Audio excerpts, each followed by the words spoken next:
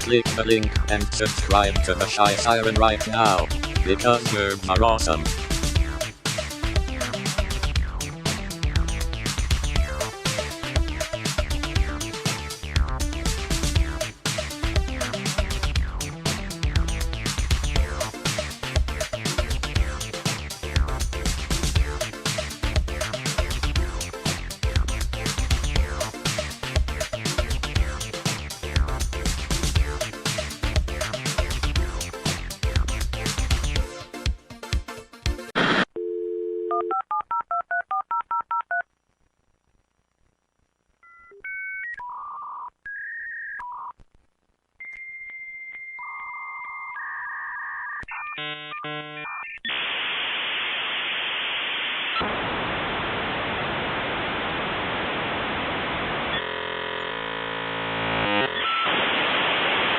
Get ready to start jumping up and down like idiots.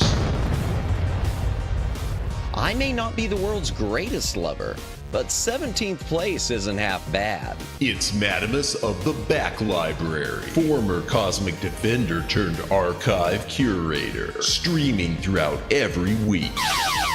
Retro and modern game stream. Watch him fail. Yapping stream. He'll call you pretty. Karaoke stream. Prepare your ear holes. Movie and TV watch-along stream. Definitely not infringing copyright. Definitely. Bonus gorilla stream. Watch them for Harambe. If you don't watch live, Chibi Madamus will cry. Is that not enough? If you don't watch live, the dinosaurs will go extinct again. Don't blame me, I did not authorize any of this. Plus, why watch Madamus of the Back Library for free when you can pay for it? I'd like to talk to you about our special financing options. YouTube channel memberships starting at one incredibly low price. Less than all your favorite prescription drugs. And Madamus will moan the name of anyone who becomes a member live. Wait, what? New schedule posted weekly on X and YouTube. Go read it. Back that up. What's this about moaning? All streams scheduled in Eastern Time, God's favorite time zone. When did I ever agree to moan every member's name? Always streaming horizontal, never vertical. Just the way you like it. Quit changing the subject. Follow, subscribe, like, watch, do the things, have the fun. Okay, fine, as long as I'm getting paid. Madamus of the Back Library.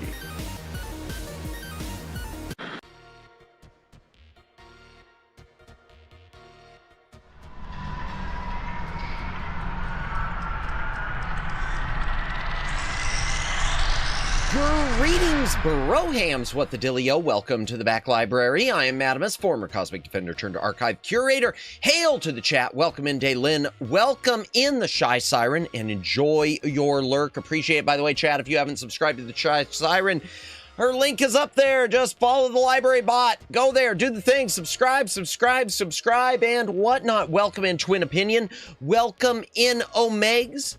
Anyone else who's currently watching, welcome in. If you are lurking, thank you for lurking. If you're VOD watching, thank you for watching the VOD. Please consider a comment on the VOD. It does help with the algorithm. Like, subscribe, notification bell, follow on Twitter, do the things, have the fun, win the game. Woo! Okay, what all we got? A lot of stuff. I can't speak. Star Fox 64 remake this June. It's beautiful. Yeah, I saw that. I knew a bunch of people. Now, here's something that... One thing that I'm not getting, okay? I hate saying hear me out, but hear me out. One thing that's just kind of making me say, huh, is every time I see one of these announcements, especially from Nintendo, it's like literally just around the corner. It's not, you know, like a half a year away or years away. It's like right then and there. Like, they've already been working on it, and they haven't promoted it until now. I really hope, this is an outlier thought, okay? I really hope Nintendo isn't already using a bunch of AI stuff to accomplish this with. Because that was my first thought, was, wait a second. It is the beginning, we're like 2 weeks in, no, not 2 weeks, we're a week into May, and they're already announcing a full-on Star Fox 64 remake in June. I really hope this is a case where they were just able to keep it quiet, and not a case where they're doing things super, super quick through the use of AI, because if so, I'm going to be so disappointed. I know that sounds crazy, but that was the first thing that hit me was, that's fast. Why is it so fast? Let's see. I just saw that. That's me. Let's go. Welcome in. Also, oh, that's all me. That's all me. Literally have no idea what to do about the Game Boy issue. As for the new Star Fox, I really want to play it. Nintendo is becoming tempting, and it's on my nerves because of how they've done things. You know, I felt that way over the years, with Atari, once they were bought by like Infogrames and everything. Atari's always been kind of like, ooh, I love what they're doing here, but what about this other stuff? So yeah, and a lot of Blu-ray manufacturers and companies and even resellers, I feel the same way. It's like even Amazon. I shop a lot at Amazon. I don't like shopping at Amazon. I wish there was another alternative, but there isn't. AliExpress, I shop for certain things there. And there's a part of me that hates it because, you know, I'd love to, you know, do the whole buy X made in your country, support the local company, buy American, or if you were Canadian, buy Canadian, those types of things. I hate the, you know, buy China. But, it's just the way it goes. Nintendo's still evil, but I need that new Star Fox. Fair. Yeah. I 100% agree with you. It's just like, I mean, going to another example, I hate buying anything Disney. That said, you know, Disney, all they got to do is Disney releases some big Blu-ray set of something that I want, and immediately it's like, wow, I hate Disney. Here's my money. Take my money. I hate you. Take my money. I feel sorry. I hate them. I closed my account with them. I want to play Star Fox. I'm frumpy for it. I'm sorry. I'd be more interested in the new Star Fox if it wasn't so tied to the E64 game. That series is so stuck on that game. Yeah, honestly, I'll be not gonna lie. Yeah, I would have liked to have seen a remake of maybe the original Star Fox. Let's get a remake of the original Star. Now, I'm not a Switch 2 user, so I don't really have too much of a dog in the fight. But I think it would have caught my attention more if it would have been remake of the Super Nintendo one plus the unreleased Star Fox 2 Super Nintendo game. Modernized, something like that. I don't know. Star Fox 64, Star Fox 0, Star Fox Switch 2. Indeed, Nintendo's been known to just drop games before. Okay, all right, then they're just really good at keeping it quiet. Given Fox included in the movie, yeah, they clearly knew about it since at least when they were writing the second Mario movie script. Fair. Might not be AI. Yeah, it was just that like I said, crazy thought. It was just where my brain immediately went. Because I keep seeing so many games online that, you know, no one thinks it's AI, and then suddenly they discover, oh, it turns out they were using a bunch of AI, and then you got everyone, boo, I'm deleting all of them. In fact, I saw someone, a VTuber, who's a VTuber manager too. I guess she was playing something that turned out it had used AI. They didn't disclose it, and now not only is she not playing it, she's deleting all of her streams of it. I don't think I would have gone that far, but that's me. Come on, Disney, give me Song of the South 4K, you cowards. I don't know if you heard me the other day, Twin Opinion, but apparently Italy It's in the public domain there, and they're putting out a 4K disc of it. That said, it's from a company that's known to, like, sometimes just upscale standard definition stuff, so no promises on it being any good. But there is a 4K non-Disney sanctioned release of Song of the South coming in Italy, so I'd love for that to be the type of thing that pushes it forward with something official, but I know better. I know better. Dog in the fight? That would be Bill or Pepper, Madamus. Thank you. Got it. Oh my gosh. But yeah. Yeah. Well, like, I mean, Disney, look at Disney with Star Wars. I'll use that as an example. Disney with Star Wars, I'll denounce them right and left in the moment they put out, you know, if they were to release the theatrical cuts on Blu-ray. Doesn't need to be 4K. I've said before, I'm not big on the 4K.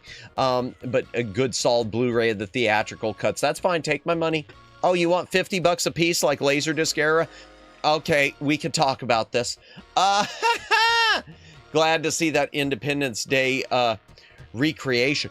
Really? Okay, what Independence Day recreation? Was that in something in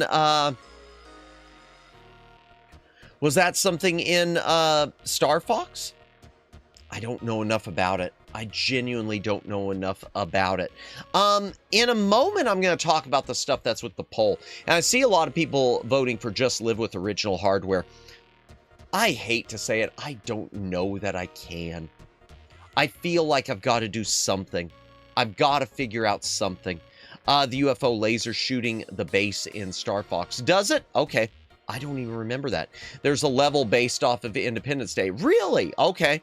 I have not played enough Star Fox. I've got the Super Nintendo one and that's it, and never got very far in it.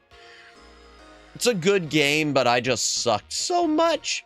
I was just so terrible. And there were other things. It was one of those I picked. I like got so many used SNES games at the same time. And so it was, you know, oh, this is fun, but I kind of want to play this more instead.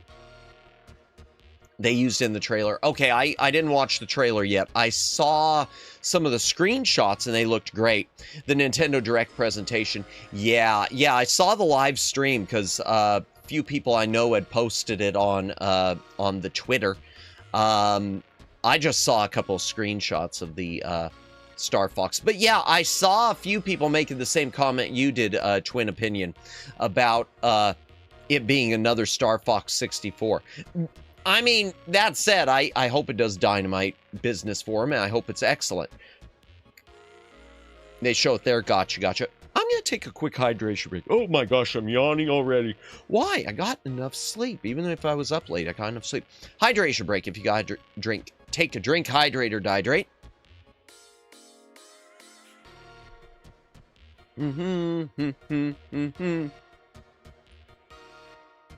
I'll take a look at it later. I would show it on stream, but that would be a copyright strike and a half probably, because, you know, Nintendo. I myself need to temporarily step aside for dinner purposes. No worries. So last night, I'll go ahead and talk about that. Before I talk about any other AI stuff, I'll go ahead and talk about the Game Boy thing. So last night we did some Phantasy Star. I kept freezing during the, Jennifer, welcome in. I hope you are having a good Wednesday. Hope you're feeling well. It is Wednesday, right? It is Wednesday. Okay. Just double checking. Oh man.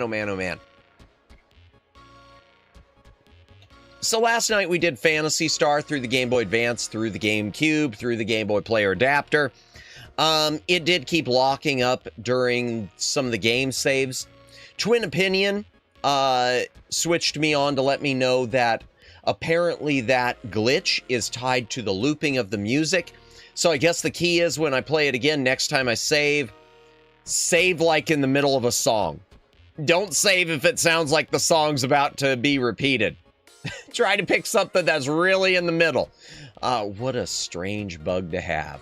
I did look on the Master System copies, and yeah, Luciano was right.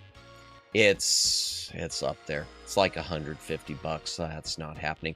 I'm a little tired. Kind of cried myself to sleep. Oh God, I'm sorry to hear that, Jennifer. I hope everything's okay.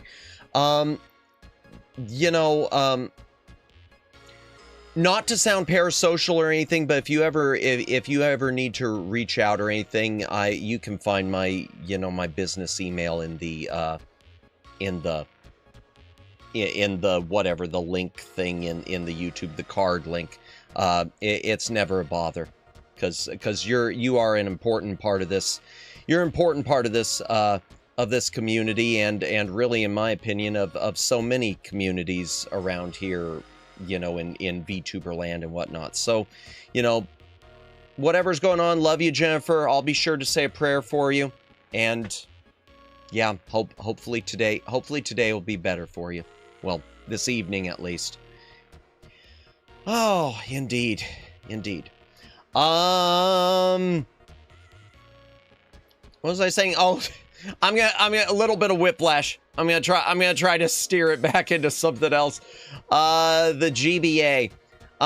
So after we finished stream, I started looking at hardware solutions for GameCube and the Game Boy to squeeze more juice visually out of it, because I'm not happy with it. And I know even Raiko Star, who's been in a couple of streams, I DM'd her a few solutions for her Dreamcast, and and Dreamcast is in a better situation than GameCube is, because Dreamcast, there are RGB options. And the thing is, if you can get RGB out of a system, then you can convert RGB to component. If you can convert RGB to component, then you can plug it into a retro scaler. If you can plug RGB into a retro scaler, you should be golden. GameCube, unfortunately, there are two models. There's 2.5. There's the British model, and, PAL. Can't do anything about it, region locked, whatever.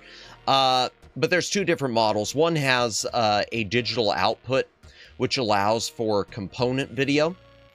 And with that, there are a lot of HDMI upgrade. There are a lot of video upgrade options if you've got a GameCube that has the digital out.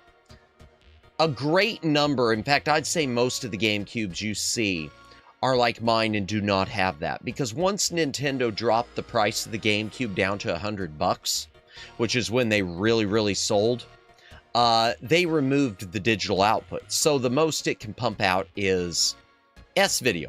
There are a lot of well, not a lot, but there's enough mod kits where you can modify a GameCube to output high definition or 480p, even if you do not have the digital out GameCubes. Ruka, welcome in. All the best. Have a great day. You as well. I hope you are having a good day. Have a fun stream. I certainly hope so. Welcome in. Hi. Oh, there we go. Hi. Click the link and subscribe to Ruka Erica right now. There you go. Thank you, Library Bot. Paycheck's in the mail.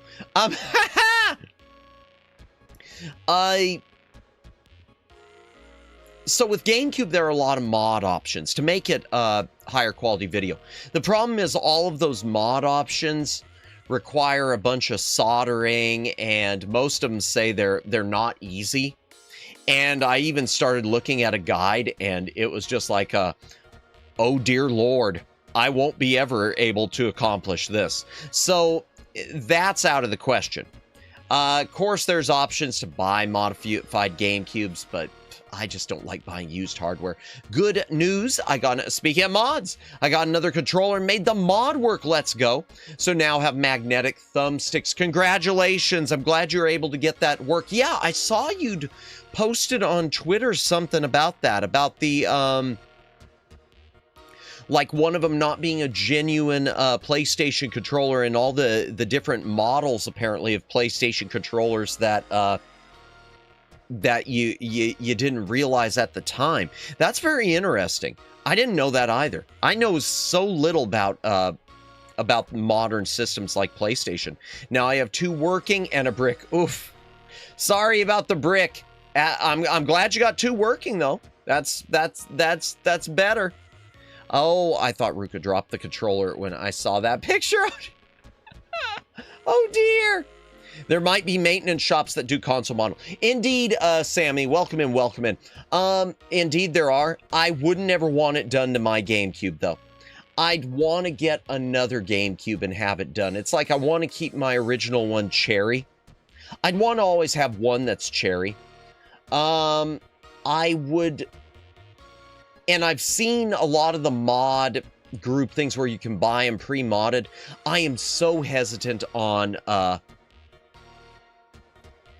used hardware like that with that sort of an optical disc drive.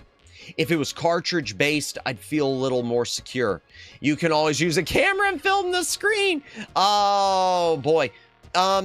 So Game Boy Advance, there are other options. There are all sorts of Game Boy. Well, the thing is, I want to squeeze more out of GameCube too. As far as Game Boy, there are other options I can do. There's the Retron 5. Which, if I could tell, unless I'm wrong, no one's voting for that. The Retron 5 that's the one thing it does well is Game Boy. Retron 5 does well with Game Boy. But it is emulation through a console. So there's a lack of purity. There are a lot of mod kits for Game Boy to consoleize them. There's one thing I saw which was interesting. It was a consoleizing kit from Intech, which is a no solder one. I guess you just take the circuit boards out and put them in the thing and it just like connects to it zero solder. But apparently it doesn't work very well. Joy. And then I was on AliExpress and I keep seeing these things called the Homeboy 88. And apparently they've already like built consoleized Game Boy Advance systems, but they are only composite video out. And I guess they suffer from like a bunch of lag for no apparent reason. So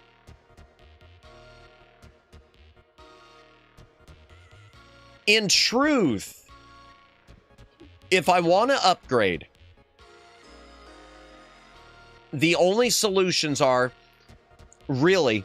keep testing other solutions, which would mean maybe trying another one of those GBSC Pros that I had that overheated, because a lot of people swear by those, so I don't know why. Maybe I just had a lemon that was overheating. Unfortunately, the lower priced ones are sold out on AliExpress now.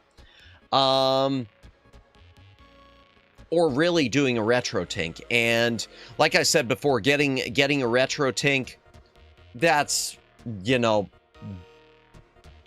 over $300, and I don't really want to do that. That said, you know, some of this stuff, I'll be honest, if I was, this is gonna sound, maybe this will sound weird, if I was ever picked up by, if I was, let's say hypothetically I was ever accepted by a corpo, if I was accepted by a corpo and I was trying to polish my brand a little, I'd probably be more willing to spring for something like that. As an indie, I kind of am more willing to do things a bit more shoestring, you know, popsicle sticks and duct tape. I don't know if that makes sense at all, but in my mind it does. So yeah, I don't know. We'll see what happens. Understandable. Yeah, and I don't know. So even though a lot of people are saying just live with original hardware, I might keep testing some other solutions as much as I can without, you know, getting any accounts closed or getting stuck with anything. No pressure. Now, I did dig out of my box of tricks. I have a few of those old GameCube / SNES / N64 to HDMI adapters that are kind of junk. I say they're kind of junk, but they were kind of junk for me playing on HD TV. They might be better for game capture. They might be, it might be something where I look at a monitor on my, if I'm playing it for myself, it might just, you know, cringe and, it's doing the fuzzy stuff, But on stream, it might look okay. So I dug a couple of those out, and I didn't have a chance to test them. I might test them tonight or tomorrow during the day if I have time tomorrow. So yeah, we'll see. We'll see with that. Those are the trials and tribulations of a Madamus all. Ay. Speaking of trials and tribulations, yes, I got to get more shorts done. I know I got to get more shorts done, and I got to start doing some sort of video content.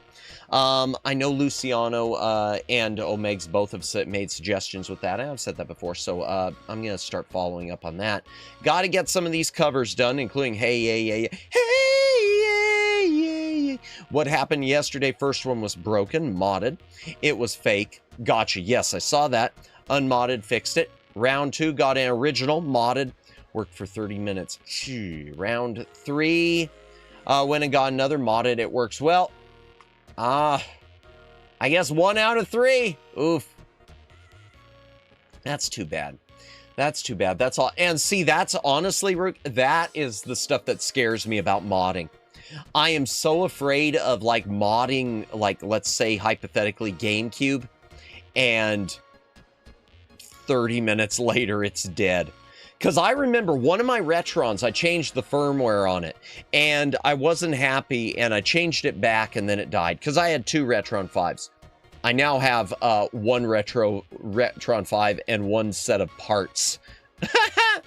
On the bright side, it makes the picture look more vintage. Yeah, but it's a weird type. It's less a vintage and it's more a, I don't know, it does these weird blending of interlace. Because the problem is a lot of these HDMI solutions, they misinterpret the signal.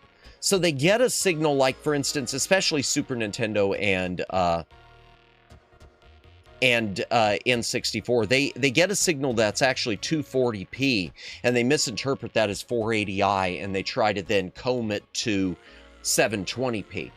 And it doesn't quite work that way. It was still cheaper than getting a brand new PS5 or new PS4 controller. Heard. Yeah, controllers have gotten really expensive. That's something honestly, that's something I hate about the modern console market. Controllers. It used to be, you know, you paid a ton of money for a specialized controller, not for the stock controller. Bad signal look. Yeah, it's more like a bad upscale look. A bad upscale. Let me take another hydration break. My throat's a bit, I have been talking a lot all week. And we're about to do another yapping stream. Yay! Hydration break. Guy drink, take a drink, hydrate or dihydrate.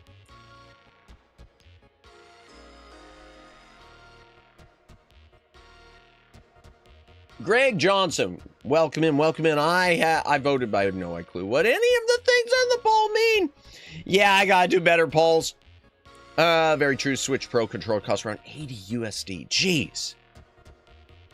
Meanwhile, I'm thinking, here I am on PC, my PC gaming. I keep using this Logitech. What is it? The Logitech F310, which I think they've been making the same controller now for like 15 years, and it's still 20 bucks. It's a good controller. I'm glad they're still making it. I think they're still making it. All right, I gotta check now. Y'all got me checking. Logitech. It doesn't have Rumble, but I don't care. I don't need Rumble. Logitech F310. Oh my gosh. Y'all, it's 15 bucks nowadays. They have been making Logitech's been making the same gamepad. The F310. It's GF310 now. I don't know what the G's for. That's interesting. They got an older one here that's, okay, the GF310 versus the F310. I don't know what the difference is. They look identical. They've been making it for like I said, for 15 years, and it's still only 15 bucks, and they still keep making them because it's just a good controller. A good cheap controller. In fact, I remember buying it and using it with my Ouya instead of using their wireless controller, because I always hated wasting batteries because it took AA's. It wasn't rechargeable, but then I don't trust the rechargeable ones either, so I can't win. Everything drives me crazy.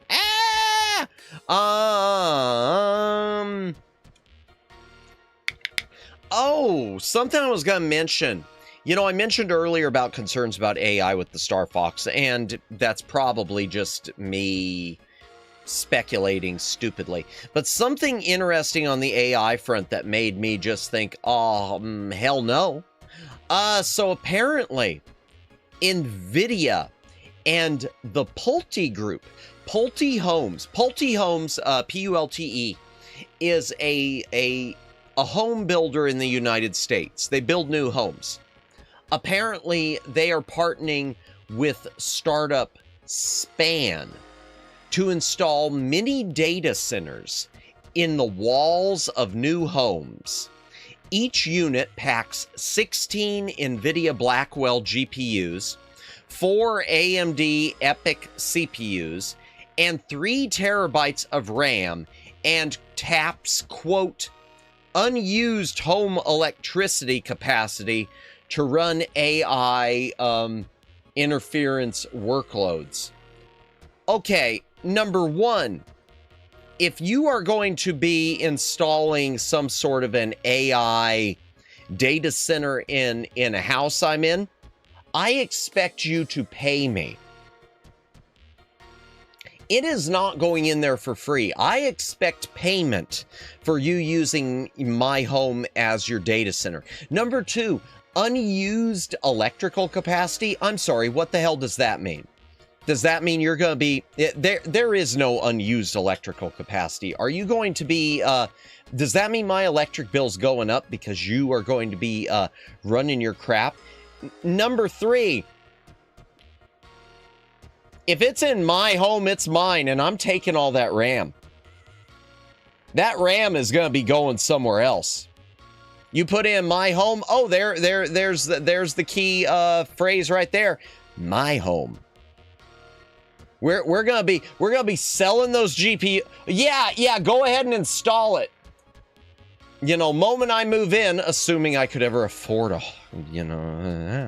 I'm gonna put those GPUs and CPUs on eBay. I'm gonna take the RAM I need, and then I'll sell the rest of it. And if you try to come along to me and say that's illegal, we'll just see how this goes in court, because my home. Unless I signed something giving you approval for this, because believe me, I would be immediately, do we have permission to install this in your home? No, actually you don't. No, you don't. Oh, well, it's required. No. And that's good. That's a good question too. Is this going to be a case where, let's just say hypothetically, Pulte insists basically we won't build your home unless you allow this? Maybe I'm crazy, but I just can't see this type of stuff surviving court battles. I know big AI, big AI is going to pour a lot of money into it, but I just can't see it surviving court battles. I don't know. The AI industry cannot collapse soon enough. The AI data center industry cannot fall apart fast enough.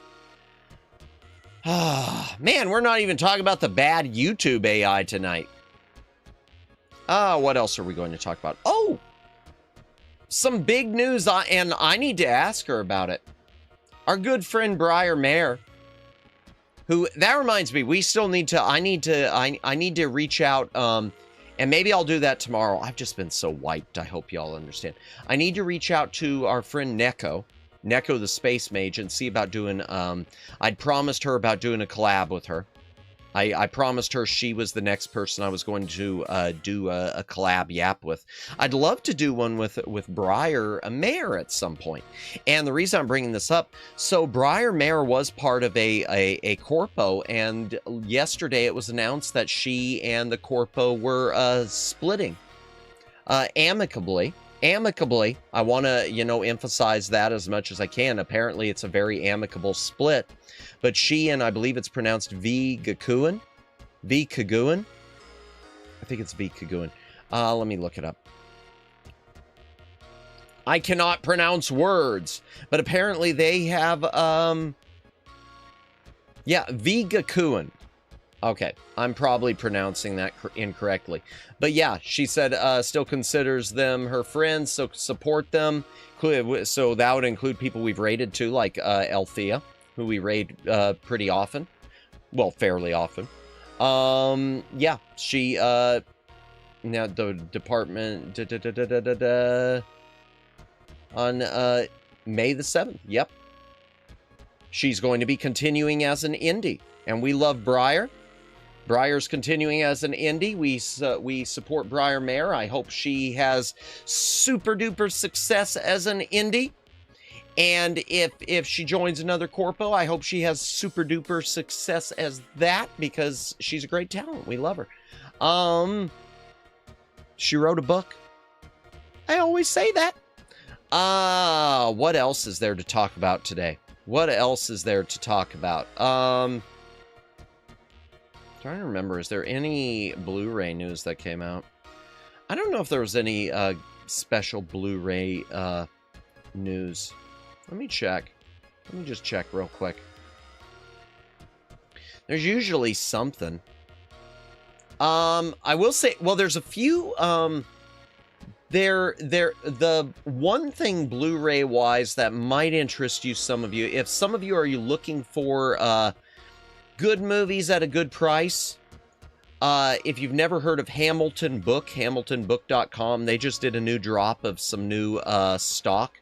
They have a lot of stuff. They run like $5 each.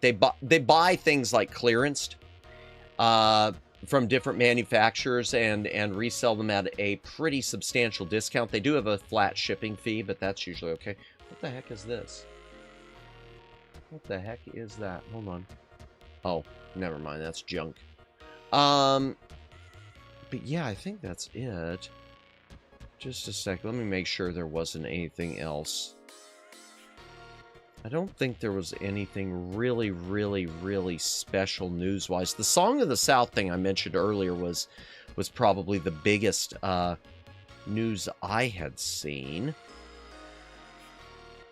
And I will be, hopefully I could do a review pretty soon. Speaking of Blu-ray, hopefully I could do a 4K review pretty soon. I did finally pick up, since Warner Brothers has replaced all the discs that were defective. I did finally spring when they had a sale for the Superman movie collection of Supermans 1 through 4, the 4K Blu-ray combo. Apparently Warner Brothers screwed up the original set, and they had to replace 4 of the 5 movies in it. Well, it's 4 movies, but it's 5 movies because it's got Superman 2 theatrical and Superman 2 Richard Donner cut, and they count those as 2 separate movies, as they should be. Even though to me the Richard Donner cut is just like watching one big deleted scene. It's not like watching, you know, a really fleshed out movie. But yeah. Yeah, anything else to mention? No, I don't think so. Okay, right before we start the tier list chat, let me change my thumbnail here. Hold on. I got an old thumbnail in there. Just a sec, chat. Just a sec. I didn't have stuff ready to go because pro streamer and all. Tomorrow night, chat, we will be playing Zach McCracken and the Alien Mindbenders, the FM Towns version. Point-and-click adventure played through Scum VM. You could get off of Good Old Games. They sell it with, it includes both the enhanced EGA version for DOS and the FM Towns version. I've never played the FM Towns, so this will be interesting. I have never played through completely even the original version, so, or the enhanced version. So, yeah, that should be interesting. And then, on Friday, chat, the next day, we are going to be doing our Evil Dead Lego hand cam. So, you know, getting all handsy or something. I don't know. I don't know. Oh, last thing I'm going to say, too. Someone who I like to think of as a mutual. Astra Ionica from Lucid Multimedia. He's going to be going on break for the next 2 weeks. So, you know, be sure to to check. He'll probably still be, I would assume his channel is still going to be posting shorts and whatnot, so be sure to check him out. Anything else? Anything else to mention? No, I don't think so. I can't think of anything else. Let's go ahead and head into the browsing room and let's get started on the Astro did he just end? Okay. Okay, yeah, I stopped by to say hello real quickly. Well, in any case, yeah, check out his, shorts. New Star Fox. Welcome in, Alex. Welcome in. Yes, we were talking about that. We were discussing the fact that it's also another revisitation of Star Fox 64, which is kind of odd, but welcome in, welcome in. I'm sure you can tell I'm excited about it. You're not the only one. The Shy Siren, that was the first thing she posted in stream. That was the first thing. 20 minutes before stream starts, there was a message from Siren about it. So yep. Oh man, this is the 4th Star Fox remake then. Yeah, they keep going back to that well. It'd be nice if they'd remake the original or do a new one. What a time to be alive, indeed. I was hoping it was a sequel to Star Fox Assault. Yeah, that there's an interesting one. Let's get a remake of that or remaster something. I don't know. They called it Star Fox 64 because they knew it'd get 64 remakes. That would actually be pretty funny as a parody game. Have some sort of a parody game which includes, call it like, Super Jump Brothers 64, and it's called 64 because it's got 64 different versions, not because it's 64-bit. Did they not learn anything from Star Fox Zero on Wii U? Last good remake was on 3DS, and that was almost a decade ago. Who knows? Who knows? Honestly, I'm more concerned about the Ocarina of Time remake, because they keep floating this rumor that it's going to be split into 2 games. I do not believe that's going to happen, but if it does, then that is one of Nintendo's dumbest moves. Star Fox Assault is so good. I have Star Fox Assault on GameCube. I have never touched it. I think I turned it on once to make sure the disc wasn't defective. I have never touched it, and I've never touched Star Fox Adventures. Got them both on GameCube, never touched them. I need to do that someday. Well, at least it's not Starlink on Switch 1. That Ubisoft game was a financial failure. That killed Toys to Life games until Amiibos came back. Really? I'm not super familiar with it. It sounds familiar, but I'm not familiar with it. I'm not that familiar with much from Ubisoft. Most of my knowledge of Ubisoft is everything I've read about their DRM, or what I briefly experienced with their storefront when I had one game on it that I never played a second time, in part because I hated their storefront. But there you go, Star Fox Assault. That's another reason why I'd like to get my GameCube quality upgraded. Wasn't Final Fantasy VII Remake released on multiple separate discs like the PS1 original? Maybe, but in this case, what I mean, Sammy, is not that it's going to be split between discs, but I mean 2 separate games. They're talking about doing a separate Ocarina of Time Part 1 and Ocarina of Time Part 2. Almost like the Oracle's games on Game Boy. Oracle of Seasons and Oracle of Ages. And if they do something like that, I don't even know what to... I've never even played Ocarina of Time, and again, even though I've got the GameCube edition of it, but I don't get that. I don't mind splitting the game into more parts if they keep good gameplay storytelling and give enough content to justify 2 games instead of 1. I'm good. They definitely have to justify it because, 2, it means twice the price also. Oh, that's something else I should mention. That I don't know why, that just reminded me. Final Fantasy Remake are 2 games with 60+ hours in each one. Really? Okay, you're fine with that. All right. That's all, Ubisoft for. Yeah, I mean, I know, well, yeah, for being predators and stuff. No, stuff like that. I only know them for the bad, Alex. I don't really know them for any specific games. Other than the few games I have, like the awful Indiana Jones and the Last Crusade on NES. I know them as the company that protected Predator here until they started getting called out for it. That combined with initiating the I'll have to read that in a moment. Stop Killing Games movement by killing the crew one made me and other people call them the EA of France. That'll do it. Final Fantasy VII was 3 discs, but was only 1 game with 80 plus hours. Yes, that's what I remembered. And they'll make a 3rd game ending the story. Okay, interesting. Ubislop, more like Ubistop, please. Indeed. Waka Waka, welcome in to Grumble. Welcome in. I hope you are having a good Wednesday. The game can be in multiple episodes and still only be a single game. Final Fantasy VII did the same. Okay. Well, we'll see how it goes. We'll see how it goes. I just don't know. I don't know. I just get hesitant about stuff like that, you know? And I mean the FF7 remake. Gotcha. Okay. Yeah, no, I knew you meant the remake.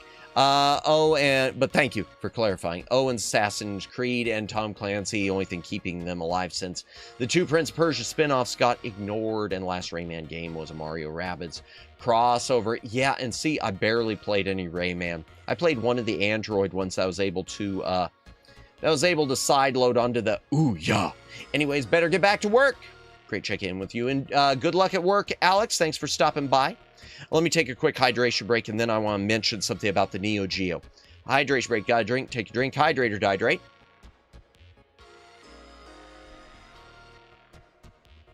So the Neo Geo AES Plus, I guess there's been some new interviews and looks at the prototype, and it looks like most concerns are allayed, I think is the right word for it. Most of the concerns are, everything's cool. It is going to have like RGB out. It's going to have all the outputs it needs. They're not going cheap with any of that. It still remains to be seen with actual units beyond prototype. The unit, because, things can change during the manufacturing process, as Retro RGB was pointing out in their weekly wrap-up. But one thing I did not realize, chat, and this is making me sort of reconsider even more and think about getting one. This is going to sound so crazy. I didn't realize it's as large as it is. So the size of a Neo Geo, the console, is like, because it's like the size of the Atari 5200.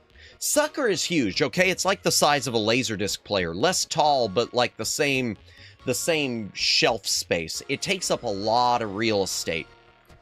And, I knew the cartridges were big, but I don't think I realized just how big the cartridges are. I don't know why, but this makes me want it more. I have no space, chat. But the thought of this giant thing with these giant games just makes me giddy. And I don't know why. I know that's nuts. And that's kind of like, maybe that's one of the things I always thought was cool about Laserdiscs. I wish my Laserdisc player worked, but, Laserdiscs were large. They were like LPs, and it was always like, look at the size of this thing! Yeah, so Neo Geo AES Plus looks like it's going to have all the video outputs you'd want. And apparently, it's one-to-one replica of the OG AOS with a few additions, yes. It is called the Plus because it is going to support HDMI and things like that. It is going to have high-definition video output. But yeah, excuse me. Apparently, the chipset, yeah. It's supposed to be a one-to-one replica. So it's going to be huge. And any of the reissued games it's going to be like the Atari 7800 games that have been released by Atari recently. Any of the newly released games are going to be compatible with the original AES as well. So, yeah, I'm much more on the fence, and I can't afford this thing, but I am on the fence. And now that said, I probably wouldn't spring for the big, $1,000 gift set edition that has the 10 initial release games, because a lot of them I'm not interested in. But apparently that limited edition set they're working on fixing the shipping stuff from their own website where that collector's set is going to be available for US consumers. So far, it hadn't been. You were buying a literal arcade board with those giant cards. Oh, yeah. No. 100. And they made, I know they made an adapter, too, for the original, which I'm sure you'd still be able to get those pretty easily secondhand. Adapters where you could use, like, the arcade cartridges, which were shaped differently, with the AES. The AES and the MVS were the same hardware, basically, so you could, you know, with an adapter, you could swap cartridges with ease. But yeah, it's going to be it is supposed to be 1-to-1 of the original, and I shouldn't, every bit of good sense in me is saying, don't do it, Madamus. You don't have the space for this, and your wallet, and my wallet is like saying, wouldn't you rather get yourself a live 2D model? Kinda. Wouldn't you rather get yourself a retro tank better for your GameCube? Maybe. But then it's, you know, we'll see what happens. It comes out in November. That's all I have to say. Let's go ahead and head into the browsing room chat and get to what we're supposed to be doing. Let's do this tier list. Door transition.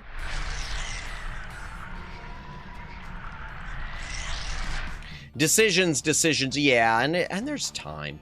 And the thing is, if I did Amazon, you know, I could always do the splitting up the payment. I've never done that. I've never been one to do that, but it's always an option. Chat.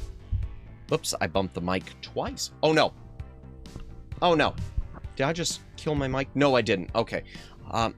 I thought I killed my mic. I heard something die with a USB, and that freaked me out. Okay, so chat. The tier list. Earlier today, I had to go get everything we had done on last stream redone. I had to go through my old VOD and figure out where I put things, because nothing got saved when this website crashed last week. No, I know it sucks. So where we got was, we only got part way through the S's last week, chat. We only got to the Star Wars games. So we still got a bunch of S's, we got all the T's, and then we got everything else. I'm hoping tonight we can get all the S's, all the T's, and that'll give us one more good week of this. Yeah. So that's taken care of. At least the website's back. That's what matters.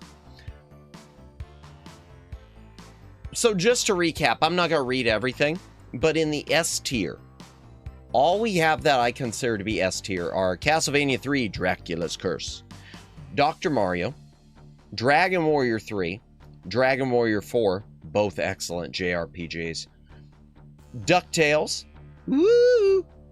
Kirby's Adventure, great game, easy but great, and a lot of different hidden stuff to do in it too. Mega Man 2, which, I mean, you can make cases for some of the later Mega Mans too, but Mega Man 2 was the first big leap. Ninja Gaiden 2, Dark Sword of Chaos, which I still keep almost wanting to move to A, but I'm not going to. I need to play Dragon Quest games sometime. I've only played the NES ones and a little bit of the Game Boy Color Dragon Warrior Monsters ones, which are like Pokemon. But I never went all the way through those ones. Mario, Kirby, Mega Man, indeed. Indeed. Where did I put Metroid? Okay, I did put it A tier. I was about to say, I hope I didn't put that B tier. I'm going to take another hydration break. So I had pizza. I did pizza tonight, so, you know, salty, thirsty. Hydration break. Gotta drink, take a drink. Hydrate or dihydrate. Where's that poll at? It keeps shifting.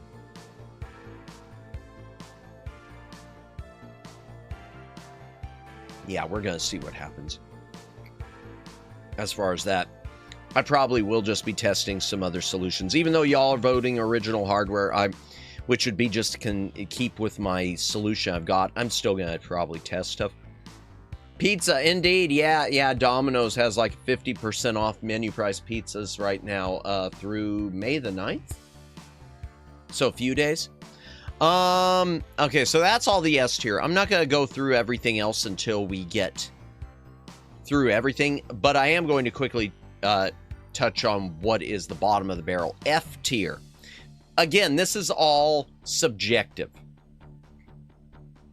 But F. 720 Degrees. It's a skateboarding game. Adventures of Rocky and Bullwinkle. I want to love that.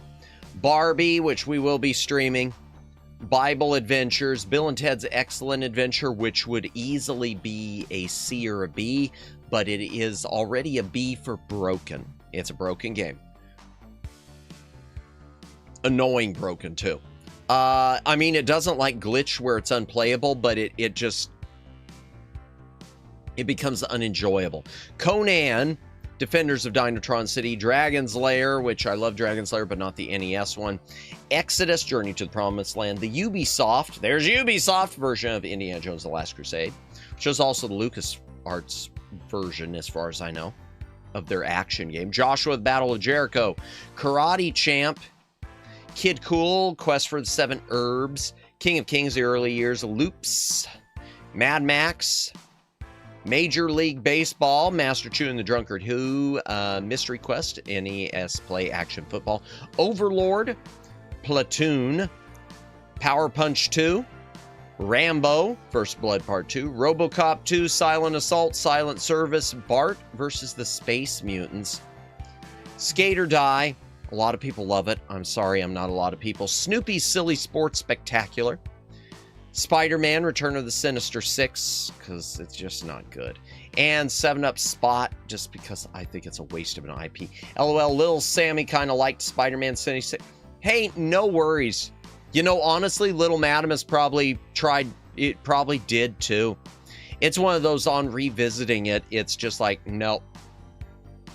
Because I can tell you right now, one of these ones that I thought, there were a few I thought I liked. I thought Little Madamus thought that Bart versus the Space Mutants was good. But it's just, yeah, no. And again, subjective list. Star Wars. Okay. This one's kind of maybe sort of changed after this weekend. Let me open Moby Games. After Monday's stream. So on Monday, chat, we played Star Wars on NES.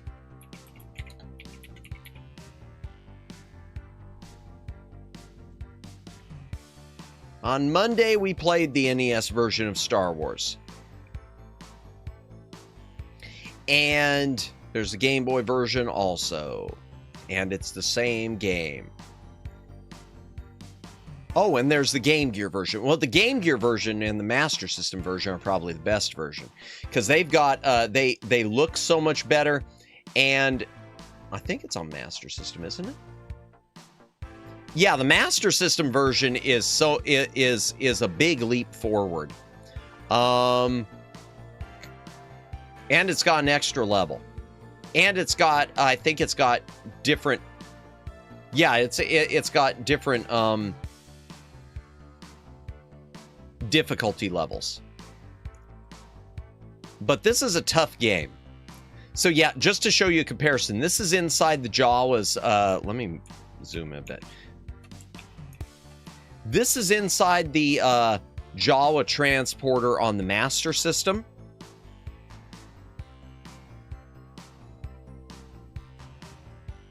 Let's find the NES.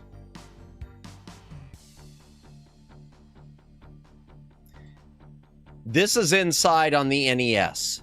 The NES is an obvious step down. But Star Wars is final verdict of it. My final verdict is... Excuse me. My final verdict...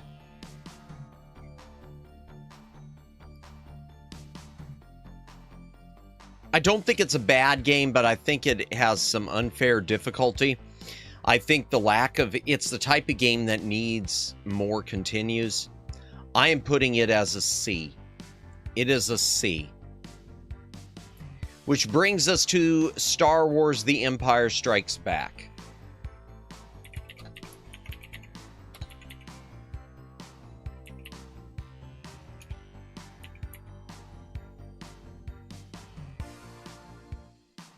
which was on Game Boy and NES. It did not make it to Master System or Game Gear.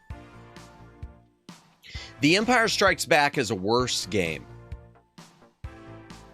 Welcome in, Jake Chen. Welcome in. Hope you are doing well. We're just continuing the NES tier list.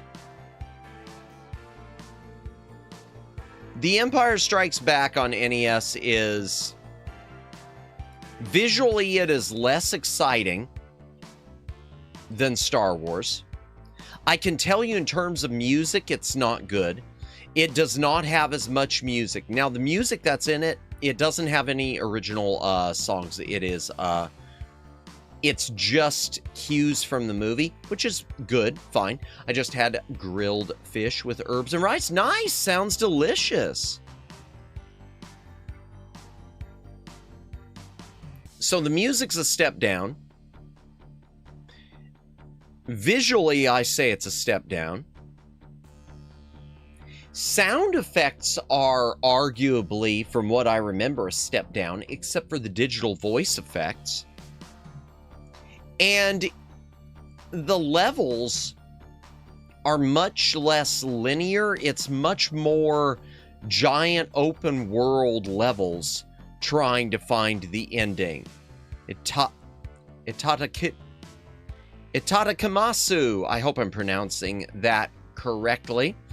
I'm so bad with languages, y'all. I barely can speak my own English.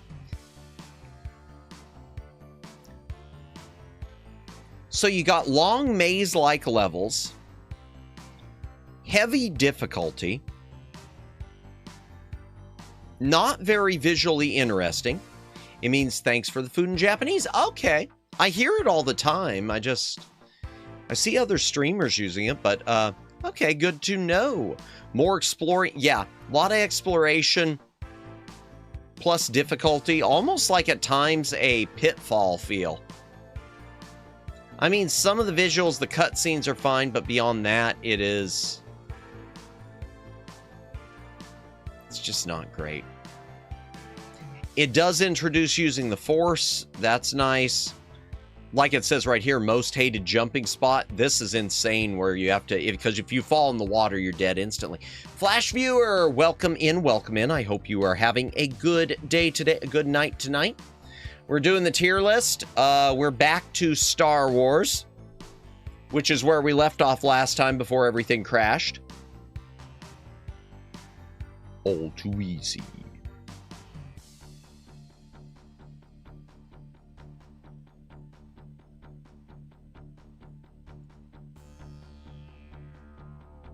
Yeah, it's just not...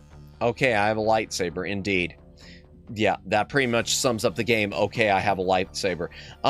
Yeah, chat, if Star Wars is C, The Empire Strikes Back is D, which sucks because, you know, it's such a great movie! Oops, I keep bumping the desk. I'm sorry about that. Oh, boy. Star Tropics. Hey, Nintendo, do a remake of Star Tropics. Hey, do that for the Switch instead of Star Fox. Do Star Tropics, Nintendo. So, Star Tropics. Star Tropics, chat. Those of you who are new to the channel probably haven't seen me play Star Tropics. I played Star Tropics like a while ago. And then I gave up, and then I went back to it. Man, it was like, no Star Tropics, right? Man, no, like, Star Tropics, right? No problem. So the weird thing is I don't hate it, though. I badmouth it, but I can't hate it. This game frustrates me. The difficulty frustrates me. I hate the controls. There are so many things I dislike about this game, but there are also so many things about it I like. I think the alien plot is stupid, but... there are so many things I like. I do want to read, though, the reviews. I want to read Ultimate NES Guide on this one, chat. Torrens Passage. Oh, excuse me. Torrens Passage NES, indeed. Oh, man. That'd be interesting. Where Pixel Heroes, no, just no. What? Okay. Ultimate NES Guide gave it an 80%. Wow, really? With plentiful dialogue and characters, yeah, but a lot of it's annoying dialogue. The story is complex for the NES, yeah, fair. Like many action RPGs, you spend the game fetching items for people so they'll help you. There isn't a lot of fetching in this game. There is not a lot of fetching in this game. I disagree with that. Fortune teller lost her crystal ball, you go find it. Fine. These quests become progressively more significant, leading to a satisfying conclusion. I disagree. I disagree, but the truth is, I give Star Tropics a C. It is a well-made game. It deserves a C. Oh, this is unfortunate. Street Fighter. Street Fighter 2010. So this is such a weird thing, chat. If you're not familiar with this game, if you're not familiar with Street Fighter 2010, The Final Fight, yes, it is a sequel to Street Fighter. It does not look like a sequel to Street Fighter. It is a sequel to Street Fighter. You play as Ken. The player is Ken, the hero of the Street Fighter series, not Ryu. It's been 25 years since he last participated in a fighting tournament. Oh, so he's 50? He has become a scientist. Of course he has. Apparently there are streets in outer space. Yeah, he's become a scientist. Didn't Ken strike you as someone who was going to become a scientist, y'all? Become a scientist and has developed a powerful medicine together with his friend Troy. But an unknown fiend breaks into his laboratory, kills Troy, and steals the invention. It's time to recall the good old days and to embark on a quest for revenge. Just like Street Fighter! Despite the US title, the game has little to do with Street Fighter or the Final Fight games. Action platformer in which the player navigates Ken around, trying to avoid or kill enemies by shooting at them with ranged weapons, adjusting the direction of the shot, or kicking and punching them. Ken is very agile and can jump high and climb walls. I remember there were references to that game in the form of character skins, etc. in future games. Were there?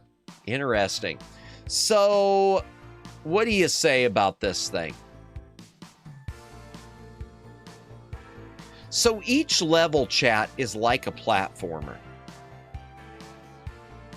Other content creators go into the regional differences. It's unrelated to Street Fighter in the JP original. Really, is it? I didn't know that. It doesn't surprise me, but I didn't know that.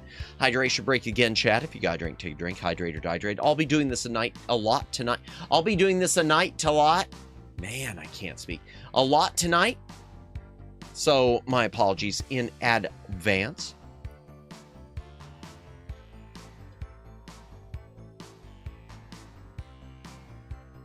I feel really tired too. That pizza's putting me to sleep. No worries. Thank you, Jennifer. I appreciate it. Yeah, the pizza knocked me out. How did that happen? Maybe I'll get it. Maybe later on I'll get some cola. Charge my batteries again. But yeah, so the levels, yeah. Climbing walls just like you did in Street Fighter. Okay, that's Japanese. Ken apparently dug his heels in and studied.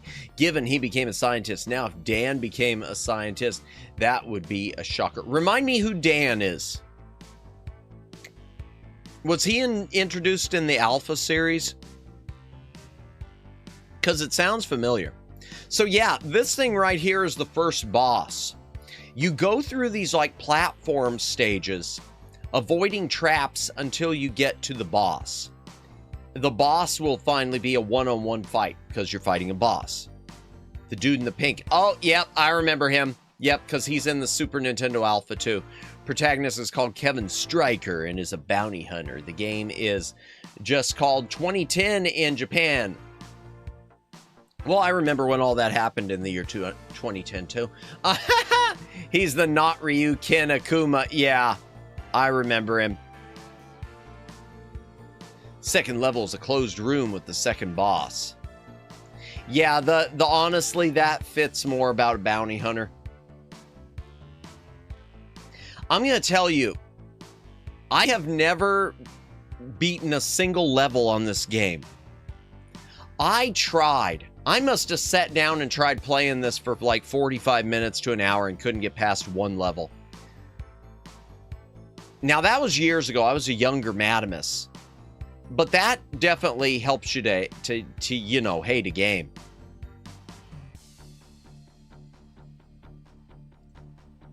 Just a second. Let me go to the Japanese title screen because they did show it. I want to see that on the 2010. Well, no.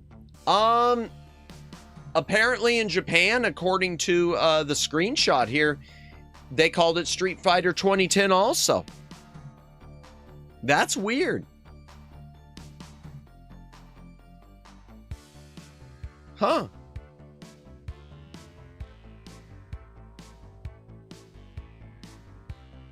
In fact, let me see if it says something different with the releases. No?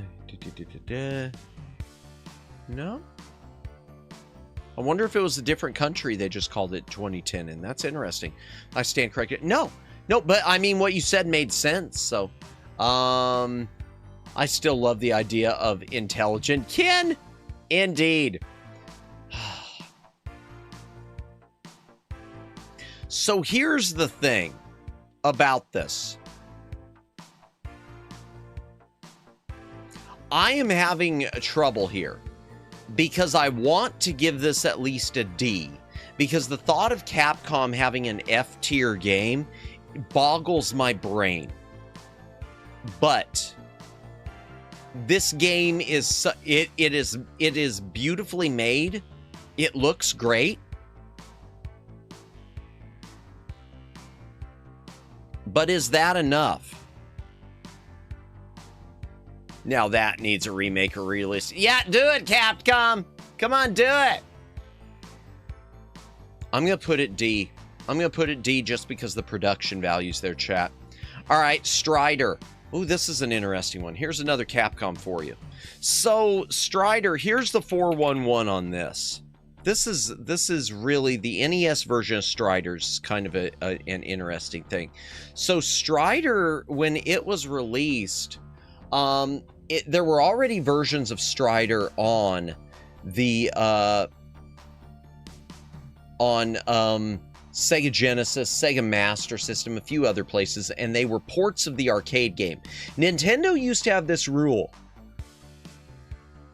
where you weren't allowed to release games on their console that were the same title as games on other consoles. That's one of the reasons why when it came to the original Street Fighter, it was retitled when... Okay, so this goes back to Street Fighter 2010. When Capcom wanted to release Street Fighter, the arcade game, on the TurboGrafx 16, Nintendo basically said no because of Street Fighter 2010 on the NES. It was a case of, you've got this on the NES, so you can't do that. So they retitled it Fighting Street for the TurboGrafx 16.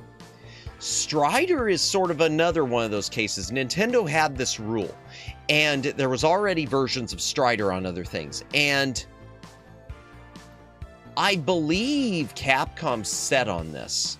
Let me look at the releases and just see. Because something changed. No, it was 89. I know something eventually changed with Nintendo's rules. I don't remember what it was. Maybe it was with Strider.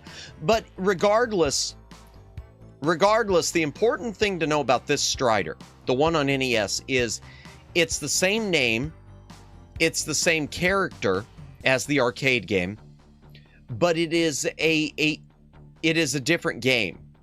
Same name, same character, different game.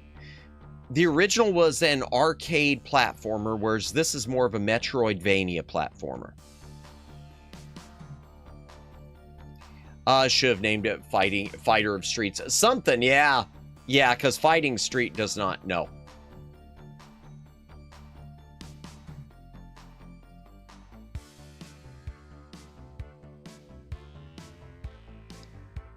Let me zoom this in a bit. Okay.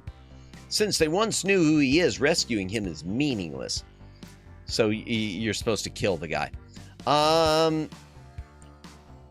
If I'm right, I believe you can pick different levels in this one.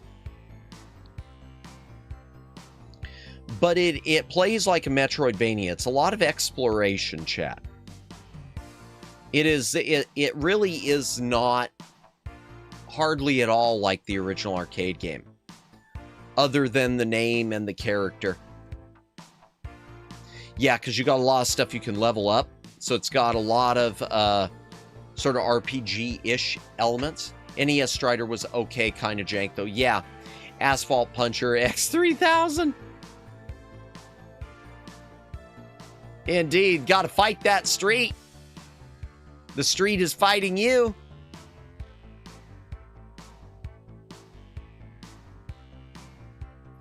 I've never played all the way through this. I've played it a bit, but I've never gone all the way through it.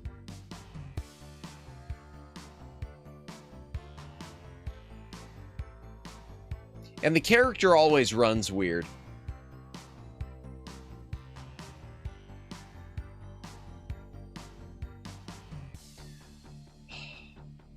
I want to see what the reviews on this one are, because I'm leaning towards C or D. 6.9, I'm probably leaning towards C, but let me read what NES Guide did. Just out of curiosity, chat.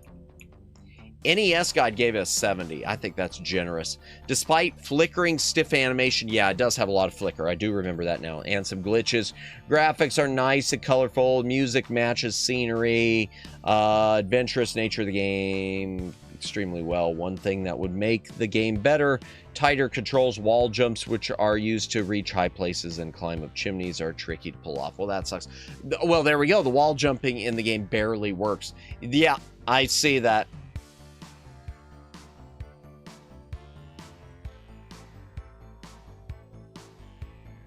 But I do think it's better than a few of these. I am putting it as a C. I am putting it as a C because I do think it's more, well, now you got me thinking. Now you got me thinking.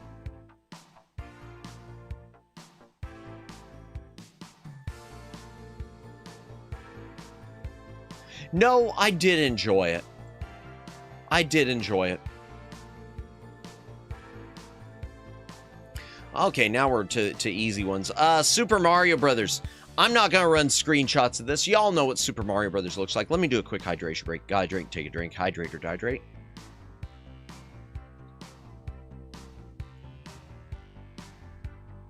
Okay, fine. I'm going to pull up a screenshot. Super Mario Brothers. Even though... let's be completely frank here. Super Mario Brothers visually it does not hold up. Let's just be honest here. You can love something, but you can admit that it kind of looks ugly. Super Mario Brothers is a great game that does not look great. Hot take, SMB1 is my least favorite of the NES trilogy. I don't think that's a hot take. Honestly, Sammy, I agree.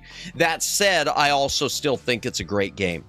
It is a great game, but, I mean, it's, it's the wellspring, but I do recognize that it's ugly.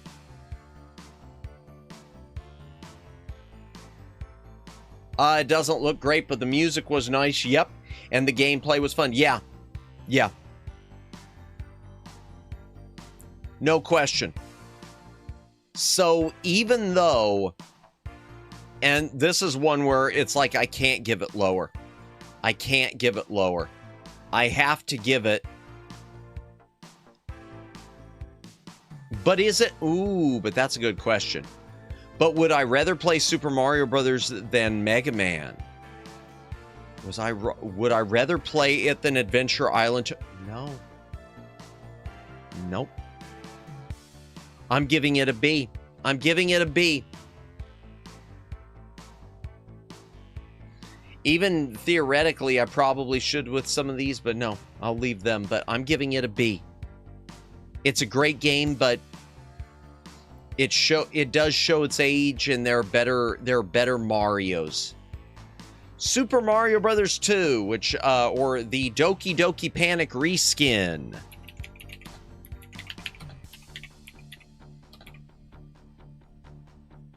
Which, by the way, chat, I might play the Game Boy Advance version of this sometime, because I know that it's supposed to be different. I know we just did the Super Nintendo one. Especially if I do upgrade my video setup for Game Boy stuff, I might do the Game Boy Advance version, because I know that it is supposed to look a lot different. They called it Super Mario USA in Japan. Indeed. I just wish they would have released Super Mario. I just wish they would have released the Japanese one on NES here, even if it is insanely difficult. Yeah, but that's how good it was. We reskinned Doki Doki Panic, and Japan made it canon. Visually, this game always, I think, looks nice. I've always thought this one looks nice. Do we have any pictures of anyone other than the princess? Did the cover say Mattel? That would be the, that's the UK release, Daylin. The UK release was Mattel. They did a lot of the distribution of Nintendo stuff over there.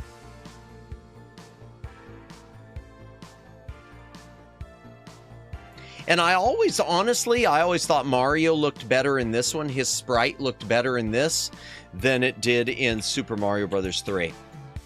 I've always thought it looked better in this than it did in Super Mario 3. Just out of curiosity with the reviews. I just want to know, where did Ultimate Nintendo Guide gave it 100%. Accentuate the very good graphics, 7 worlds, specific theme, jungle, desert, ice world, wonderful soundtrack. I don't know if I consider it an S tier. Dude, that's tough. I gotta think. Mattel still got to release that hoverboard. Been over 10 years now. Indeed, we want a real hoverboard. We don't want those fake hoverboards that are just wheel things. Okay. Now this is where it becomes tricky. Because is Super Mario Brothers 2 S tier, or is it A tier? Is it S tier or A tier? And I keep going back on Ninja Gaiden 2. I keep going back on Ninja Gaiden 2 because I'm looking at stuff on here. Would I rather play it than... No, I'm moving Ninja Gaiden 2, chat. I'm moving it. I'm moving it down. I'm moving it down. But it is better. But how much better? 2015 came and went. Mattel slacking. Indeed!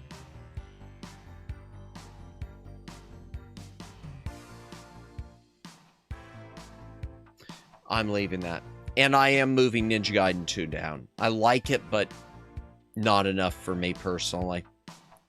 Ooh, but this is a subjective list.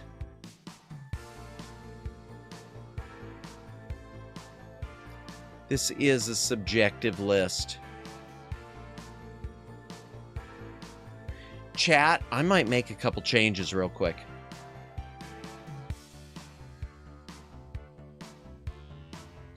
I might make a couple changes.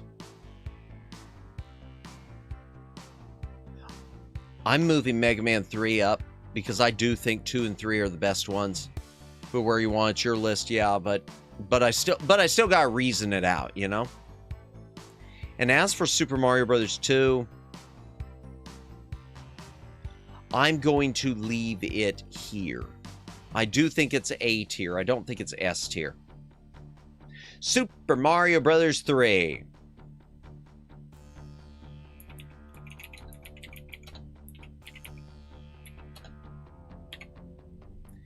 The NES version of Super Mario Bros. 3. Screenshots. Y'all know what this one looks like. Y'all know what this one looks like. Great game visually. I do wish it had more use of the blues.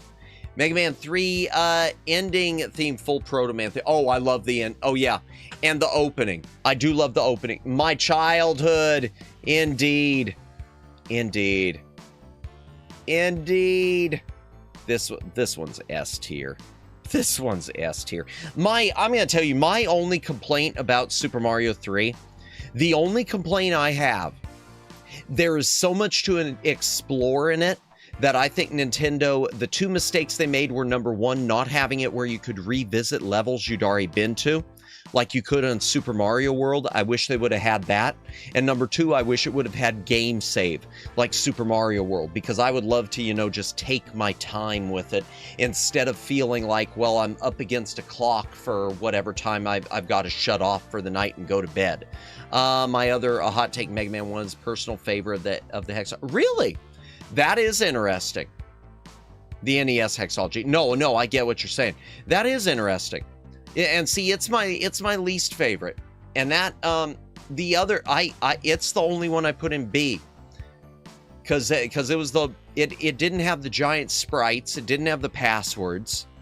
And it had the scoring system, which was weird. I love a lot of things about it though. I don't think it's bad. I think it's a good game. It's very good. Super Mario Brothers. Oh, just out of curiosity, did Ultimate Nintendo Guide put it in? They better have. If they gave it a 90% after they gave the other, oh yeah, of course it's 100. The shining pinnacle of 8-bit platformers. Agreed. Arguably the entirety of 8-bit video games. Yeah, you could make that argument. Will continue to impress game players for generations to come. Yeah. Oh yeah. Never gets old. DW1 Sage, you switching back, Daylin, to the... You don't want to be the purple guy anymore? We're going to move you, Super Mario Bros. 3, all the way to the tippy top.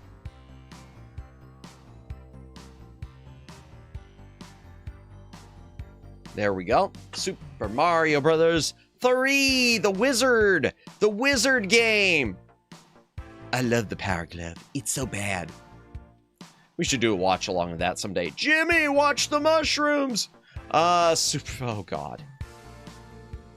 How do you ruin a franchise? How do you really kill? So Pitfall. This is one of those things. I returned to Gandalf the Old. So this is one of those things, chat. Super Pitfall on the NES.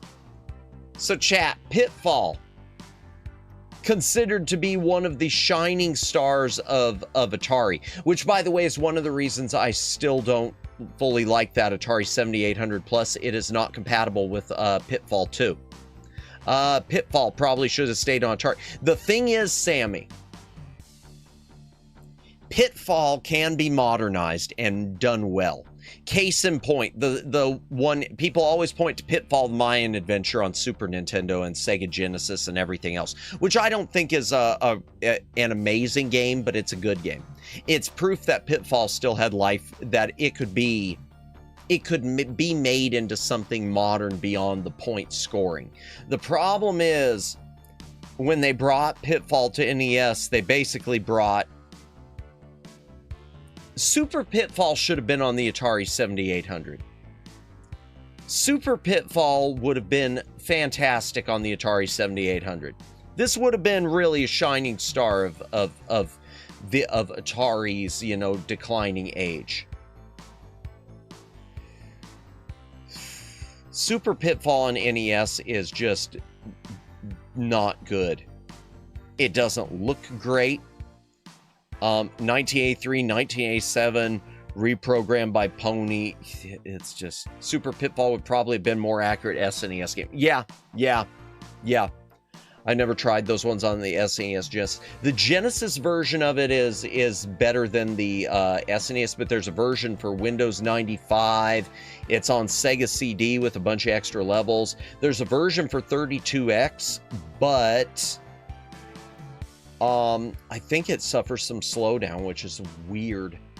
The Super Nintendo one's okay. I didn't like it as well as the Genesis one, though. And I suck at all of them. They are very difficult. But Super Pitfall,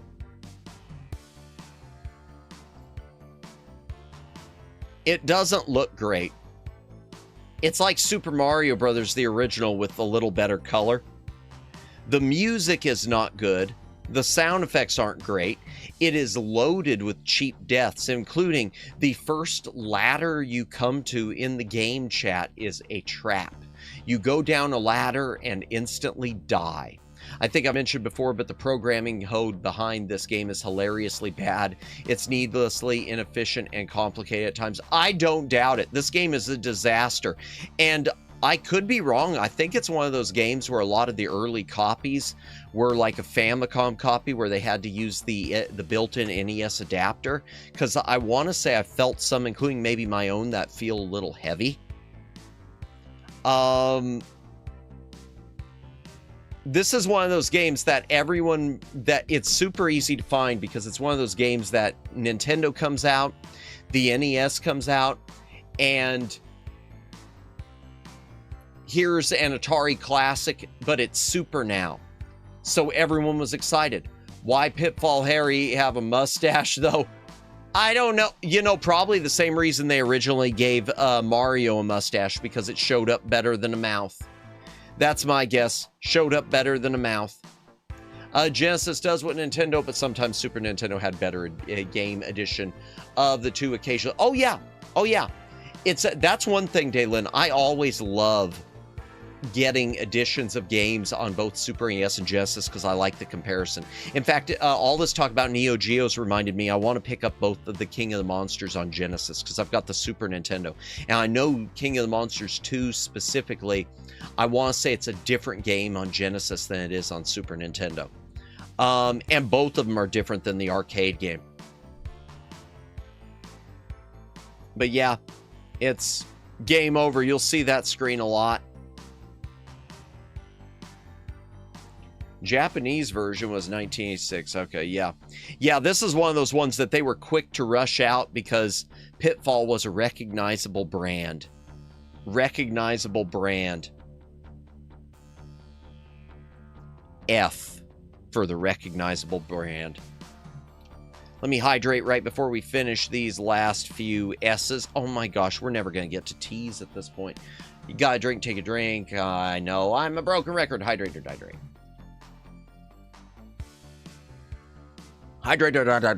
Hydrate. Something. Okay. Ooh, something cool. Not S tier cool, but pretty darn cool. Super Spy Hunter. Super Spy Hunter.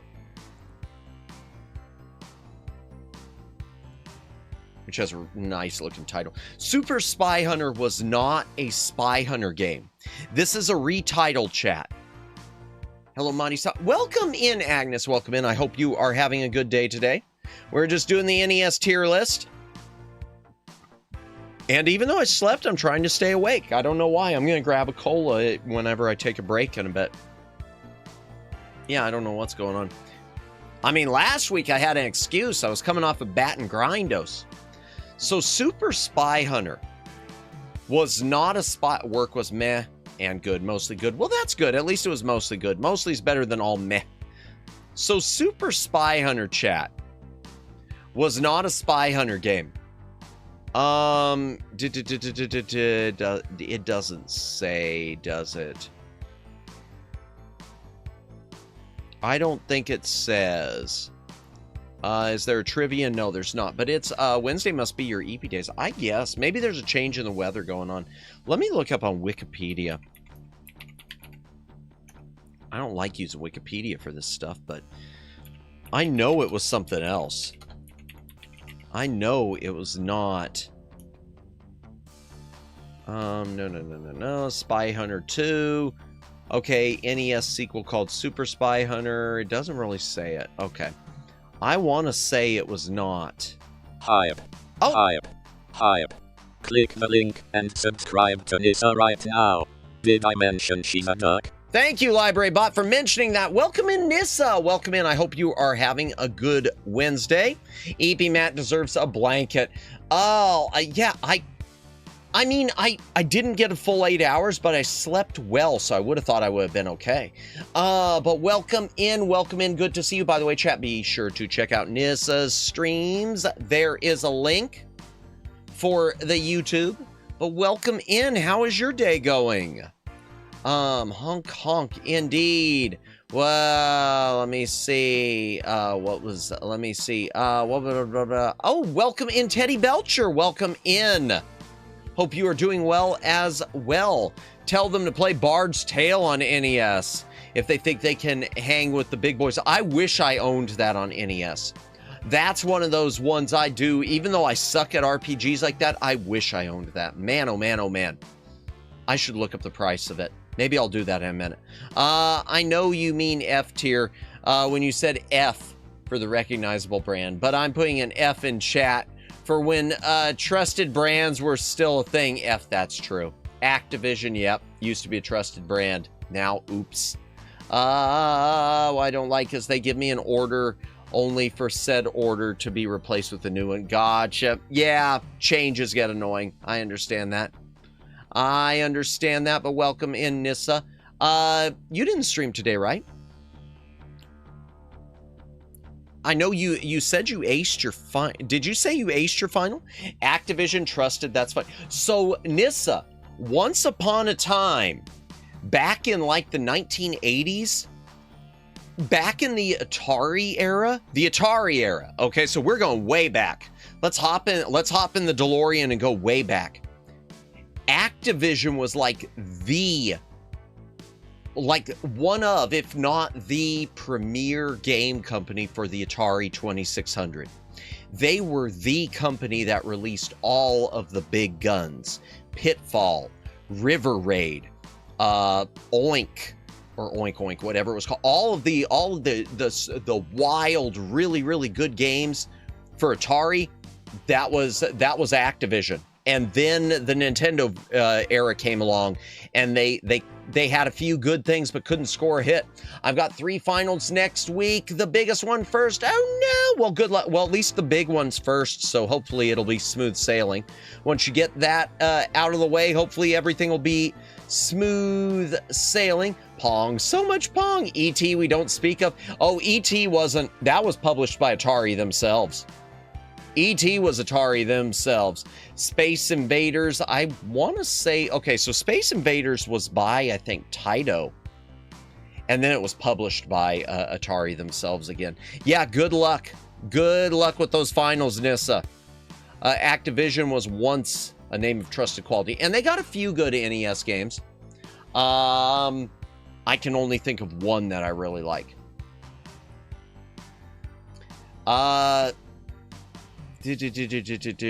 Super Spy. They don't really say much about Super Spy Hunter here.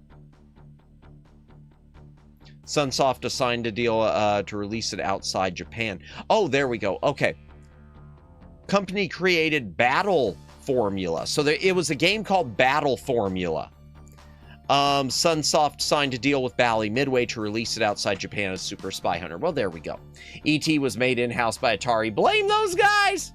Indeed. Good morrow, Mr. Maramas. Welcome in, Rith. Welcome in. I hope you are having a good day. So it's your it would be your Thursday, correct? Welcome in, welcome in. Trying to balance, study, homework, shorts, and streams. I'm juggling. See, and shorts are I'll tell you, I don't have nearly as much on my plate probably as you do. I don't think. But shorts, for the life of me, I struggle. I struggle with them. That is of all the things, that's the weakest link for me. And I've got clips that are saved, some of which, thank you, including you've clipped stuff before. Thank you, everyone who's clipped stuff for me, Omegs, everyone else. I really appreciate it. I'm just bad at them. I'm just bad. Activision published early Mech Warrior games. Okay. I kid. Gotcha. I remember Mech Warrior 2. I need to try those someday. Yes, sir. Hoping it'll be a good day today. Today, I hope so too. Good luck. Okay. So that's what I heard they got rid of the clip button. Yeah, now people are just putting in chapter stops. But apparently the clips that were saved are still there. So the clips that people made for me before, they are still there. Now the way it's working is people just put in a chapter stop. They just put in a time code. Which is good. It's good, but it's also bad because it also is inserted in the timeline along with any of the chapter time codes I've put in. So it's not like it's separated out from the actual chapters I've put, which is whatever. Thank you, YouTube, for fixing things until they're more broken. Super Spy Hunter. Super Spy Hunter is everything I want. Why did they get rid of them? I don't know, Nissa. I really don't. It's always been kind of a mess. The clips on YouTube have always been kind of funky compared to Twitch. And you can't directly download them, so I always would have to download a whole stream if I don't have it recorded, and then find the time code of it. But yeah, I don't know why they did away with it. I wish I had an answer for you. It doesn't make sense. So Super Spy Hunter chat is everything I wish Spy Hunter was. It is such a fun game. There are different vehicles you can drive, from what I remember. Yeah, you start or you get different weapons. It almost looks like a person on top. You get these weapon expansions that are really awesome. Welcome in, Waras. Welcome in. Hope you are having a good day. We are doing the NES tier list right now. We're talking Super Spy Hunter on NES, which is such a great game. So much better than Spy Hunter. In fact, it makes me want to lower Spy Hunter. The roads are pieced together with these little pieces, which allowed them to do these curving roads instead of everything being straight. So you have these really cool rounded roads. It's got big old boss fights. Curved roads are cool. Yeah, and broken roads too. On NES. And this isn't even like a late release NES title. This is just Sunsoft at their peak. This is Sunsoft when they were at their peak. See, Sunsoft is another one. They fell off when they got to the Genesis and Super Nintendo area. They kind of collapsed. And that was about the time they were trying to come up with a mascot character and did Arrow the Acrobat, which is kind of unfortunate. They wound up teaming up with Acclaim, which is, basically teaming up with LJN. But during the NES era, Sunsoft was cool. And their music, Sunsoft's music. I'm going to go so far as to say that in most cases it runs circles around Capcom and Konami. And that's saying something. The soundtrack to Batman on NES is just a thing of beauty. Even Fester's Quest is amazing. All right, next page. Oh, heading underwater. Oh yeah, that's right. You can go underwater. If you don't go too deep, you can land on a part of a road and still survive. Such a cool effect. Driving on top of trucks. Oh my gosh. Sunsoft did get a few releases on 5th gen consoles. Did they? Okay. Were they responsible for Superman 64? Because if so, they deserve to go out of business. They were going to release a Superman game on NES, but they lost, they didn't have the licensing secured or something at the time. So then they converted to a game called Sunman, and then Sunman was never released. Yeah, you got cool boss fights in this. Something you did not have in the original Spy Hunter. All right, I want to just read the Ultimate NES. I know where I'm putting this because this is a bad mamma jamma to me. Yeah, I used that phrase. Ultimate Nintendo Guy gave it a 90. All is not perfect, though, as the difficulty, while initially fair, becomes almost unreasonable in the later stages. I don't care. Superman 4 probably to blame for Sunman. No, I think Superman 4 was even before the Kimco release of Superman. There's a Kimco. We're coming up on it. The Kimco NES release of Superman is awful. But Sunsoft did release a Superman game on Genesis. Yeah, and it is unfortunate. That's one of my earlier streams. It was one of the first streams I did where Omegs was there as my mod. And Omegs could tell you, that game just sucks. That game sucks. Superman is so fragile. Superman he can't survive anything. He's the weakest hero on the planet in that game. Yeah, it looks good. Visually, it looks nice. And the music is good. The music is good. The music is Sunsoft. The music is a banger. Visually, it looks okay. And then you play it. Oof.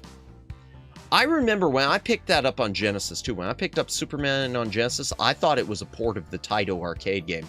It was not a port of the Taito arcade game. Especially road traps that require trial and error to handle.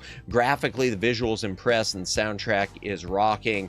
Even managing to work in a variation theme from Peter Gunn. I never noticed it. That the original game was famous for utilizing. I never noticed that. Okay. I'm torn between a B and an A on this, because it is the unfair difficulty that kind of...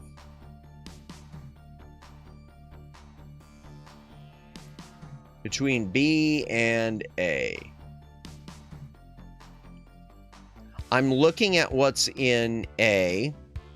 I keep thinking Battle of Olympus I should move down. I keep thinking I should move Battle of Olympus down from A.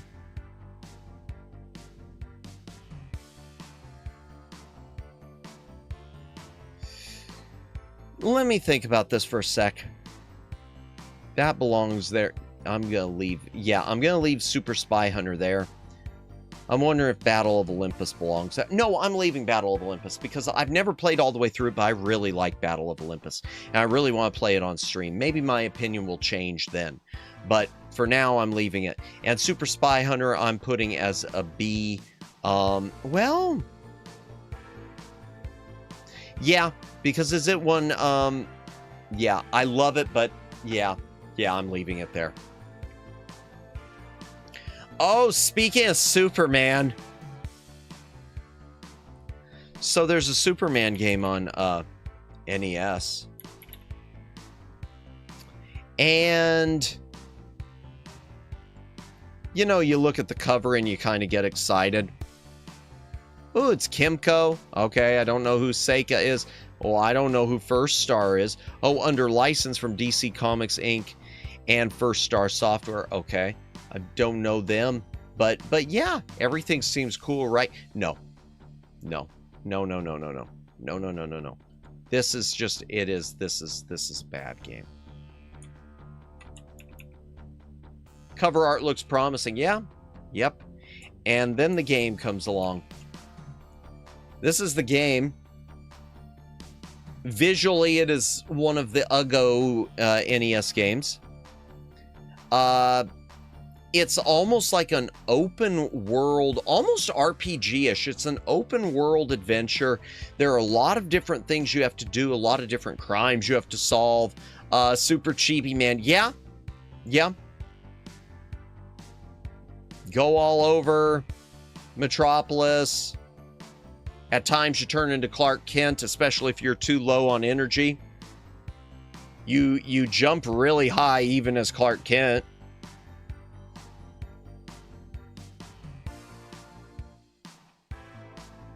Superman is apparently shorter than every other... He is Super Chibi Man. He's shorter than everyone else on the subway. Superman defeats Zod gang. So yeah, General Zod is now part of a gang. You are no longer the Crips. You will be the Zod gang. Kneel before Zod. But then there's the best part of this. So here's the thing about Superman. This is a very, okay, I love you. I love Japan. Picture for a moment, Japan localizing Superman to Japan, and then us in America just doing a more one-for-one translation of that localization. I'd argue Title Arcade Superman is probably one of the very few decent I really like that game. The only thing I don't like is the second player being some random unknown Superman lookalike. I wish they would have put another character that fit there if they were going to make it two-player. So the problem is, this is like Superman was localized to Japan, and then they translated it directly back to English. I didn't even notice that. Daily Planets. Not the Daily Planet, it's the Daily Planets. But here is my favorite part of the... here's my absolute favorite part of this. Well, first of all, the title screen looked okay, except for Superman's face. He got punched in or something. Punched straight between the eyes. This is my favorite part. Japan decided that the Statue of Liberty was supposed to be the spirit that guides Superman. I'll watch over you now. Now go, Superman. Some argue the second player is Red Superman, was probably supposed to be Shazam. Could be. It could be. I wish they would have made it clear. Something making it clear. But then the powers would be different if it was Shazam, so I don't know. I'm going to take a hydration break while you let this soak in, chat. Got a drink, take a drink, hydrate or dehydrate. Again, I'm doing this a lot.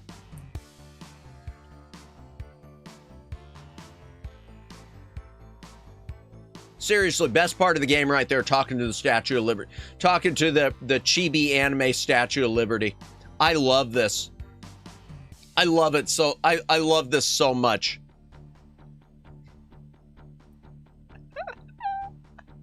Okay. I want to do, I love Superman so much. Like I said, I just freaking bought the 4K set of the movies, and I do not rebuy anything on 4K. I don't like the 4K format. It's an F. F tier for Superman. And we're doing another, oh God, we're doing another comic book game. We're doing another bad one.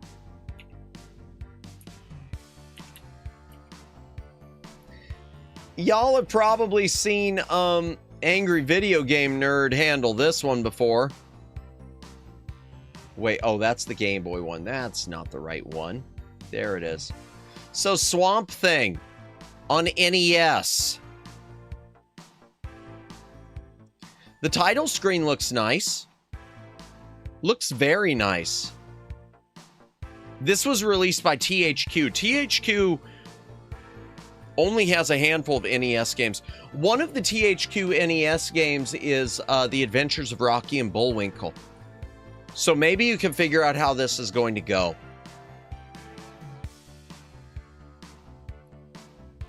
Cutscenes, okay. To achieve immortality. Storyline, that's okay. It's got a very European sort of cutscene look, but okay. The explosion set Holland's body aflame. Again, we're doing okay. This doesn't look bad.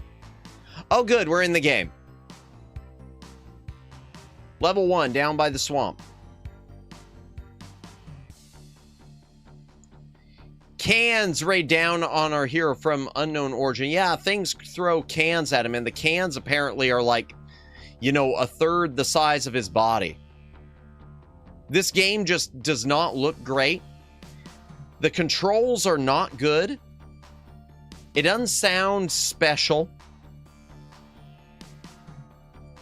Right in the back or head of a mechanical crocodile. Okay. That is a huge knife. Like, that knife is the size of him.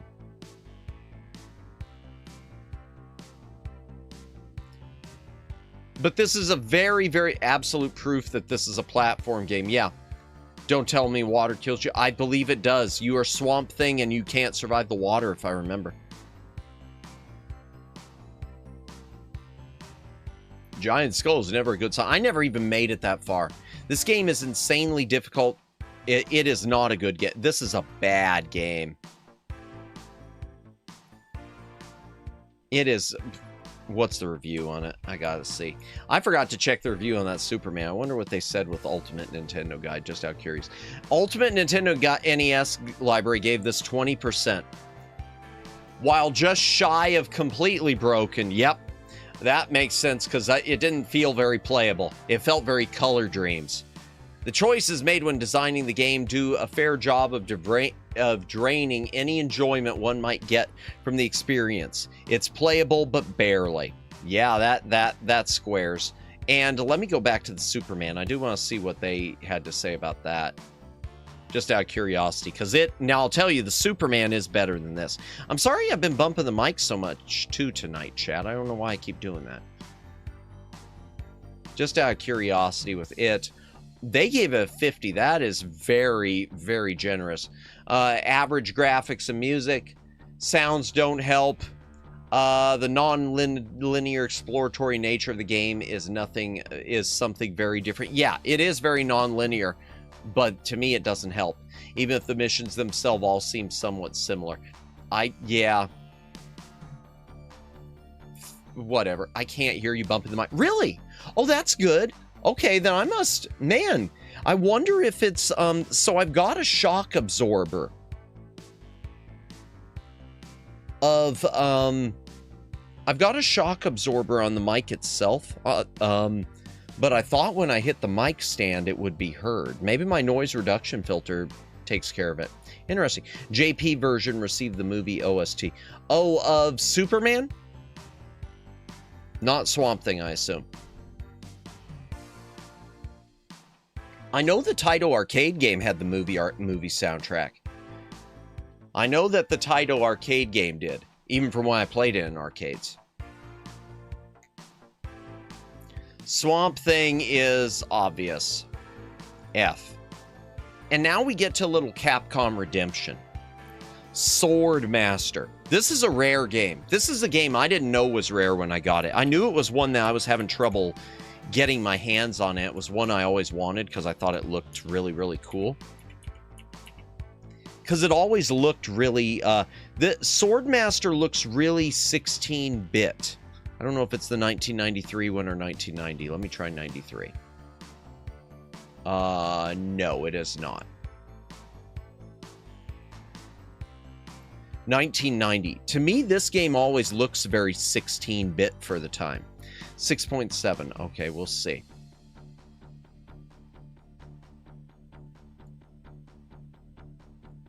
Title scene with the flames. That looks really cool on a CRT. Let me zoom this in a little. Cutscene. It doesn't have much of... This game I thought was... And it's Athena Company. That's probably why. They did a lot of arcade stuff, I believe. So it was just published by Activision. This is published by Activision. It doesn't have the best cover art. Bad guys send skeleton warriors. There's your press start. Swordmaster accepts the task.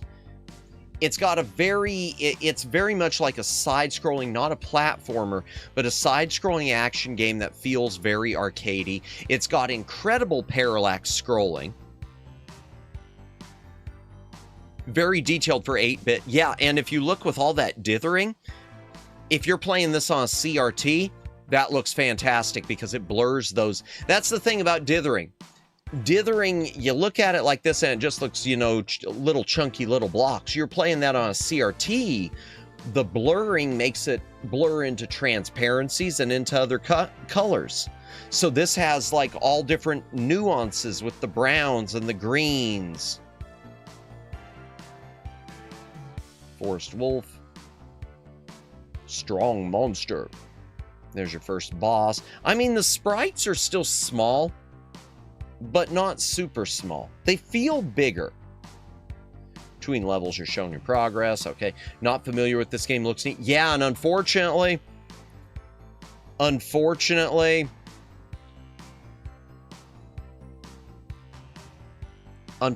you're probably going to want to emulate it.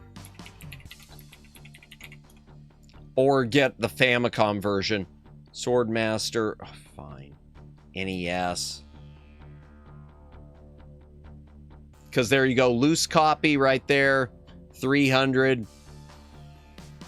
Oh, that's a PAL copy, so UK. US copies, you're looking at around the $300 mark. Or more. Yeah. There's a boxed copy. If you want one complete, only $1,300. I would like to say I think I paid $5 for mine.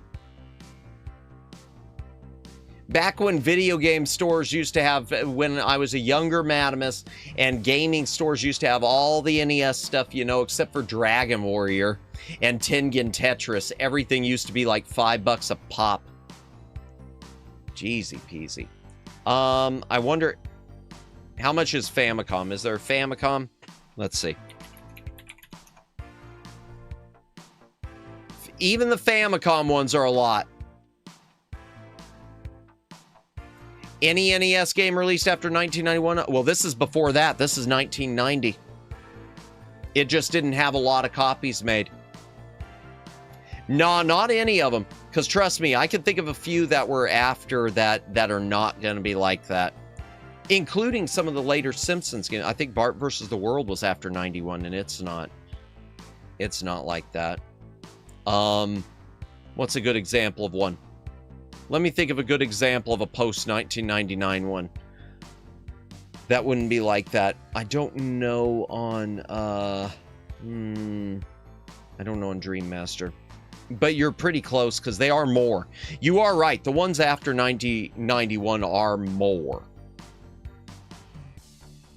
But I know there's some that are, they definitely aren't all hitting $500. Well, yeah, because there's a good example. Adventure Island 3, that's a pretty late release. That's like a 92, maybe. And I paid around the $70 mark for mine. And that was just a year ago. And that was more than I ever wanted to pay. But I wanted to finish my set. Yeah, but Swordmaster is a really cool game. Very arcade-like. What are the reviews? Ultimate Nintendo, I disagree with this. Okay. Animation, sound, graphics, all technically fine. Sword fighting the game based on is shallow. Okay, fine. Strategy involved in sword play, blocking is limited. Fine. Especially the use of the shield, which isn't as helpful as it should be in defending. Okay. Still, it's a unique diversion with a dark and moody feel. If a bit stilted in the execution. Okay, that's fair. It's fair, because I was going to put it in B tier. That's fair, since I was going to give it B.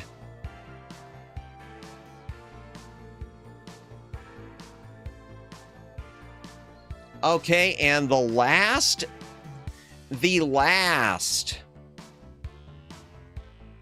S game, and then I will probably take a break, is an interesting one. Well, I mean, a lot of them. They're all interesting in some way. Swords and Serpents. Swords and Serpents, which, I gotta tell you, I love the artwork on this.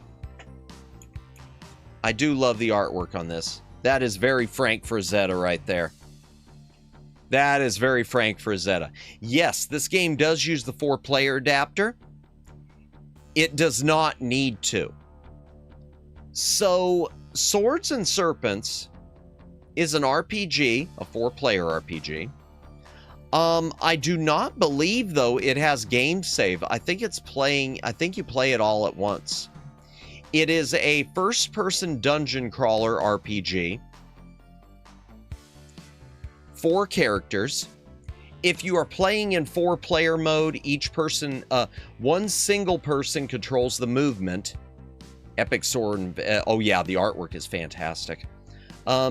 Each person, or one person controls the movement, but then when you get into fights, every person gets to control their own actions. But it's turn-based, so it doesn't need the 4-player adapter. You could just as easily pass a single control from person to person to person. So it's one of those things where it's like, wow, finally a 4-player game that isn't sports, but it is a complete misuse of the 4-player adapter. One thing that I do like in this for sure is the auto mapping system. Your destiny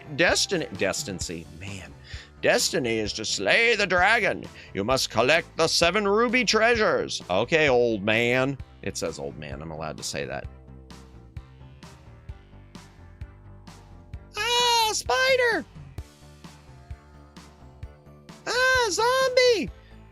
Good artwork with that. It is lacking a lot, though, with the colors and stuff. Feature must have been a last minute addition. It could have been to capitalize on the 4-player adapter. These are really bad screenshots because they're really screwed up with this. I wonder if that's from a bad emulation. Ah, door, indeed. Hooray, you receive whatever. Yeah, visually, it's really, really missing a lot of stuff. I mean, visually, yeah, this is really screwed up, their screenshots they've got on here. Because I can tell you, it doesn't look all screwed up like this.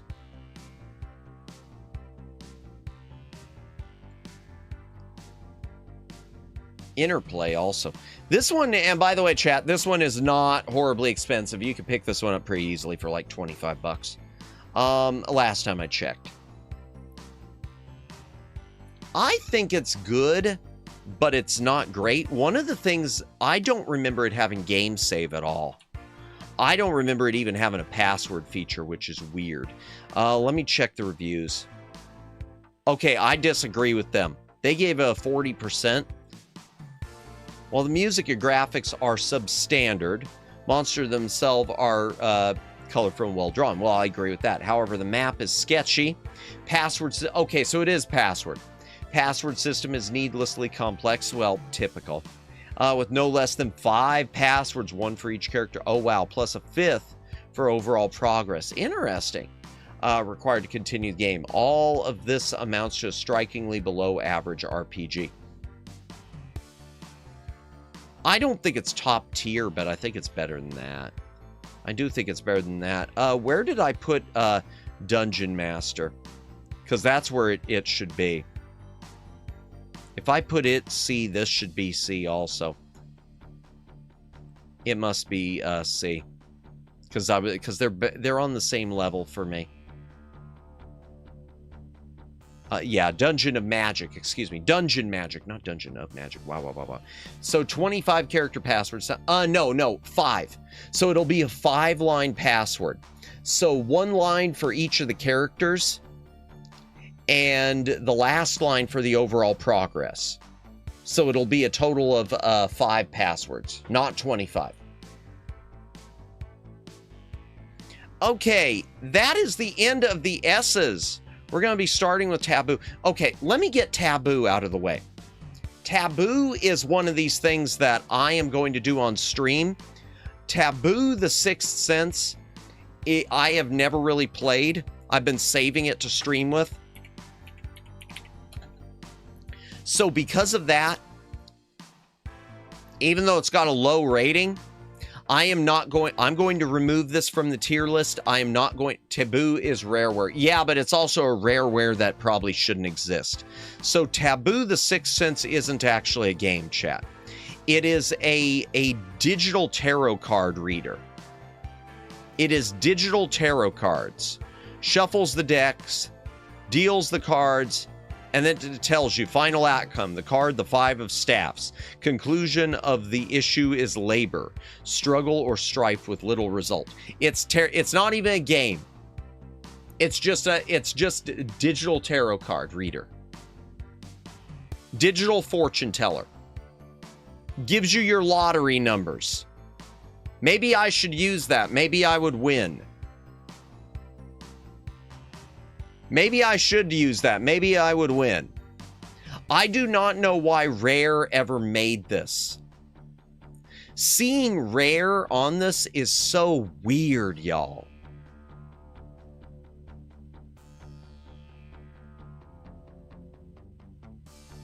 All that has been and all that will be is here for you to know. Dare you glimpse the future? Dare you even ask? Taboo. The time machine on Nintendo. Yeah, so this is just a thing. I'm not going to rate it myself. We need a behind the scenes interview for this game. You're never going to get it. I can't rate this one because I haven't played it. I bought it. I got a brand new copy of this that I opened. I should have saved it for an on-stream unboxing. This non-game may be entertaining for fans of the metaphysical and tarot, but anyone else may see a strange curiosity in the NES library. Adjust the rating based upon your personal enjoyment of occult-based entertainment. Yeah, they just put it down the middle because they didn't know how to rate it even. Yeah, I'm going to remove this because we're not going to rate that one. Until at some point, chat, I am going to do a stream of that. I promised that a long time ago. A long time ago, I promised we were going to do the digital tarot card readings. And we will. This is a good reminder. So on that note, chat, I am going to do a quick BRB because I'm going to grab myself some cola. So I will be, and also I'll take a little Madamus room break. So I will be back in just a wee little bit.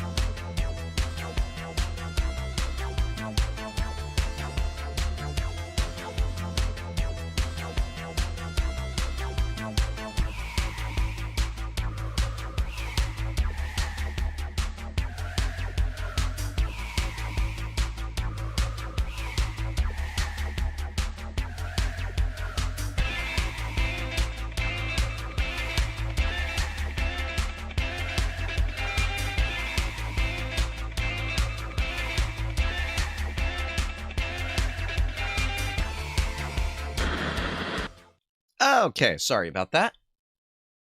Oh, where'd my BGM go? Oh, wait, I'm on the... Ah, darn it. Pay no attention to the man behind the curtain.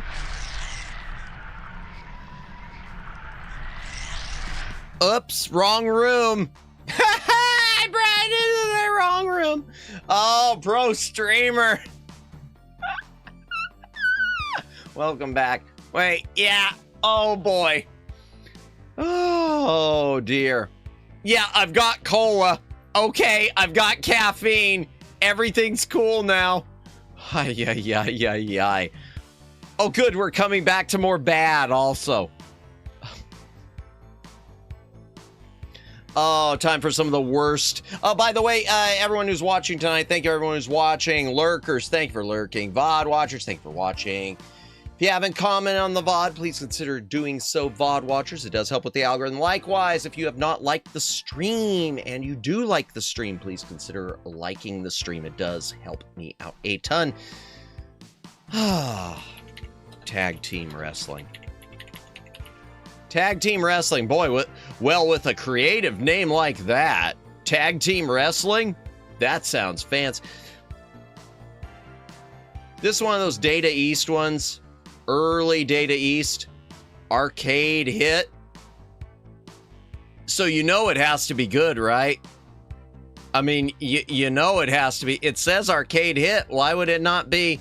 How could it not be good? It says it's an arcade hit.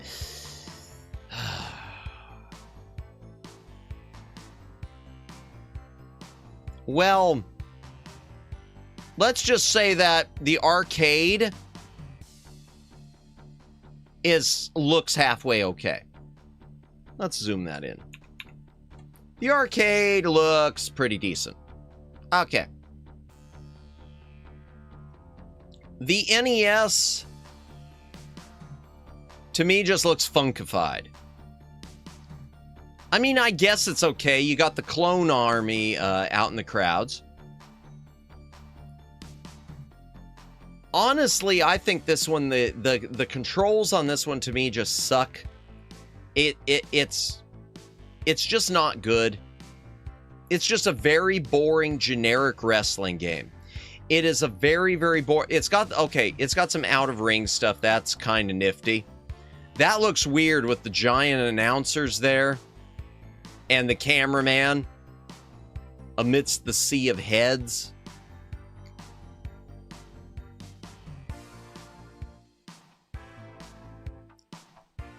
Winner is Strong Bads. Oh, do you get to put your own name in, or is that actually the name of the... Is that where the Strong Bad character came from? Wait a second! Is this where that meme character came from? Strong Bad? Yo, wait a... Okay.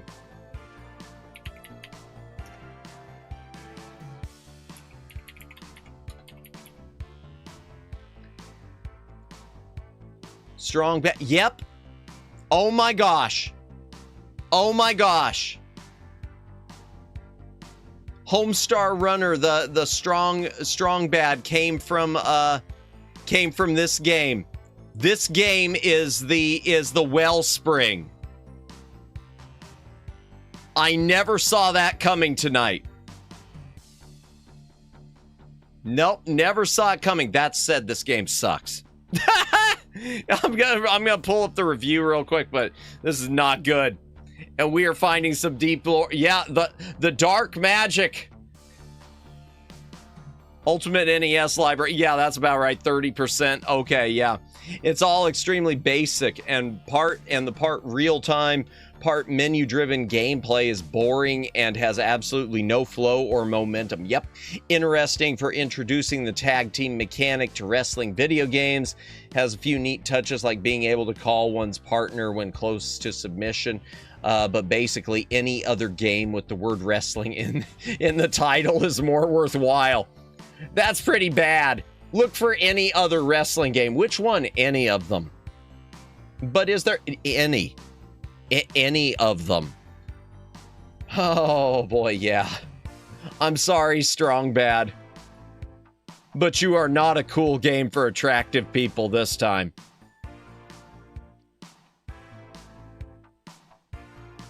Tailspin. Disney time, Capcom time. This isn't the best of Capcom. So, Disney's Tailspin, chat. There are two... What? Why did it jump like that? Oh, there it is. There are two different Disney Tailspin. It's pretty strong bad, man. Indeed. So, Disney's Tailspin... This is the UK cover, but it's close enough. Same artwork. Based on the afternoon cartoon or Saturday morning cartoon, whatever. I think it was in one of the afternoon syndicated cartoons. There are two different games for it. There's the NES game and there's the Genesis game. The Genesis game is a side-scrolling platformer with a bit of exploration. I've never really played much of it. The NES one is closer to what Tailspin should have been, since it is Baloo flying his plane. Based on Disney cartoon, Baloo's airline cargo company, Hire for Hire, makes deliveries all around the world. The air pirates, led by the daring Don Carnage. I'm barely... Man, I'd forgotten that name. Have increased their attacks against air travel. So, the weakest of the Capcom Disney afternoon games. Of the Disney afternoon ones, yes. Of the Disney games on NES as a whole, no. I think it's better than the Jungle Book.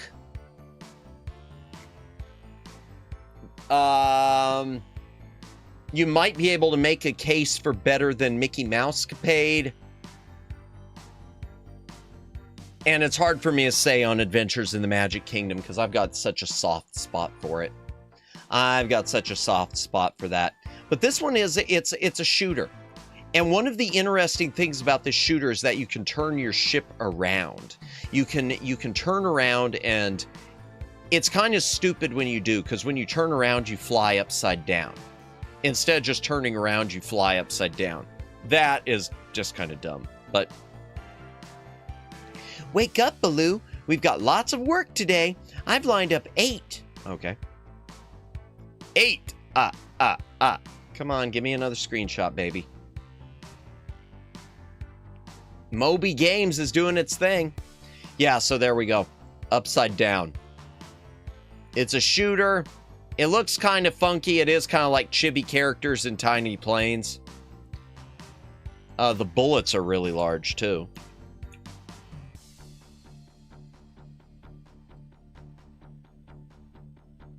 You can flying down a waterfall slowly. So it's almost like a platformer in that respect.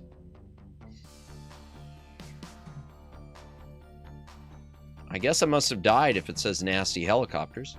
Or this person died, not me. I barely remember this. I know I played all the way through it. Flying over a ship. You can backtrack. Yeah. It auto-scrolls or you could turn around. Yep.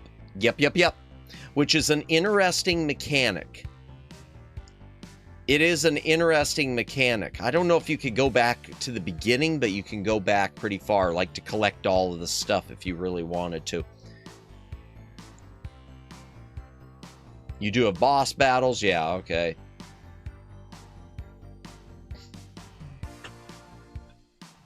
Excuse me, I do need to cough.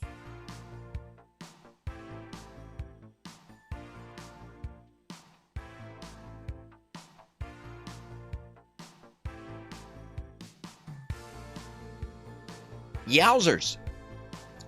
Yeah, so it's about making money. You can make upgrades to your... And that's the thing, too. Between levels, you can make upgrades to your plane. Durability, weapons, etc., and so forth.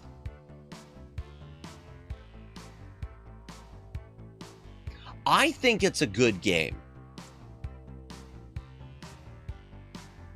It is a good game. It's lacking a little bit, but generally speaking, I think it's good. Let me look at the reviews, just out of curiosity. I know where I'm aiming for, 6.9. That sounds about like me. I was aiming for about the B level. And the Genesis one, just to show you, the Genesis, let's see what the Genesis and the, I guess there's a TurboGrafx one too. I just want to see what they both look like. Just out of curiosity. Okay, the TurboGrafx 16, that is some weird artwork. TurboGrafx 16 one is a platformer. It looks like with some flying sequences. Sky surfing. Oh, okay, pulling a surfboard along. That's different. Okay, so that's the TurboGrafx. The Genesis one. Oh, come on, baby. Just show me. I just want to see some pictures. That sounded weird. It's the same as the Game Gear, too. It is just a, it's for the most part a platformer. I think the Capcom one, this one, the shooter is more interesting. The reviews. Let's see. What time is it anyway? 10:30? Okay, we're doing fine. Come on, reviews. Okay. Where did NES guide? They gave it 40. I disagree wholeheartedly. Gameplay is a big downer in this one. The speed of Baloo's plane is much too slow. It is slow, especially when coupled with single-shot fire power capability. Although the plane's mobility, fire steering speed, and other plane attributes can be upgraded via cash accrued at the end of each level. The decision short-changes the gameplay and makes first few levels in underpowered plane more difficult than they should be, creating a difficulty imbalance early on.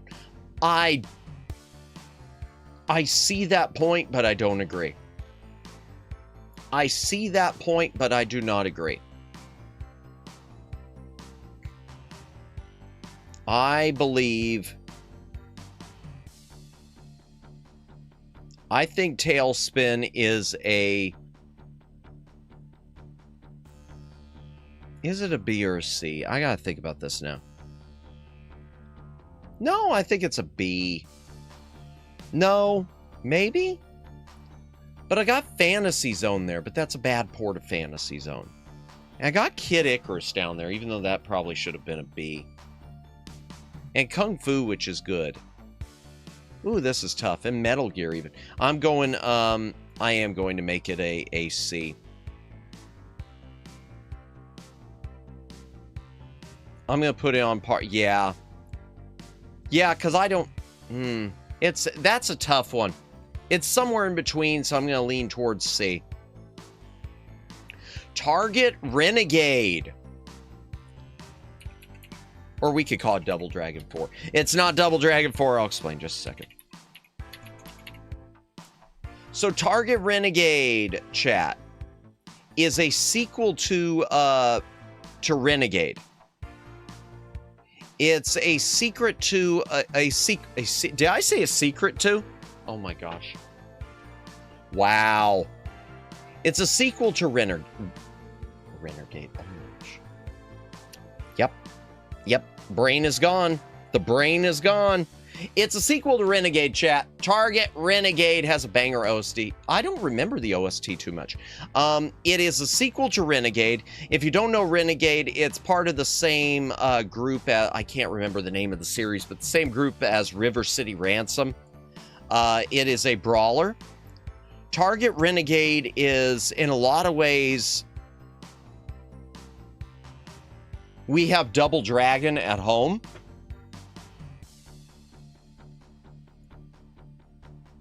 And Target Renegade, and that's why I mentioned Double Dragon 4. There are a lot of Hong Kong bootleg cartridges of this game where the title sequence here has been changed to say Double Dragon 4.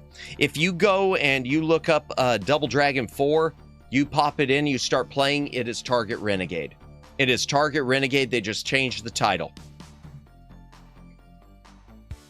Mr. Big has got your brother.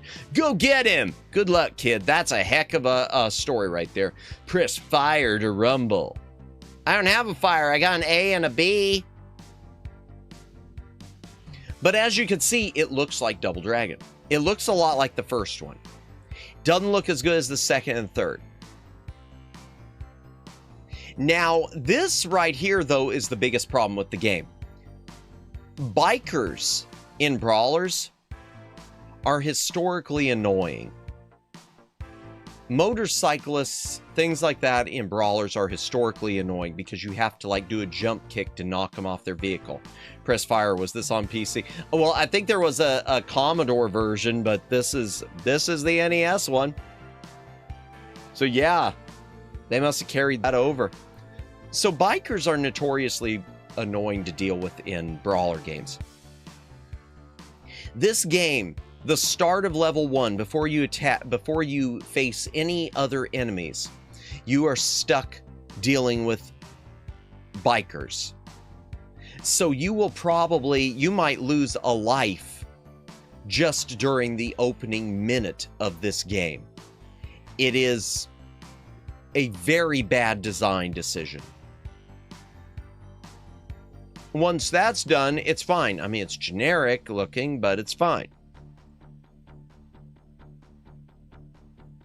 Today's best. Yeah, it'll be today's best because, you know, it doesn't save. So once you turn it off, it's no longer there. That's an interesting boss. It's a Bobo, but not. Well done, kid. Rest a while, Jack. Get ready for the next garage level. Good luck, kid. This is very badly written. This is very badly written.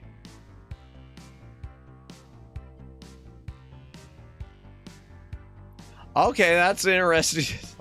I'm surprised they got away with something like that on NES. Not a Bobo. Indeed.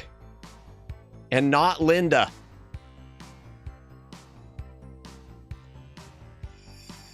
This is one of those ones I want to like, but it's just not a good brawler, y'all. This is not a good brawler.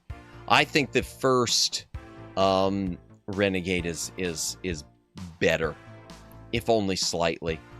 Let's do a review. I want to see what people said. Ultimate Nintendo Guide gave it 50%. Yeah. Bosses are particularly unfair. And see, I don't even remember getting to any bosses because this is what I got screwed up by the motorbikes every time I played it. Taking off a huge chunk of energy with one hit. However, they can usually be dealt with by utilizing movement. Oh, excuse me. And angles. It's a decent game with solid foundation, although in need of more polish and thought. Yeah. That defines a lot of NES games right there. It's not an F. I'm gonna, you know, Renegade's a D. I'm gonna put it a D. I'm not gonna put it lower, but it's pushing it. And I'm gonna take a quick hydration break. Let me finish this seltzer and get a little bit of cola. If you gotta drink, take a drink. Hydrate or dehydrate. You know the drill. Goal tonight is to finish the teas. We've got to finish the teas.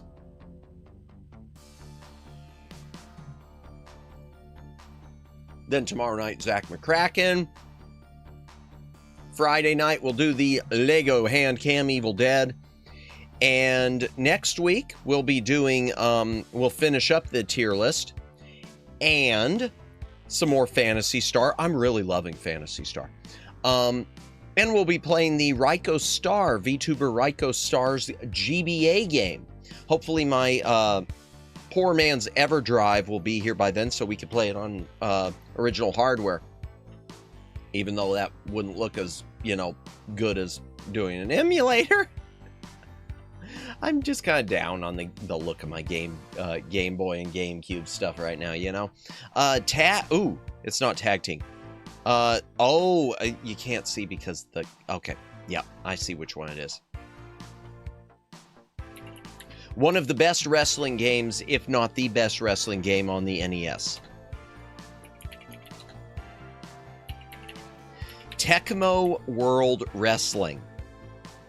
Next to the generic NES, Nintendo's Pro Wrestling, Tecmo World Wrestling is a banger. I mean, it is, those two are so close. That almost looks like Ricky the Dragon Steamboat. Choose from 10 wrestlers. Pin your opponent using 36 wrestling moves. Better than pro wrestling? It's close. It's close. My siblings and I played the hell out of this game. It's a great game, ain't it? It is a great game. So Tecmo World Wrestling. There's the Japanese title. First of all, you got all your different, they're all random. You got Dr. Gildo. Huh, that's a name. I wouldn't name my kid Dr. Gildo. Well, it's probably his last name because it's Gildo. I would change if my no offense. No offense. If anyone is watching and your last name is Gildo, I just would like you to know I mean absolutely no offense when I say I would change my family name. You know, it's sort of like when it's sort of like the blonde-haired actress in Indiana Jones and the Last Crusade, the one who played Elsa. Her name was Allison Doody, Doody. I would have changed my name for stage and screen. Call me crazy. I would have changed my name for stage and screen. Why did I? Nice actress, beautiful lady. Why didn't she get any other? Why didn't she get a ton of roles after Indiana Jones and the Last Crusade? Oh, let's see. Name in the credits. Yep.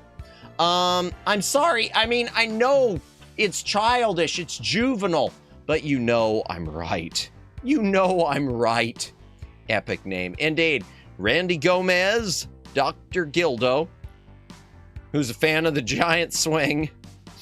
Oh, I'm a say-so streamer, and I'm not going to make any more jokes about this.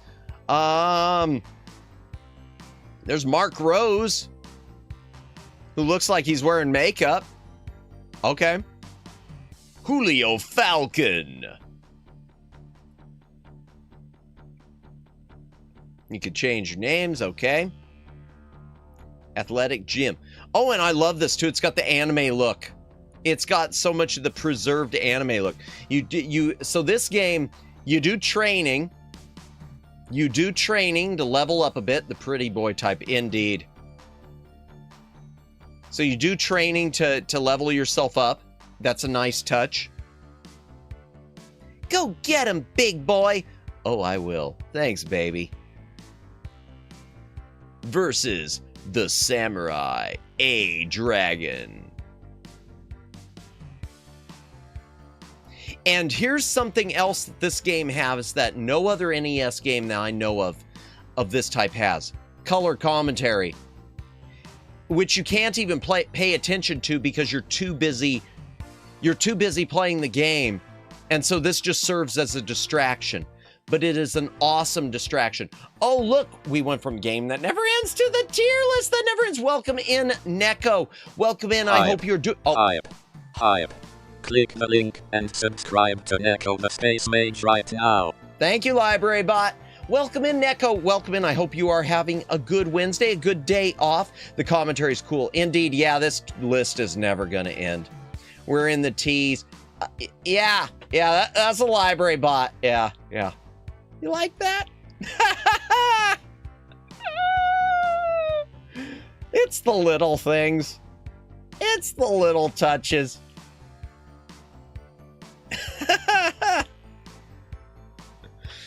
But welcome in. I hope you are having a good day off. How are you feeling? Yep, we're just doing the tier list. Yep, that's it. A backdrop. Boy, did he get hammered in the... something. The pile driver. It's doomsday for the skull. Let's go. We've been bringing to you live from the Tecmo Coliseum Arena, the death match of the century. Yeah, I'm doing pretty well. Just came to hang out and lurk. Enjoy your lurk, Neko. Oh, by the way, I'm going to be, just give you a heads up. I mentioned this in chat, so everyone can back me up. I'm not just saying it now. I'm going to DM you probably early next week so that hopefully we can set something up for sometime in early or mid-June. If you're available for some sort of a collab or something. So, yeah, I'll get in touch with you early next week and we'll set something up. No, I mean, seriously, honestly, Neko, I'm kind of like on the verge of burnout. That's been my main thing holding me back. I just, so I think June, and especially since you've got your big celebration, it's next Saturday, right? Not this Saturday. The 16th was when you're doing your subscriber celebration, right? Don't do that. I know. I know, Neko. I'm trying not to. I'm moving again. Are you moving again? Okay. Hey, no worries. That's cool. Welcome in, Mahese. Welcome in. No, this is Tecmo World Wrestling, which might be... It's like right there tied for the best NES Pro Wrestling game. To early June? Okay. All right. That's fine. I just want to get some new assets. Ooh, nice, nice. Nice. That sounds fun. Okay, well, looking forward to it then. All right, and we'll set up something with me. I mean, obviously, it wouldn't be the same day, but we'll set it up so it doesn't conflict with anything in your schedule. So there we go. Perfect, perfect. Well, enjoy your lurk. Get some rest. Appreciate you hanging out. Yeah, Mahese, this is Tecmo World Wrestling. It is a pro wrestling game on the NES that has, like, some pretty nifty cutscenes and color commentary. You've got to get past me before you can call yourself a champion. Well, I don't know, buddy. You don't look like Ric Flair. To be the man, you got to beat the man. Woo! Got to train. Dr. Gildo is training with squats. Dr. Gildo is sent into the ropes with a hammer whip. Hammer whip Dr. Gildo. Oakley dokley then. I really like this game. I really friggin' love this game. This is the secret weapon of NES wrestling games, I think. In the end, the timing may be a bit difficult to get accustomed to, as button mashing when grappling is punished. But what is here is a great, tense wrestling game on the NES. Yeah. Like legit. Tag team wrestling is F. This is right up there where in the same category as pro wrestling, but much better looking. Where's pro wrestling? Pro wrestling I gave a C. B. B for Tecmo. Which is saying something because pro wrestling's something special. Once again, forgive me, everyone. My mouth is extremely dry tonight, so I will be taking mini a hydration break. Oh, it's time for some Teenage Mutant Ninja stuff. Teenage Mutant Ninja Turtles. Teenage Mutant Ninja Turtles. First of all, I want to point something out on this because it's interesting to me.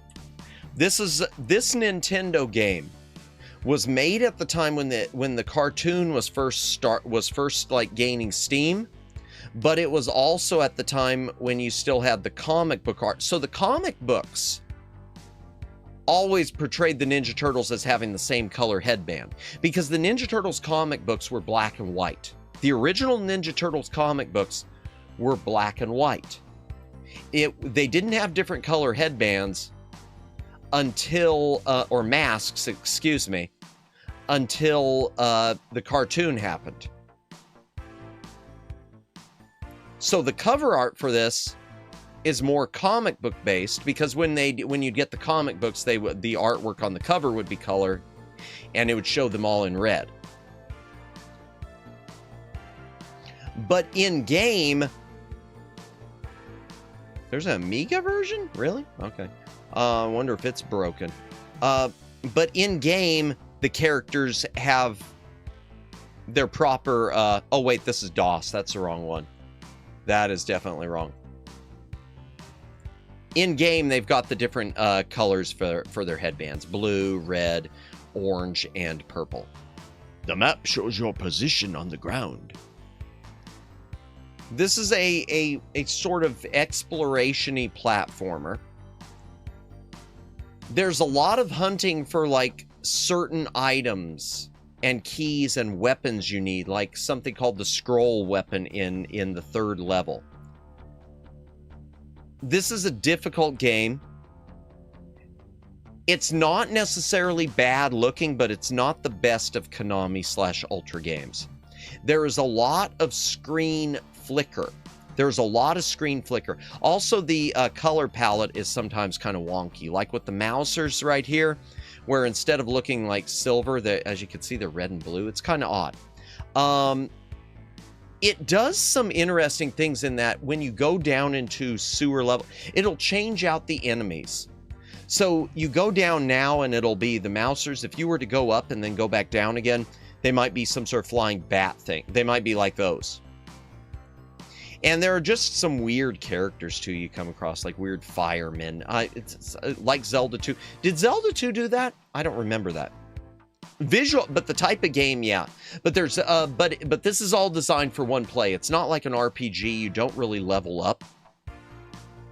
It's all just, and it's designed for single play. There are no passwords. There are no game saves. Get ready to just play, you know, for, if you're fast, maybe 2 hours, but probably for 5 hours. I have never played through the entire thing. I've gotten to level 3. I've never gotten beyond it. But yeah, it's got a lot of flicker. You could even see in the emulation shot that's got here. Game is very hard. I have never gotten through. And the water, so, and there's one underwater level, and there's a timer for it too. The thing about the water area, the hit detection is off. So the water area where you're supposed to be turning off these bombs is extra difficult because I love that game. Oh, Ninja Turtles, I like it. And I like the music on it. I always like the music on it too. Even though it doesn't have the Ninja Turtle theme, I thought it had some of Konami's, it was a good example of Konami music at their best. Yeah, the underwater where you're turning off the bombs. Hit detection is kind of wonky down here. Okay. Also dancing lady behind. Oh, is she there? I legit did not notice. I genuinely did not. Okay, I'm gonna leave her now just because she's been here all night anyway. So, you know, if I'm gonna pay her, if I'm paying her for the whole night anyway now, I guess, yeah, but then she'd better work for the whole night. She give me money when I'm in need. Watch out for the seaweed. Master! Wonder if she's the reason. There's a random... Oh! Thank you, Omegs. I kept meaning to fix that. Oh my gosh. Thank you, thank you, thank you, thank you, thank you, thank you, Omegs. Because I noticed that before in one of my close-ups. And then I completely forgot to go fix it. All right, here. Transform. Edit transform. Okay, hold on. Let me see.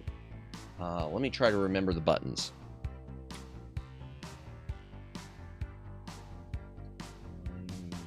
I'm going to crop her in and hopefully that fixes the white line.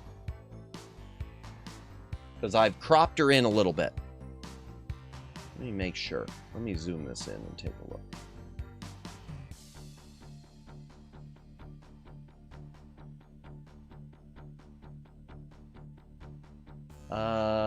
Too buttery, causing a spillover. Yeah, and there is another white line I see there too. There is another white line I'm noticing. I wonder, that's actually, oh, that's interesting. There is another white line I see in the chat, but it's actually a side effect, it seems, of the chat window. Let me see if I can fix that real quick. Yeah, it is. Huh. That's interesting. I never noticed that before.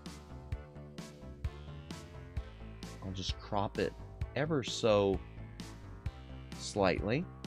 And boom. Okay, that fixed. Yeah. Yeah, I don't know what... That's interesting. Yeah, it's part of the green screen, because she is against a green screen. All right, let me zoom this back out. Thank you for pointing out about the white line. I completely had... I had noticed that when I was doing one of my shorts, and then I forgot about it.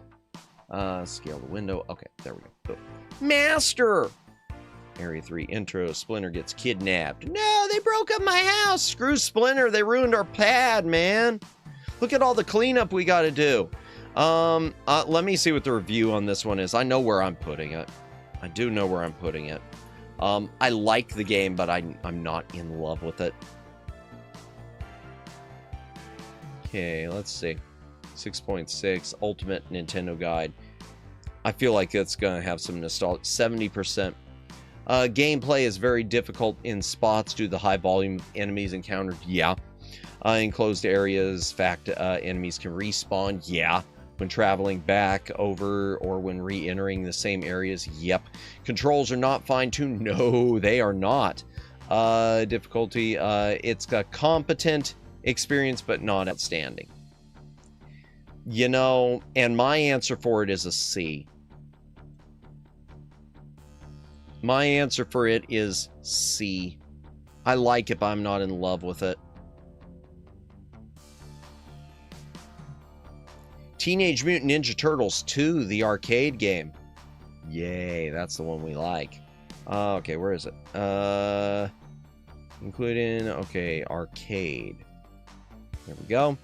Teenage Mutant Ninja Turtles 2, the arcade game. Cowabunga! Coupon for free personal pan pizza from Pizza Hut inside. Personal pan pizza is like just a little single person pizza. What a rip. Let me go buy this game for 40 bucks so that I can have a coupon for like the $2.50 pizza during this time period. So Ninja Turtle, now that I'm finished complaining, Ninja Turtles 2, the arcade game. Interesting one, because it is a remake of the arcade game. The arcade version of it visually looks really, really good. Okay, this is the way the TMT arcade game is so good. Yeah. And the actual arcade version was 4 players. NES is brutal, yeah. It's 4 players in arcades, and it looks really, really good. I mean, it's got that 16-bit arcade look. As for the NES version, man, there are a lot of releases of this, including a DOS one. Wish I could find that. Love to do that for Floppy Disk Friday. As for the NES one, it does what it needs to. It looks okay. It's too bad it's only 2-player instead of 4-player. You might be thinking, why didn't they use the 4-player adapter? The reason is because the Nintendo sprite limitation made it where this could have never been 4 players on the NES. That's what sucks. The NES could have done 4-player stuff, but sprite limitation held it back. Also, one thing I learned the other day, the NES apparently was capable of doing more buttons on controllers. They could have released a 4-button controller or something like the SNES controller, and the Nintendo, you could have had games with expanded buttons, but they never did it. What a waste. What a shame. I'd love to see some stuff released now, modern day. Some reissues of some stuff with maybe a custom controller like that. But visually, looks good. It's a brawler on the NES. The main thing about the NES version of this is it is expanded. It now has, every level is longer. It has some new enemies. It's got whole new levels. It's got some whole new boss fights. There is a lot of meat here. Konami didn't just do a port of the arcade game. And in reality, they could have done just a port of the arcade game. Maybe they should have. But it's a really good version. If I remember, only 4 goons can be on screen at the same time, even on 2-player mode. Yep, sprite limitation, then yeah, that would make sense.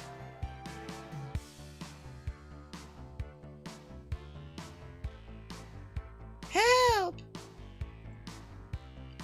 Trying to, and oh yeah, and this was the first Nintendo game I know of that had product placement.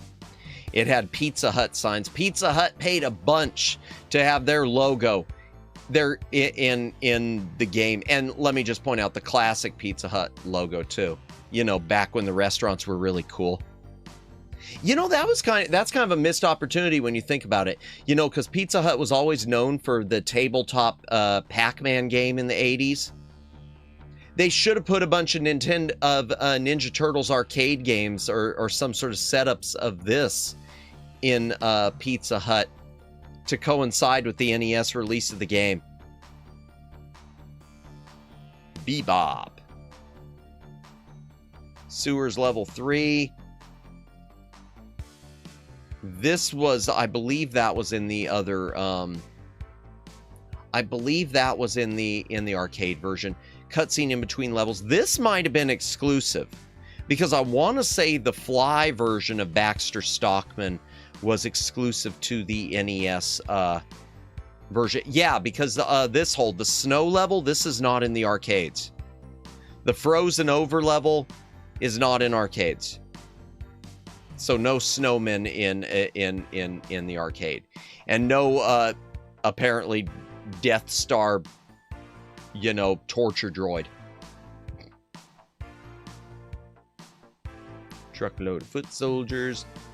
This part might have been. Maybe the Fly part was. Hammer soldiers. Gangsta foot. Okay, well, whatever. I'm spending too much time on this. I'm spending too much time. It's a great game. This is such a cool game. Let me just see the review real quick from Ultimate. Where did they put it?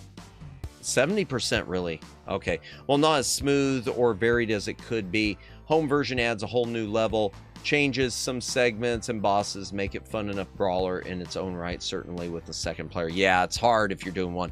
It's a decent NES port. I think it's a pretty good one. I think really, for the time, I think it really, I thought it was really well done. Not like amazing done, but I'm tempted. I'm putting it B. I'm putting it B, and I put Double Dragon 2 as A. Is it better than Double Dragon 2? Or is it as good as Double Dragon 2? Which would I play?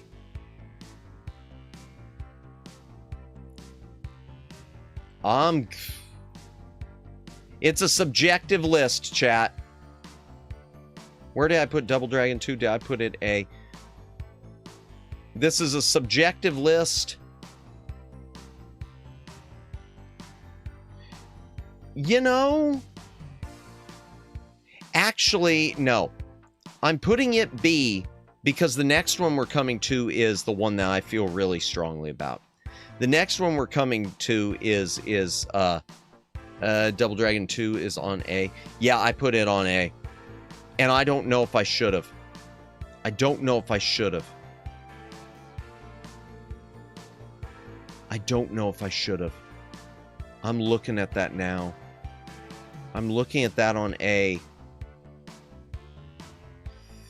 I don't think I should have. I don't think I should have. No. I'm putting it on B along with Double Dragon. I love them, but I don't. But at the same time, yeah. Turtles 3, The Manhattan Project. This one, I have a boxed copy of.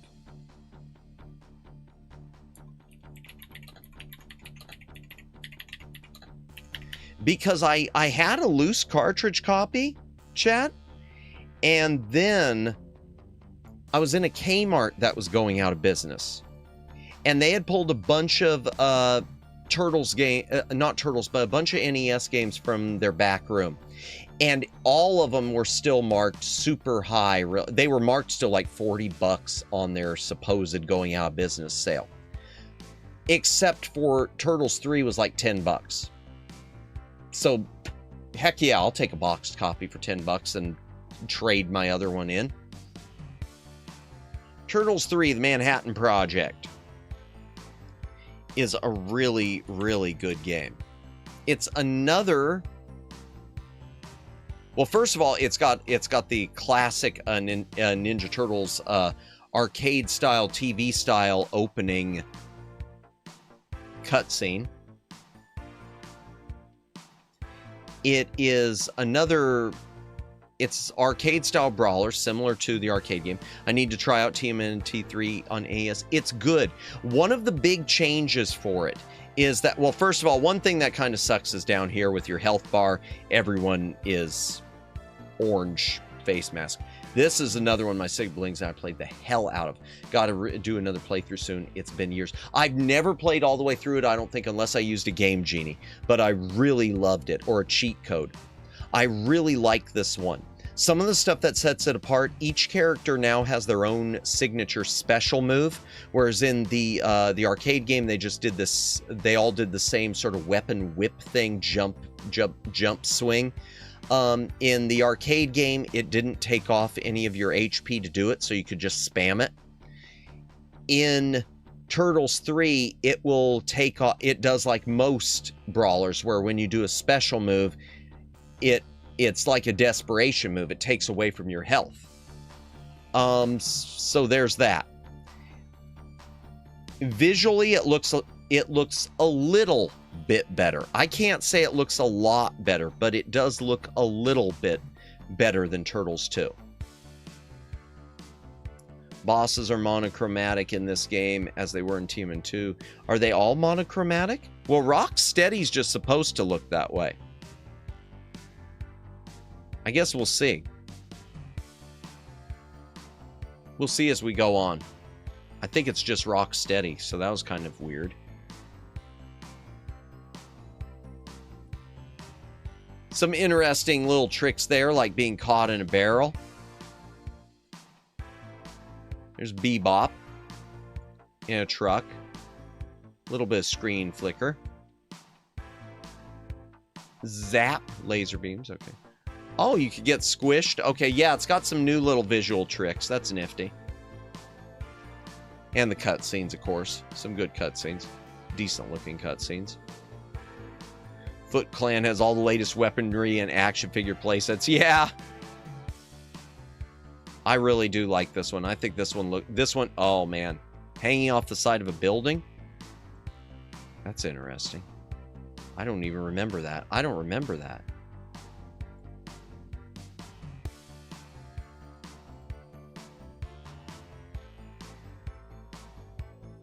Yeah, there's a lot more tricks in this one. Okay, chat. Yeah, this is... Turtles 3 is superior. It is the better one. Let me read a review on it, but I know where I'm putting it. I know where I'm putting this one. This one, there's not even... it's not even an internal debate. Ultimate NES Guide. Game is a long one at 8 levels. It is long. Longer than most beat-em-ups, and is a nice change of pace from similar titles. The difficulty is quite high. However, and some of the fighting can feel stiff, especially if the player doesn't try to mix things up with tosses and jumps. Regardless of the minor gripes, it's still a great, well-rounded action game. Excellent integration of the license. It's good on its own, but even better with a friend, no doubt. Too bad it isn't 4-player again, but sprite limitation. We are putting Ninja Turtles 3: The Manhattan Project as an A tier. That is this one's the A tier one. Lady, you just hired the A tier.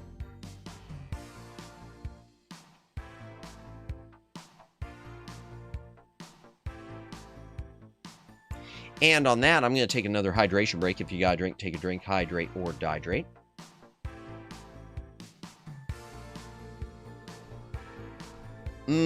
Sugary caffeine. RC Cola. I love RC. I really do like RC Cola. Better than other brands. I'm sure there are better brands out there, but as far as, you know, the cheap plastic 2 liters, I'll take my RC. Not sponsored. And here's the lost Nintendo Turtles game. Here's the one that's hard to find.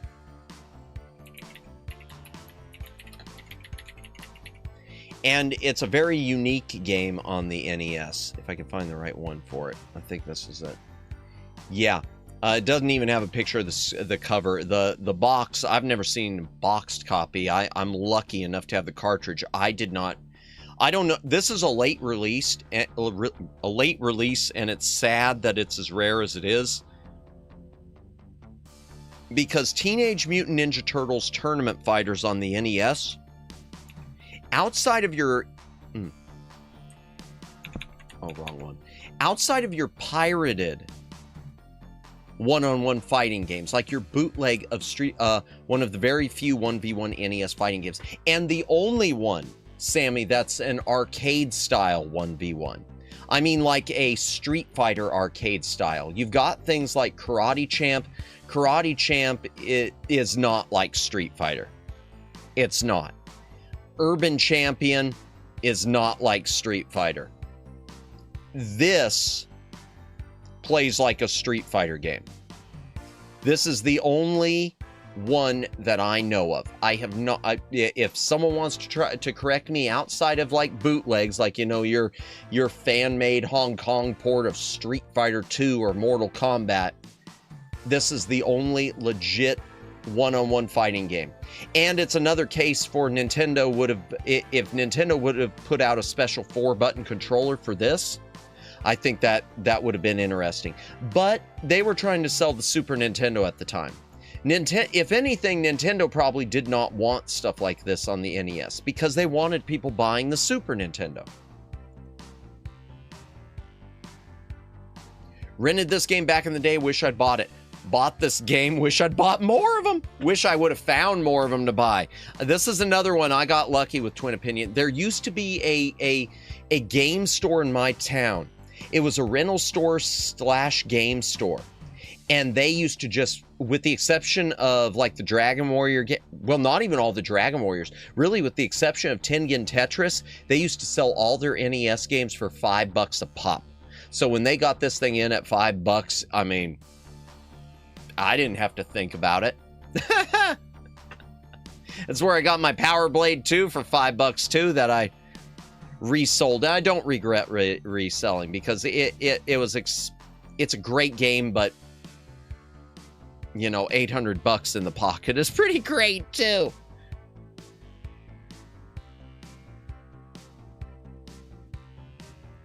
The floating splinter icon drops a power ball, which can be flung in the opponent's face for high damage. That's an odd mechanic. But yeah, this is really the one-on-one fighting game on NES. I almost bought it for $10 during a closeout. Oh, I wish you would have. I think I got Mike Tyson's Punch-Out and Jaws instead. No! Okay, honestly, Punch-Out, I can understand. Jaws? Like the one based on Jaws the Revenge? That one? Oh, man. Oh, man. I'm sorry, man. I'll tell Jaws. Oh, and you know what? Jaws, Twin Opinion. That is one of those ones. Because I remember it, because I kept trying to remember for the longest time which LJN one it was. Jaws was one of the games I got from that flea market that I lost during that move. That box, that's another one. That's another one. It was Jaws. Because for the longest time, I couldn't remember if it was Jaws, Friday the 13th, or Nightmare on Elm Street. It was Jaws. I should pick it up someday. Because I know, I'm being unfair. Jaws is not an awful game. Oh God, Jaws for NES is horrible. I don't know. I actually kind of like Jaws. I don't hate Jaws. I think, honestly, Mahese, if I feel like my hatred of it is more because I know it's based on the 4th movie, Jaws the Revenge. Once I knew it was based on Jaws the Revenge, it was sort of like it went down for me. It's like if there was a movie based on Superman 4, The Quest for Peace, it'd be, oh, that one. No, I understand. It's not an awful game. And in fact, Jaws, it just got recently a reissue. If you go to Limited Run Games, I don't know if they've still got pre-orders open, but they've got a Switch edition that's like Jaws Special Edition, which I guess has some game fixes of the NES one. No remastering, just some game fixes. Which if they'd release that as a cartridge, a special edition of it, I'd buy that. I'd pick that up. I'd do it. Tournament Battle. Yeah, this is, to me, this one is, it's not a great game, but it's a special game. I'm curious what the reviews are because I know it's going to be low, but to me, it's a special game. It's the one of its kind. It is the one of its kind. 90% Ultimate Nintendo Guide coming through. Let's go. Graphics and animations both nice. Great example of the refinement of the system in its late life. Yep, very late. It's a shame that 3 characters are not selectable in story mode. Yeah. However, a CPU or 2-player versus mode are available with any fighter selectable, as well as nice 4-player tournament mode options, such as adjusting difficulty, time of rounds, optional turbo speed, round out this finely tuned, well thought out fighter. Yeah. And this one, it's funny because this one I do see people give it a bit of hate. Like Electronic Gaming Monthly there gave it a 68%. Even with just 2 buttons, there are plenty of special moves, but a lot of breakup and flicker. You know what? Piss off. I'm sorry, I shouldn't have said that. I'm not a big Electronic EGM fan. I'm putting it B tier just because I do feel it's lacking a bit, but I think it's it's a one of its kind. It is a one of its kind. It's not the best game on NES, but it's a one of a kind. And it doesn't do anything specifically wrong. If they'd completely blown it, that'd be something else. Do I ever? Okay, I do. All right, time for the Tetris. It's time to get Tetriside. Something. Okay, this is a tough one because we got the 2 versions of Tetris here. Tetris 2 is going to be easy. LJN, you mean laughing, joking, numbnuts? Yeah, in fairness, they've got like 1 or 2 bangers kind of sort of somewhere. Spider-Man Venom Maximum Carnage and Venom Spider-Man Separation Anxiety. I think the Super Nintendo versions are LJN. There, those are okay. On NES, yeah, most of them are going to be D and F. But Tetris. So Tetris, chat, we got 2 different ones. We've got 2 different Tetrises on it, excluding Tetris 2. We've got 2 Tetris. So we've got Tengen Tetris, the better port, or Nintendo Tetris. You know, it's kind of hard. It's kind of hard. In fact, I'm going to open 2 different things too. Let's see if I need 2 different tabs. Tetris, I think the Soviet Challenge is right. Tetris, yes. And the NES has the 2 different ones, and they're different. And that's not it. Where, okay. 1989, that's not it. Is this the right one? No, that's the Game Boy one. Well, balls, come on, man. Okay. Ah, there it is. Okay, Tetris Arcade and Tetris NES. Okay. So, your 2 ports you got. First of all, before Nintendo's version of Tetris came out, you had this. This is the Tengen release, the Soviet mind game Tetris. Now, the Tengen version of Tetris, and I'm going to have to put screenshots up at the same time to really, really make the point. The thing about Tengen's Tetris, well, no, maybe I'll just, because they don't really match up very well. Well, they do, I guess. Okay. The thing about Tengen's Tetris is it's not very visually interesting. It does show the arcade scoring system where it shows how many pieces you've used, which is nice.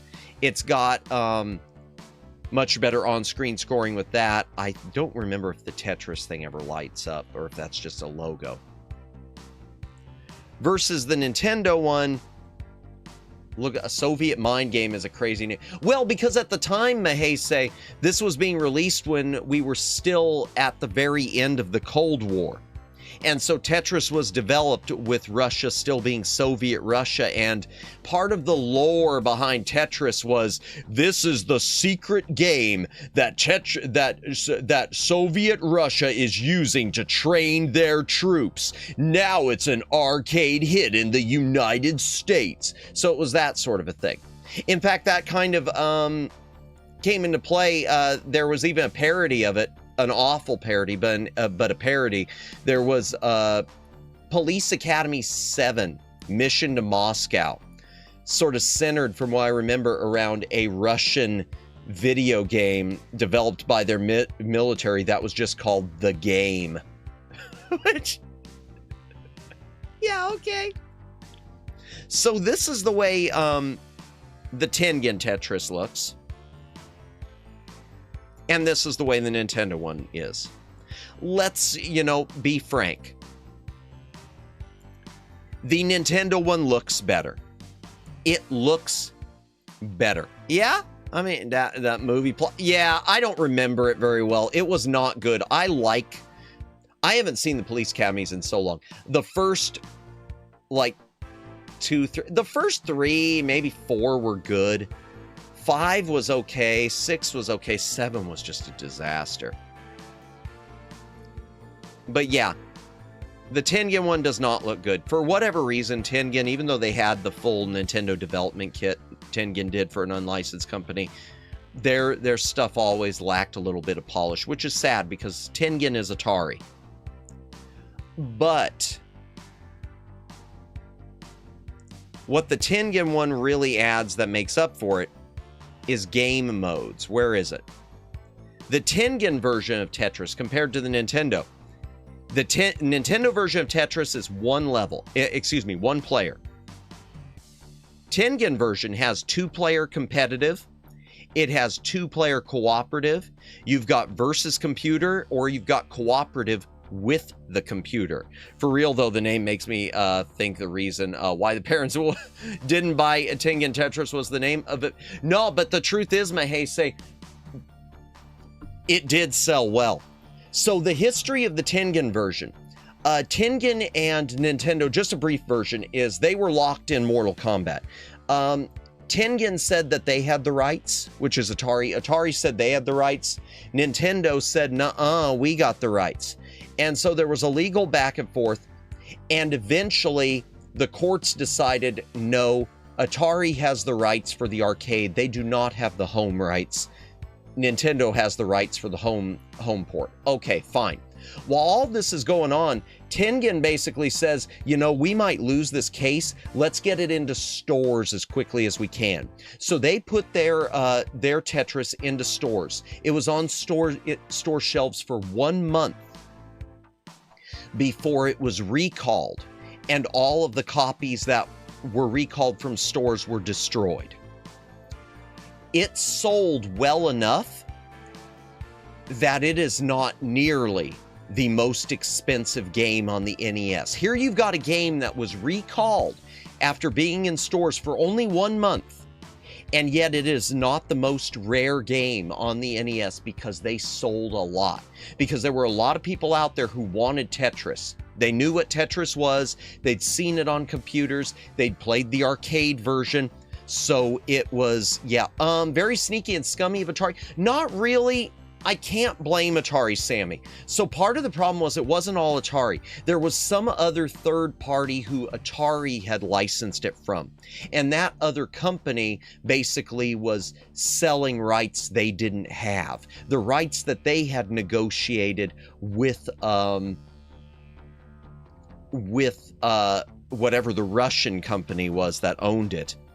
The rights they had negotiated were just computer-oriented and arcade-oriented, and they were trying to argue that, well, the Nintendo is a computer because Famicom, and so it is a home computer system, so we can sell you the rights, and Atari has the rights to it. So it was a giant thing. And honestly, the truth is, if you want to say anyone was scummy, in a way you can point to Nintendo, because what happened was Nintendo wanted to buy it from Atari. They wanted the license from Atari. Nintendo wanted it. And Atari basically, said, get bent. This is our baby. We're releasing it. And so Nintendo went behind everyone's back. They went to the company in Russia, and they basically said, hey, these are the companies in the US who have it. We're willing to pay you more for it. And that sort of clued them into, hey, wait a second. I don't think we ever actually licensed them for a home console in the US. So it was, if anything, it was Nintendo basically getting angry because someone wasn't willing to sell them something. So they tried to go back to the original creators and outbid people. Yeah, so basically, the moral of the story is, Mahese, from where I'm standing, everyone is an a-hole possibly except Atari. Oh no, actually Atari is too. Because here's the history of Atari, the Tengen games. None of them are licensed except for 3 games. There were 3 licenses. So here's what Atari did on Nintendo. For anyone who doesn't know, I've talked about this before, but here's just a quick recap. What Tengen did is, Atari, of course, had a ton of games. They wanted to release a ton of games. Nintendo said, no, we have a rule in the US, Nintendo of America, that you can only release, I think it was like 5 games per year. Something like that. And Atari basically said, hey, but we've got 20 games ready to go. And Nintendo said, well, no, you can release 5 games per year. That's what we'll license. So what Tengen did is they put out licenses for 3 games. Pac-Man, Gauntlet, and another one I can't think of. They did a few licenses. RBI Baseball. And once they had licensed them, that gave them access to Nintendo's toolkit, and it gave them access to Nintendo's lockout chip. Why did Nintendo have a 5 limit? Well, because of Atari. Because the Atari 2600 had crashed the video game market with so much shovelware, or so much supposed shovelware, so many Space Invaders clones, that Nintendo decided to avoid this. We're going to make sure companies can only put out a few games at a time because we don't want to saturate the market. Okay, I get it. It sucks because it meant a lot of Konami games and Capcom games we never got. But so what Tengen did is they did licenses of these few games so that they would have access to all of Nintendo's stuff. And they basically said to Nintendo, hey, we're releasing these games. We need a copy of your specs for your lockout chip just for research purposes for the games that we're releasing. So Nintendo said, okay, here, we're going to send you over the blueprint for our lockout chip. So while all of these other third-party companies like Camerica were trying to defeat the lockout chip, Tengen copied it. Atari just copied it. And then with their copy, they released, Tetris. So there was so much scumminess going on. There was so much. You have the shareholders behind, or the copyright holders on one end behind Tetris, and Nintendo being scummy from different sides, and then you got Atari being scummy by just trying to by basically stealing the technology from Nintendo so that they could release things without a license. It's so insane. There's so much to unpack, and I know I'm probably oversimplifying a lot of it. But yeah, okay, so the thing about Tetris, the NES version of Tetris is the better single-player version. Corporation, it's so nuts! And it's one of those reasons, I'm going to say, just off topic, it's one of those reasons that while Atari is revisiting their heritage and they put out the 7800 plus, I wish that they would do, almost as an April Fool's joke, but not. I wish they would release on April, because the Nintendo technology for the NES is pretty much, the designs are, I don't know if they're public domain, but they're no longer copyrighted anymore. For the chipsets and everything, that's why you have so many NES clones out there and FPGA clones. I wish that Atari would announce a Tengen Entertainment System Plus and would just release a clone NES as their own console, compatible with other 8-bit systems. Just label it like Analog does for their stuff. Compatible with 16-bit games. Oh, for the Super Nintendo? Okay, I see. Just let's put out the Tengen Entertainment System, have it be black and sleek just like their cartridges, reissue a bunch of their cartridges, put out some new, better ports of some of their games that sort of, where they didn't do a great job, like Skull and Crossbones. I'd buy 2 of them. I'd buy two. I'd leave one boxed. Well, no, maybe I wouldn't buy two. I'd buy one of them. And it has a built-in BIOS that locks out Nintendo Pod. No, don't lock it out, no! Wait, NES is not exactly Mahese, but I think the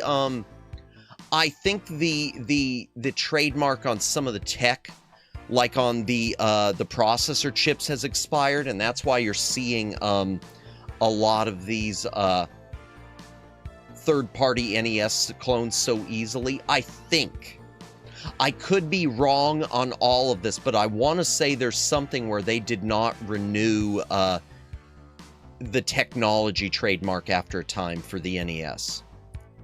I want to say that's the reason you've got the FPGA clones, like the analog and the AVS from Retro USB. I could be completely wrong on that, though, so please do not quote me on it.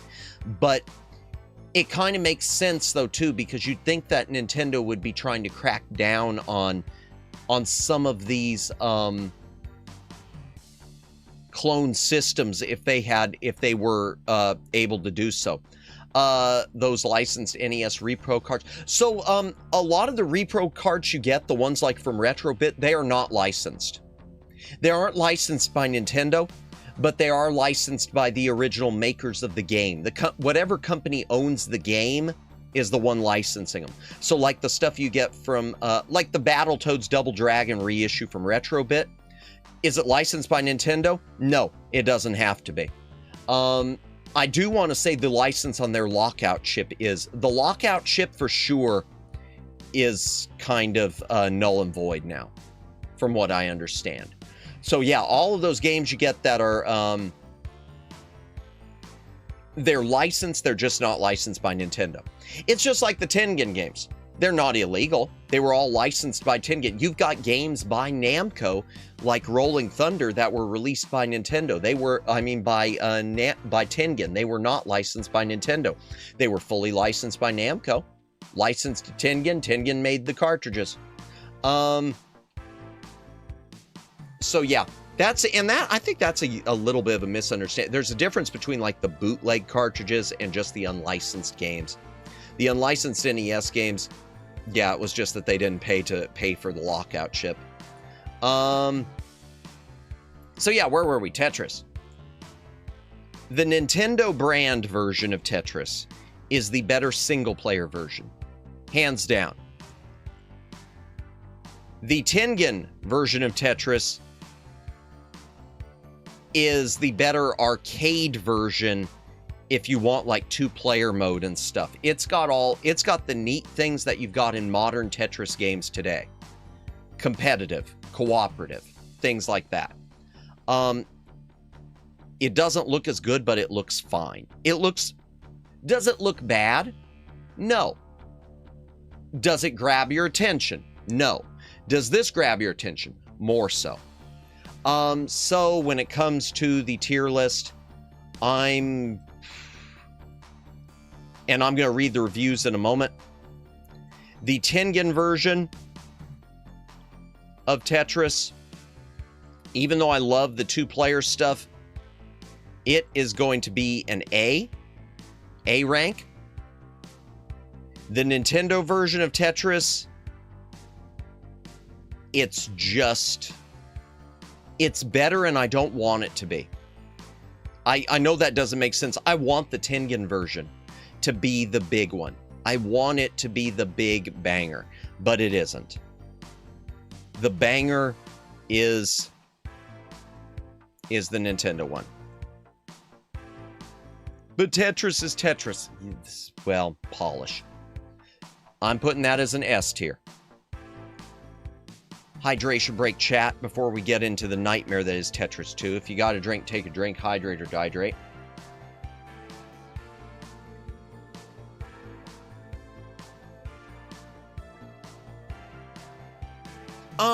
I don't know that I prefer it. I don't prefer it to play. I prefer things about it. It's just one of those things. It's like I wish the Nintendo one had the features. I wish the Nintendo one had the features. The two-player feature specifically. I wish Nintendo would have had that. The Tengen one, it's got better. I like the features, but overall, it's just not as good of a game. Nintendo Tetris, still the iconic one. Yeah, not gonna lie, yeah. No one, that's the thing. When people think of Tetris, they either think of the modern stuff that's being played now, stuff that like Neko, who was in here and who's lurking, hanging out. The Tetris, they either think of the stuff that she plays, the newer ones, the big online tournaments, or they think back to the Nintendo ones on NES and Game Boy, especially Game Boy. Meow, indeed. Neko mentioned. They think of either the, Tetrio, or they think back to the Game Boy and the NES. Yeah, no one thinks, the thing is, no one thinks about the arcade version. There's so many people I've talked to who have said, wow, I never even knew Tetris was an arcade game. Tetris was in arcades before it was ever on Nintendo. That was Atari.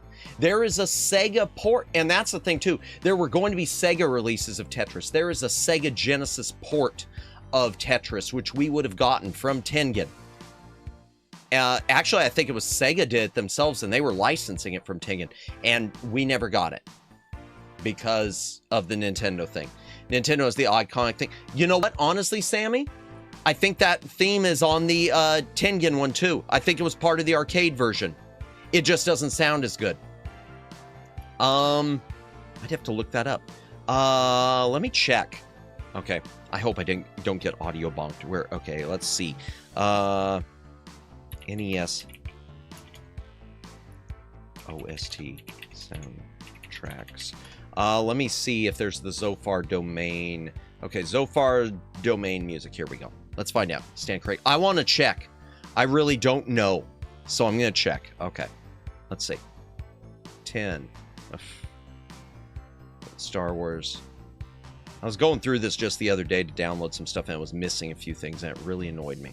Okay, Tetris. Which one's this? Tengen. Okay, Tengen and Nintendo. So we'll have to let's compare and contrast the music. All right, I'm gonna mute this BGM. Okay, let's crank this to 90. Okay, this is okay. Here's the Tengen one. Let's see. Okay.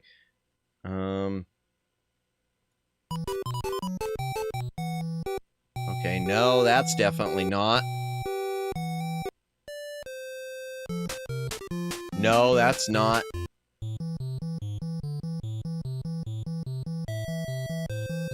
Yep, there it is. There it is. It's just, it doesn't sound the same.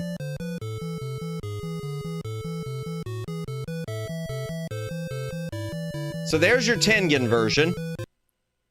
Versus Nintendo's is... Oh, no. No, it is different.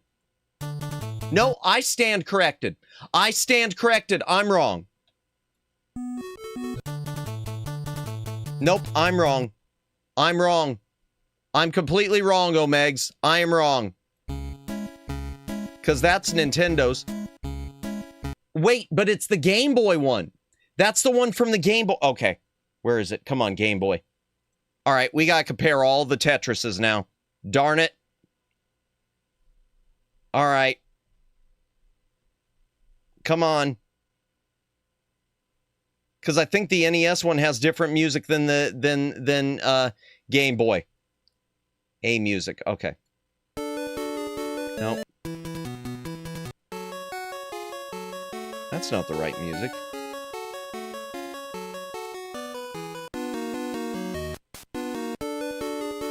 So it's only... That's version 1.1. Which one's that? I don't remember that. Okay, that can't be right. That can't be right. Something's wrong here. I don't know. Oh my gosh, whatever. Yeah, because the NES version did have different music. Because that was NES.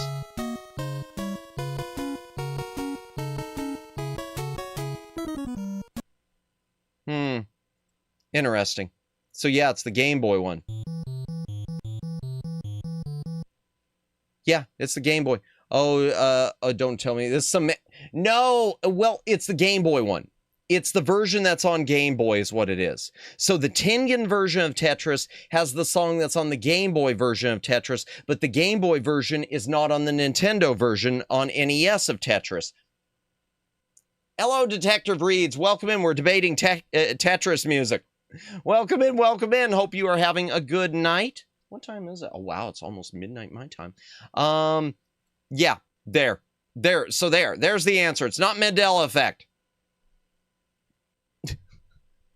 It's not. Oh. Let's go ahead and I guess each port has different OST. Yeah. Okay, Tetris. Oh god. All right, let's do it.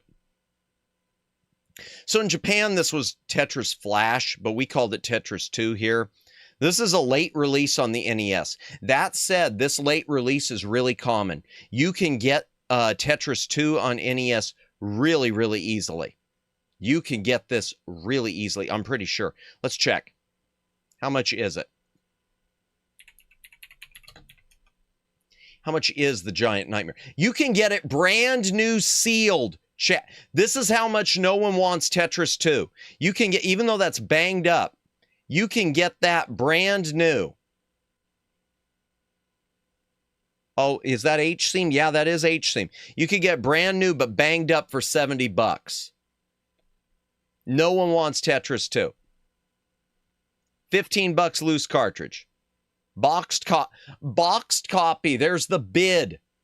There's an auction for just a boxed copy for $9.99. Mine is not boxed. Super Nintendo. You can get, okay, that's high for a brand new Super Nintendo. I know I've got a Super Nintendo boxed. I bought it brand new for like 20, I think, a couple years ago, just because reasons, whatever. How much is Tengen Tetris? Oh, let me turn the BGM back on. Tengen Tetris is 114, excellent condition, 120, that's more than I paid. I probably paid about 100 for mine. I paid around that, which is a lot, no lie. I mean, it's still a lot. I tried to get like boxed copies with some auctions, but could never nail it. Tengen used to do weird sleeves too. That's the thing too. Tengen did these like giant sleeves where you might as well keep the box because they were so big.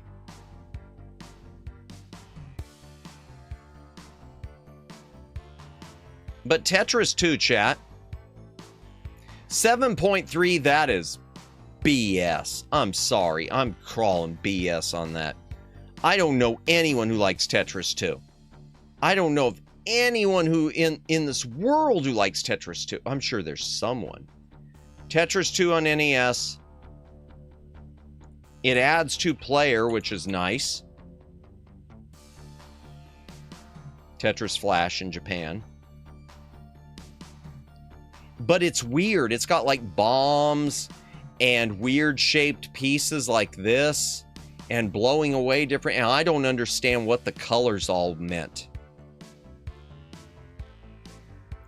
You can go versus the computer. I know you can also do just solo play. What the hell? Yeah. Yeah, it's got bomb pieces. I don't remember much about it. I remember hating it. Really? Wow. I'm so sorry. I'm so sorry. It had to be someone. We found him. Chat, we found him. Oh boy. Well, I mean, there you go. Well, honestly, Neko, I gotta be honest. I'm looking at this where it says 7.3. Apparently, some people do like it. Apparently, people do like it. I'm just shocked. I'm just shocked when I see 7.3. It's like, is there some? Am I the problem? Am I the problem here? How's the Super Nintendo look compared to that? Super Nintendo one looked more interesting. The SNES one, which I've got and I've never played, looks more interesting. I bought it to never play it.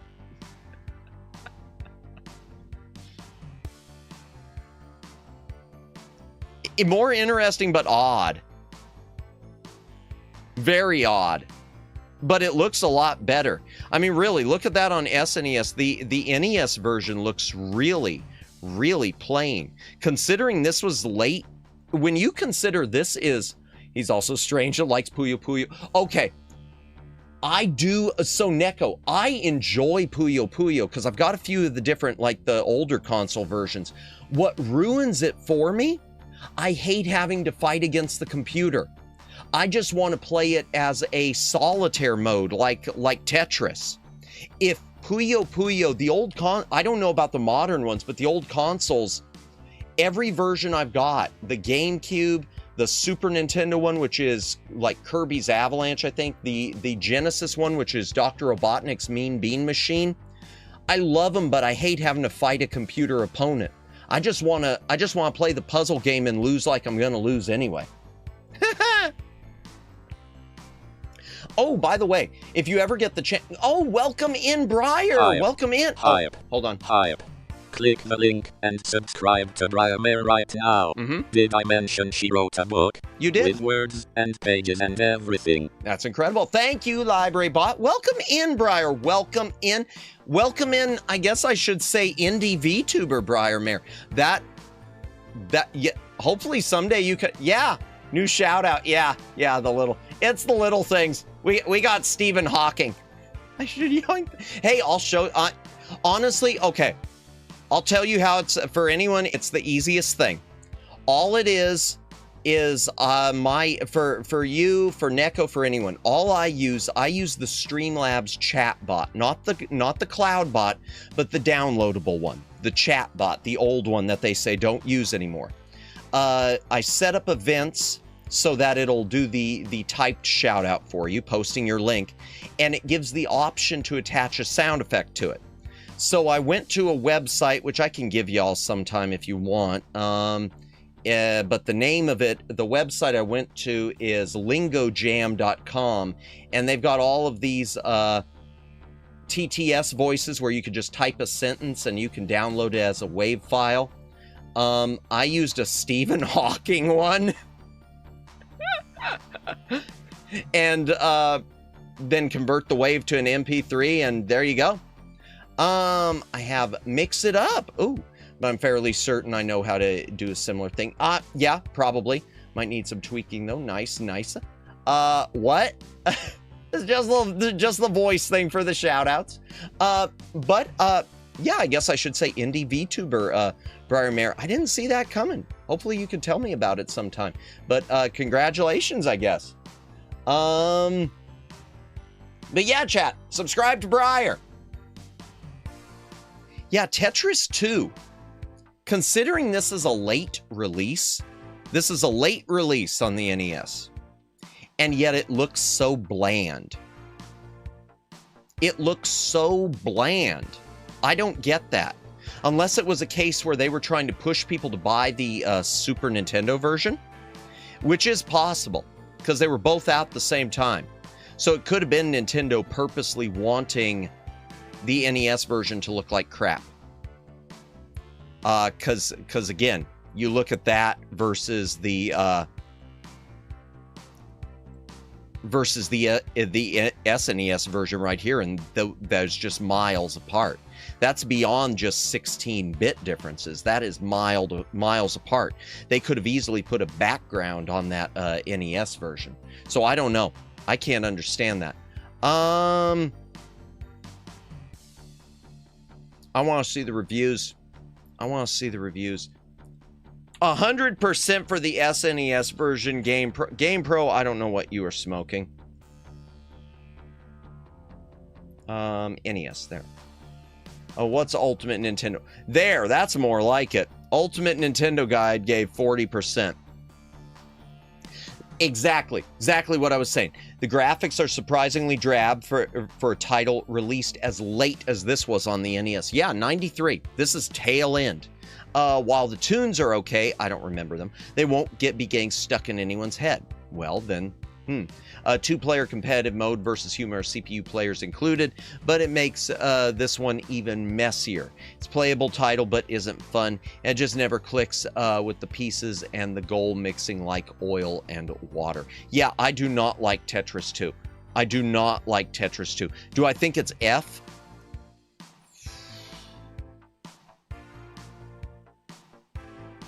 Where did I put Calamities? Where did I put Calamities? I put it as C. Which even that was generous. I'm going to be generous to Tetris 2. I'm going to be very generous. I am going to make Tetris 2... No, I'm not. I'm putting in F. You want to know why I'm putting it in F, chat? Because if you were to ask me right now, gun to my head, put a gun to my head, chat. Don't put a gun to my head. I shouldn't say YouTube, we're kidding. YouTube, it's a joke. There's no guns to heads. Not even in Minecraft. Nothing. Please. No. If you were to ask me, hey, madam, is Tetris number 2 pretty much accurate? If you were to ask me, hey, Madamus, would you rather play Tetris 2 or what? Nah, well, water gun, that's okay. That's okay. If you were to ask me, hey, Madamus, would you rather play Tetris 2 or would you rather play Rambo on NES? Oh dear, and Luciano 2, no! If you were to ask me, would you rather play Tetris 2 or would you rather play Rambo? I might say Rambo. Would you rather play Tetris 2 or would you rather play Bart versus the Space Bee? I might say Bart. Would you rather play Tetris 2 or would you rather play Silent Service? I'd rather play Tetris 2. But I'm looking up here and I'm just, yeah, no, it stays. Congratulations, Nintendo.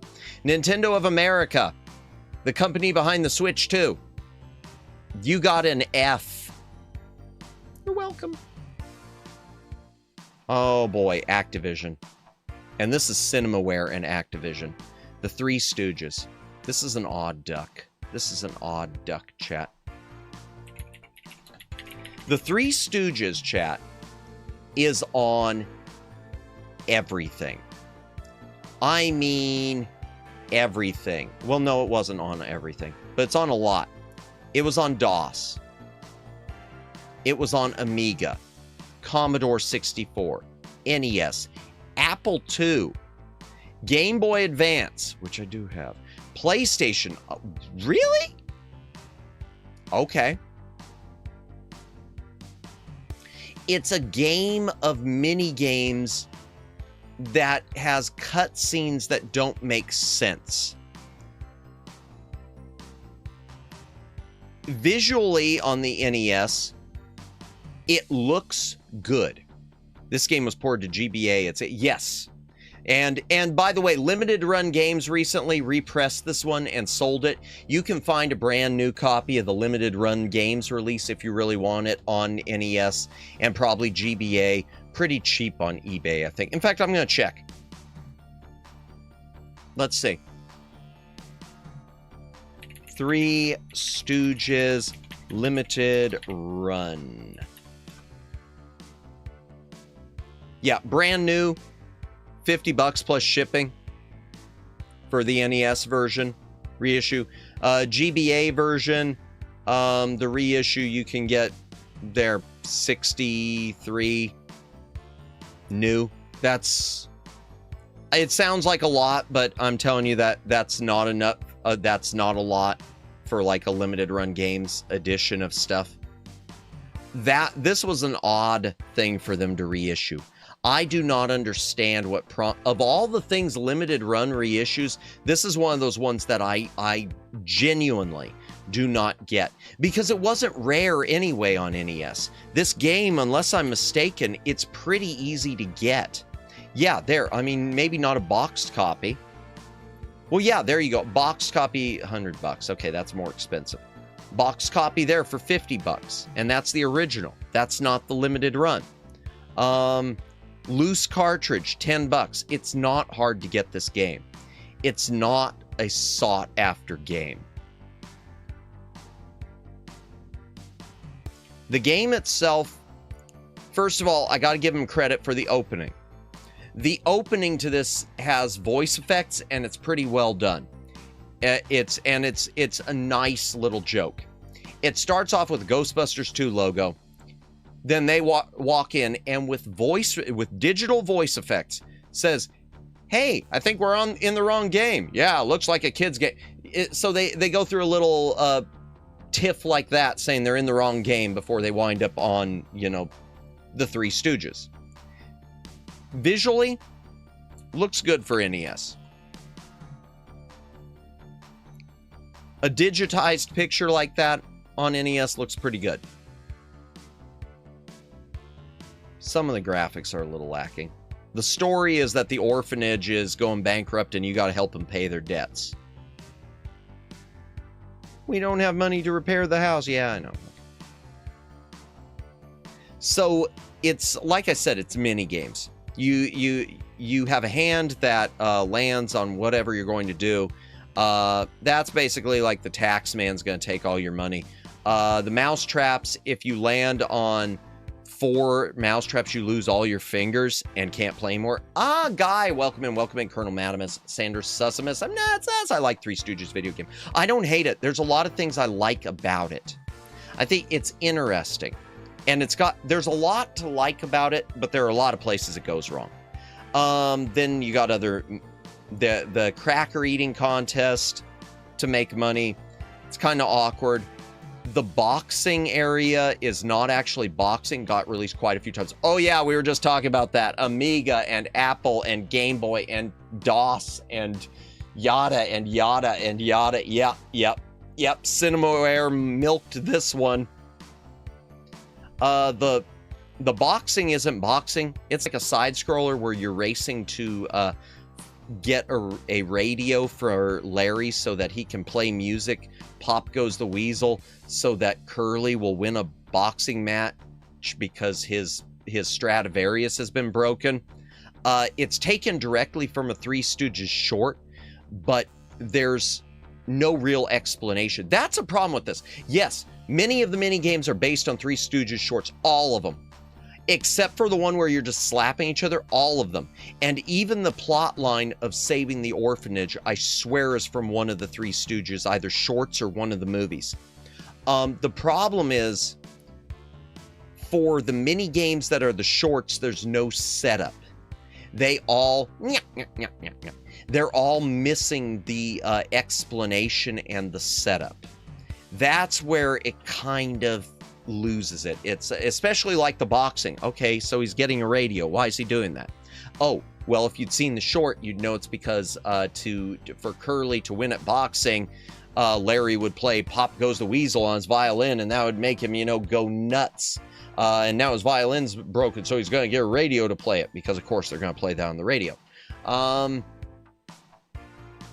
Columbia Pictures really screwed over the Three Stooges. Yeah, that's a really tattered history. But hell of a lot of content. I wish we'd get a better Blu-ray set too. The Blu-ray set that we're getting of the Three Stooges, or that we got, is just like 100 shorts best of.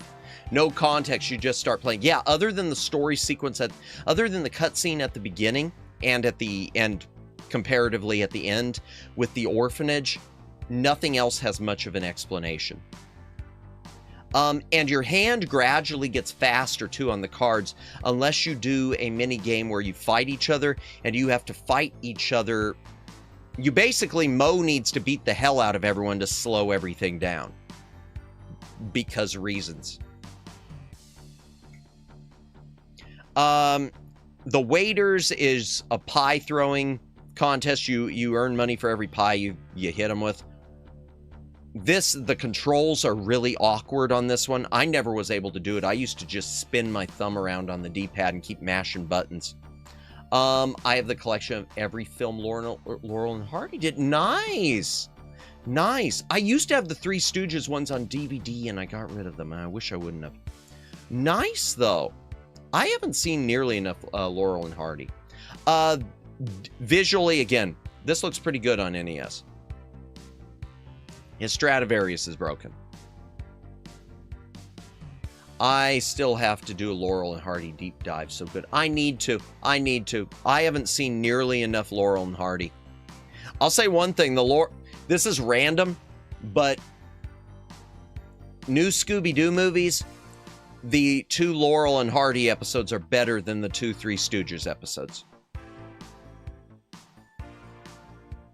The hospital one is this one was kind of fun. You're just basically racing down the hallway, collecting medical supplies, avoiding obstacles. I have a snapshot of Laurel and Hardy backstage with the director of their 1940s. Oh, wow. Oh, that's cool. Nice. I still need to watch their Babes in Toyland, too.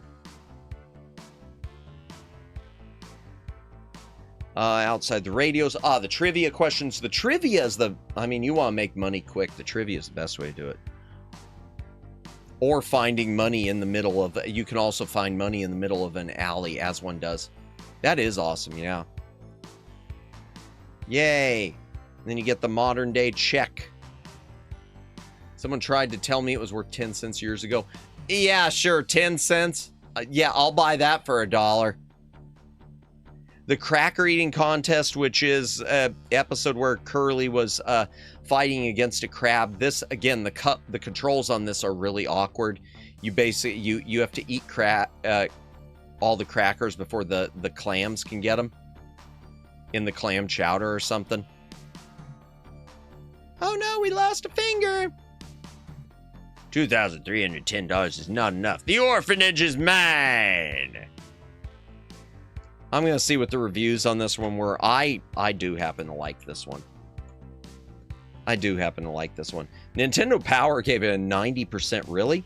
For years, they've delighted millions with their outrageous antics. Now these lovable cut-ups are bringing their brand of lunacy to your NES. Boy, that sounds like marketing, not a review. Ultimate NES gave it a 60. Presentation's top-notch. Agreed. Excellent digital images of the Stooges as well as voice samples direct from the film. Agreed. Some of the best samples in the entire NES library. 100. There isn't a huge amount of replayability, but what is here is a very quirky, unique game and a must-play for fans of the Three Stooges. I will agree. I don't think it's a great game, but I think it's... For an IP game of this nature, let's be honest, a Three Stooges video game... Let's be honest, it should suck. It should suck. Three Stooges is something that shouldn't translate to a video game. I mean, when you really think about it, it shouldn't. And yet it's a decent game.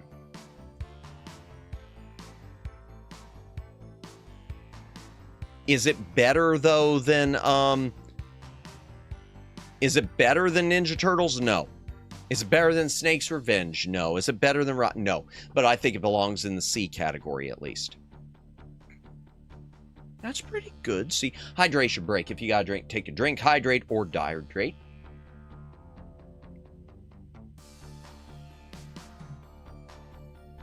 God, the behind-the-scenes trivia of the Stooges is quite fascinating. The actor got injured during the shots of many of their shorts. Actors. Yeah, no, I know that, and... I know there's one where I think it's Larry gets hit in the nose with a fountain pen and they launched it too hard and it really did like jam into his nose. And I don't know if he was gushing blood or what. It was one where you could see him. He was actually in pain and he was in the short. You could see he's actually yelling like, ouch, and angry. You can tell he's angry. And that's one of the ones that drifted public domain briefly. I forget what it's called. It might be Heavenly Days? I don't know. I'd have to check. Tiger Heli. Okay, this... Oh, boy. Here's an interesting one every time. Tiger Heli on NES. You ready for something where the Atari 7800 is kind of better? Tiger Heli. 6. That's not fair. Tiger Heli on NES. Good game. This is a weird situation, though, too, because the NES version is by Taito, but it was published by Acclaim. And the port was done by Software Creations, I believe. There's no screenshots of the 7800 version. Let me make sure. It's Toa Plan. Yeah, it was Toa Plan. License plate. No, it wasn't. Okay. I'm wrong. This wasn't the one. It must... Okay, it was another one. It was Sky Shark that was the Software Creations. Yeah, this is a Toaplan shooter on NES. For those of you who don't know, Toaplan is a company that is well known for their shooters. Tiger Heli on NES. It's really odd that Taito didn't release this themselves. It's odd that it was licensed to Acclaim. I wish I had... I'll have to pull up screenshots. It is a good... Visually, it's not the best, but it plays good. It plays very well. Tough as nails, Toaplan. But from what I remember, it's not super smooth. I think that from what I remember, this thing runs at like 15 FPS or 20 FPS. So it isn't the, yeah, it's not as smooth as the arcade version. The NES version's a little bit, same devs for Truxton. Yes. They are the ones who did Truxton. You know what? There was a retro bit reissue of Truxton and I missed it. And let me tell you something. The Toaplan sets that retro bit did, they're gonna be outside of my price range. Oh well, what can you do? Let me find though. Tiger Heli though was recently released for the Atari 7800 for the 40th anniversary of the game. It is for the Atari 7800 Plus and regular. It'll play on regular. It's one of those games that the moment I was decide I was getting the 7800 Plus, it was got to get Tiger Heli. Tiger Heli 7800. Is there good?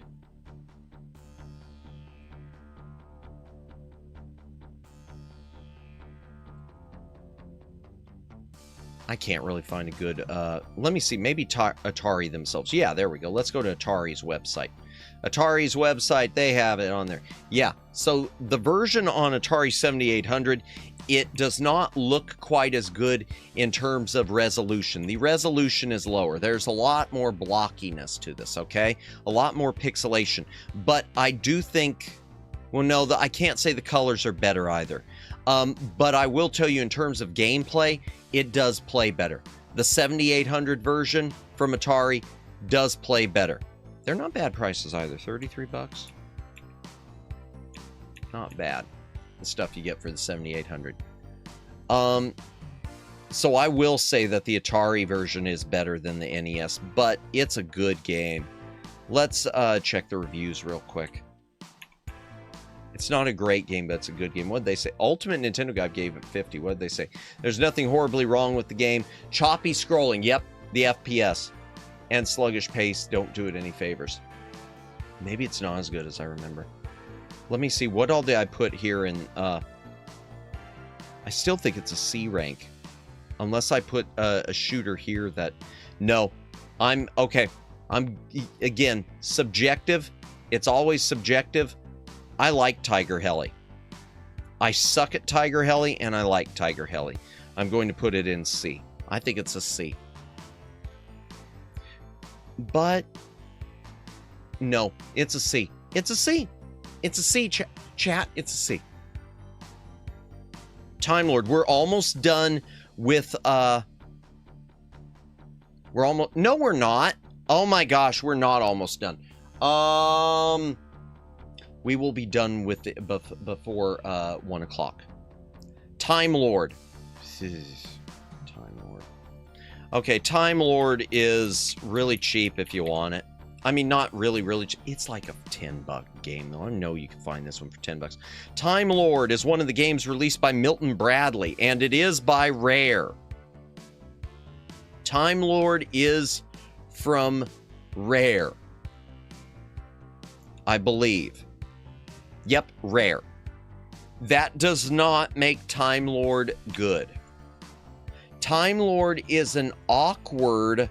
Your mission, capture 5 orbs in each time zone and eliminate alien forms changing Earth's history.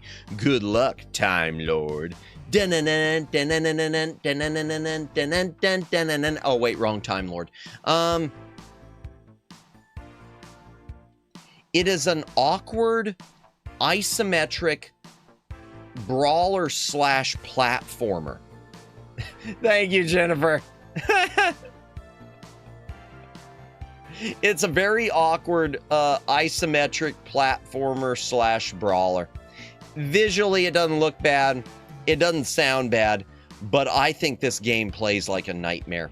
It's tough, and it just becomes, to me, it's unfun.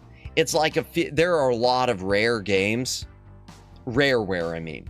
There are a lot of rareware games on NES that, for my money, they look great, they sound great, but they are not fun. In fact, there's one I'm probably going to change to D if I haven't already. And that is, oh, I can't remember the name. I'm going to double check it. Which one is it? I think I gave it a C and I should have given it a B. I mean, I should have given it a D. Cobra Triangle. I don't like, you know, I gave it a C and that was too generous. I don't like Cobra Triangle.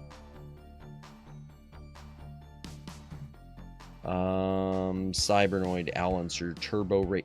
Why is Alancer Turbo Racing there? It should be under A. A for Athena, Airwolf. Try J. Okay, there we go. Alancer Turbo Race. Yeah, I don't like Cobra Triangle. Is Cobra Triangle better than Captain Comic? Yes, but I would rather play any of these. So yeah. Time Lord. So visually it's fine. But again, it's just a game I do not enjoy. Yeah, it's one of those ones I wanted to like. Because I had seen some good reviews of this one. I don't think it was, you know what? It might have even been. It might have been Classic Game Room did a review of it and liked it. Or, no, I think it might have been Metal Jesus Rocks, who I haven't watched for the longest time, but I used to watch some of his, he did like a Hidden Gems thing, and I think he mentioned this as being one of the hidden gems for being a cheap game that's pretty good, and I do not understand that. Ultimate NES, thank you. Ultimate Nintendo Guide knows what's up. Ultimate Nintendo Guide, there's an interesting premise here. Yes, there is. And some decent presentation in the various time periods. Sure. However, the strange gameplay, design choices, and over-the-top difficulty make this one to skip. Bingo.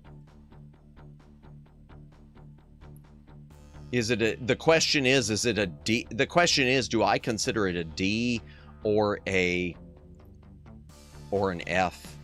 That's the real question. I need the poll explained to me. Which poll? Oh! Game Boy games on stream. I've been struggling. Lately, my picture quality, I'm not happy with the way my Game Boy games are looking because of limitations with the GameCube. So I can either press forward with the way it is. I can start using what's called the Retron 5, which we did a review of. It is a console that uses, it's an emulation-based console, but it plays Game Boy and Game Boy Advance and color games really, really well and really, really clean. That's the one thing it does well.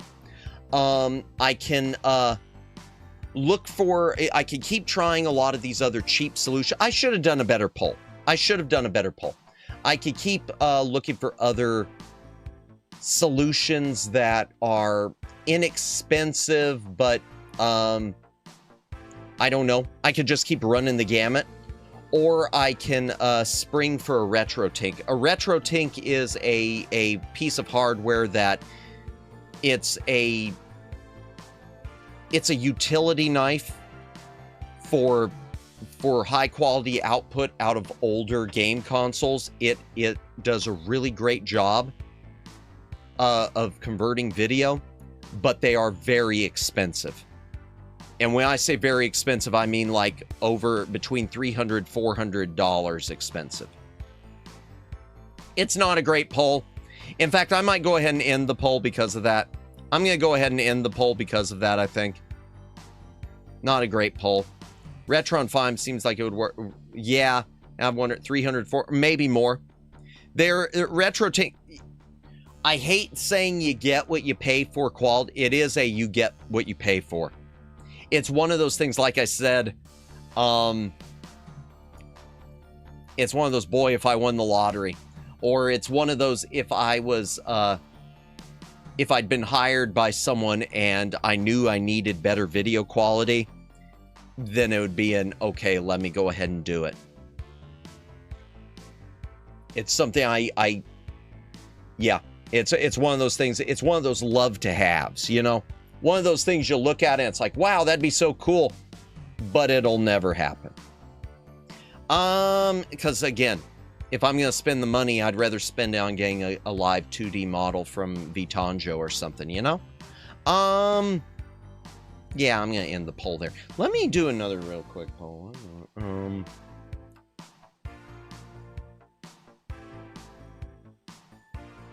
Start a poll, just a minute. Oops, I'm on the wrong keyboard. Just a moment. Why did it say controller disconnected? I didn't disconnect a controller. Should Matimus sleep more? No. Once a week.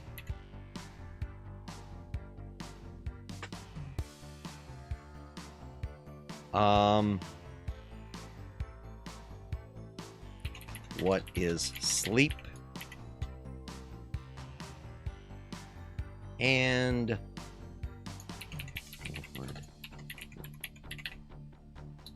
there we go. Just a sec. Okay, there we go. There's a new poll. There we go. Boom. Oh, that's wait. Oh boy, wait. Isn't the model you have now 2D? No, it is not. I'm glad. You know what, guy? No, it's 3D. Honestly, that just warmed my heart, guy, that you thought it was 2D, because I really, part of what I worked so hard, I'm not an artist, never will be. I painstakingly went through a lot of different tutorials and stuff to make this thing as close to 2D as possible. I wanted it to look as 2D as possible. The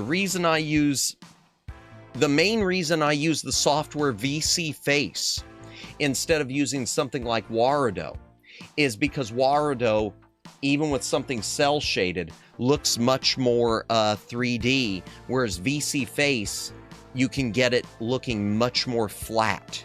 So, yes, honestly, that made me feel really good, guy. Thank you. Let me switch back over. Can't wait for live 2D Matimus with the jiggly gap physics. Oh, God. That... I'm just trying to think, how would one even explain that? How would one, boy, I'm imagining that email right now. How it needs gap physics. Oh my gosh, that would be, I'm wondering if it would be immediately, I regret to inform you I will not be able to take your commission. Because when Neko first rated you, it looked like a mix of 2D and 3D. Never got around to ask. Well, I appreciate that. Thank you. Nope, it is 3D trying to be 2D. It is 3D trying to be 2D. That's one of the reasons that I was worried with that that thing I submitted to try to get on with that corpo or whatever. I know that they want people who already have a 2D model, and I don't. But I mean, if it, in my mind, I wasn't able to write it into the application, but in my mind, if they ever were interested, I can get a 2D model. I'll spring for it, you know. I can't sell any of my children to pay for it, but I will find someone else's child to sell to pay for the model. Oh boy, that was dark in a way. Okay, where were we? We were T still. Oh man, I notice VTubers start with 2D then 3D. See, and I did 3D. 3D's cheaper. 3D you can do a lot. You don't need to. You can get Vroid for free. If you know Blender, you can get Blender for free. I don't know Blender or anything like that. It all came down to which one's going to cost me less, because I didn't know if it was going to work out. I didn't want to spring for even, and the thing was, okay, and this is nothing against anyone. There are people who, I didn't even look at Booth. There are a lot of people who have gotten models off of Booth and find models that fit their personality that they can work with and they can adapt, and I think that's awesome. I just intrinsically knew I wasn't going to get something that was the look I wanted. So that was number one. Even though I was still trying it out and didn't know if it was for me, I didn't, I still wanted it to be the right look. Then the second thing is I didn't want to have to pay for a commission or commission something that maybe I would be unhappy with. So I just figured if I was going to be unhappy, I might as well do it myself. I like VGen so much, I spend too much. See, and I've hardly spent anything, Neko. The only thing I've commissioned off of VGen is the new 3D model, the Refresh by Fumi Kokia, which I haven't started using yet. That's the only VGen commission that I think I have done. I did commission someone outside of VGen. I mean, I just sent it to her. I don't think it was, I don't remember if it was over via PayPal or Streamlabs or what. I'd have to check. Maybe it was VGen. But it was Moo. I commissioned her for the emotes, and she charged me way less than she should have. And for another piece of art, which I've never really used, you know who you should commission on VGen? Wink, wink. Just came out. No, I don't. Briar, the video that I submitted, and you know what? I'll send it to you. If you want to see it, I'll send it to you. The audition video I did, Briar. Even though it was almost just a retread of stuff I've done, that thing took me days. One day I spent like a total, I probably spent about 6, 7, 8 hours straight on the first work print of it. And then it took like another, I don't know, 4 or 5 hours spread apart over a couple days to finish it up. So, I am slow, Briar. I might do stuff I like, but I'm so slow. I mean, that's on par for editing. 10 seconds takes you 10 hours? Yeah, pretty much. Yeah. Well, you know better than me. Your edits are peak. And you know what? Maybe at some point, Briar, that might be the case, because I might need some stuff edited that I know that I'm just, when I fall way behind, I might have to check your prices for real. Where was I? Oh, let me try to finish the tease. Oh, okay. Oh, we're on to a good one. We're on to one that Twin Opinion just said he completed the other day, which I did stream a long time ago, and I never finished. Tiny Toon Adventures on NES. Tiny Toon Adventures, based on the cartoon of the time. They really didn't go all out on this artwork. All they did was reused the cartoon logo that was on everything and gave it a black background. Doesn't matter. It doesn't matter, because this is a great game. It's a little tough for a game that should be a baby game for babies, but it's a good looking, good playing platformer. Good looking, good playing. If we ever, yeah. Choose your partner. You get to play as Buster plus a partner. You change partners depending on the area. Always liked watching Tiny Toons. I barely remember it. I remember liking it. Same with Animaniacs. I know you, Plucky Duck, Dizzy Devil, and whoever the not quite Sylvester the Cat is.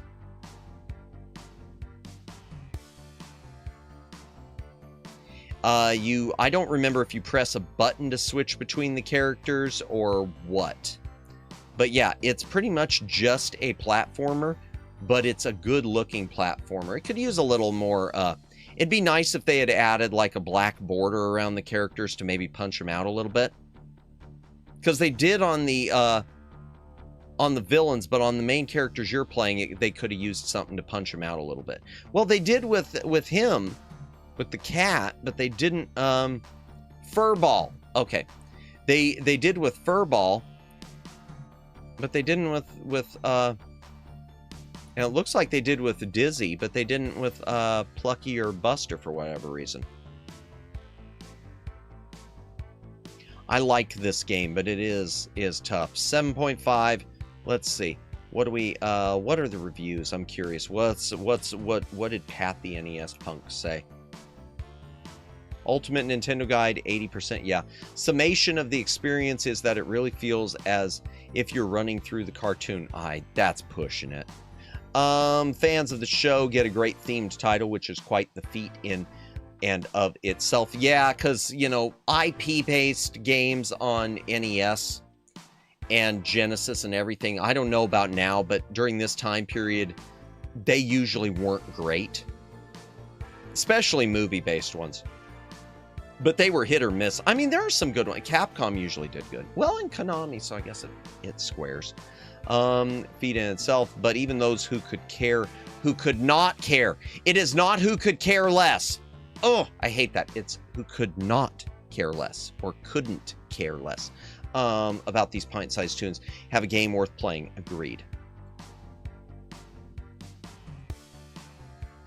Agreed, and I think this is it B or A? I think this is an A. I'm going to put this one in an A. I really do like this one. Yeah, I really do like this one. Okay, next chat is Tiny Toon Adventures 2, Trouble in Wacky Land. Tiny Toons got Tiny Toons University a while ago. Really? I haven't seen that. Interesting. Game? That's interesting. Okay. Tiny Toon 2. Let's see. Tiny Toon Adventures 2 on NES is a different one than Game Boy got. Show. Okay, I never saw that. Again, they didn't do much with the artwork here. This one's harder to find the box, too. This is the UK release. Or no, this is a Spanish release. Because it's got yeah, that's a Spanish release of something. That's a South American release. Like the continuation of Animaniacs. Okay, and see, I never saw the continuation of Animaniacs. Interesting. I remember the original, but that's about it. And I remember Pinky and the Brain when they gave them solo. All they did was the logo, and then they added this little bit. Trouble in Wacky Land. This is an interesting one because this is like a theme park one. And you either can collect gold coins or something or gold keys for completing each level, or collect a number of silver keys, I think, by playing levels over and over again to get to the final boss. So they kind of give you both ways. Or and you need a certain number of tickets to ride each ride also, which you have to earn through points in some levels. So it's interesting. And visually, this one was a step up. And this is a late release. 1993, that is a late release on NES. Come on, next. Okay, Japanese title. One day, just outside of town, a huge amusement park is opened. Wacky Land. Which ride do you want to try?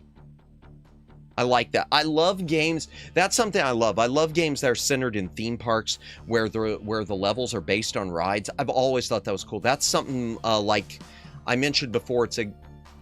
It's one I give more credit than I should on NES. Disney's Adventures in the Magic Kingdom, which is not a great game, but the potential is there. A game set in Disneyland where every level is based on a ride. Such a great idea. Train. Keep moving on the train until you reach the engine. You need 2 tickets to get on this ride. Okay. Because each one's like a mini game, but they're like a regular level too. Yeah, so this one's just, you know, going on the train, avoiding the auto scroll. Ooh, tunnel and pesky mice trying to stop me. And each level you play a different one of the characters. There we go again. Furball, this don't fall off the log. The roller coaster is different. Go away, lifesavers.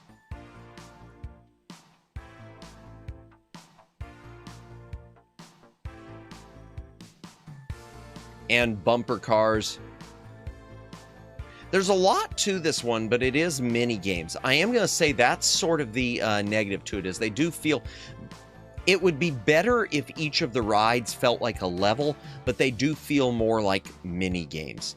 That's sort of a negative to it. So I don't know if I like it quite as well.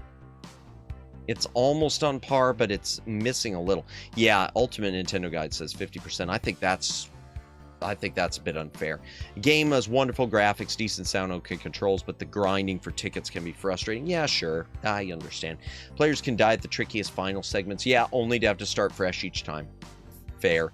Cute concept may carry it for some. Likely grow old for most players rather quickly. I still think it's really good. I still think this is a banger game. I do not agree. Is it C though, or is it B? Let me look at what's all in. No, I like it better. I do think this is a B tier. I think it's a B tier. Hydration break, chat. If you got a drink, take a drink. Hydrate or dehydrate. My cola is empty, so I am going to crack open another seltzer.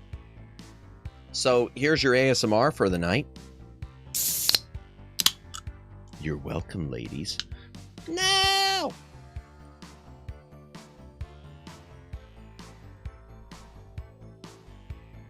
This one's just plain lime, and unfortunately it's warm. It's been sitting around too long. It's warm. Lovely. Thank you, Siren. A toast. Okay, next. Next is one that's not a game. We'll go ahead and rate it, though. Tiny Toon Adventures Cartoon Workshop. This is one of the worst ideas. The Sesamus ASMR is real. Cartoon Workshop. This is one of those things that I don't know why they did it. It's interesting, but it's not, and it's not a game. So what this is the UK release. You can tell by the rounded seal of quality. So what it is, chat, it's a tool for making, it's kind of dumb. It is a tool for making your own Tiny Toons cartoon. You pick characters, you choose animations, you type in using your D-pad dialogue, which they don't speak. This probably should have been a PC activity game. Yeah. You type in dialogue with for text on the screen, and then you play it back, and the instruction manual and the Nintendo Power Guide gave you instructions for connecting your, this is funny, I love this. They gave you instructions for connecting your Nintendo Entertainment System to your VCR so you could record your cartoons. Because it doesn't have any sort of saving ability.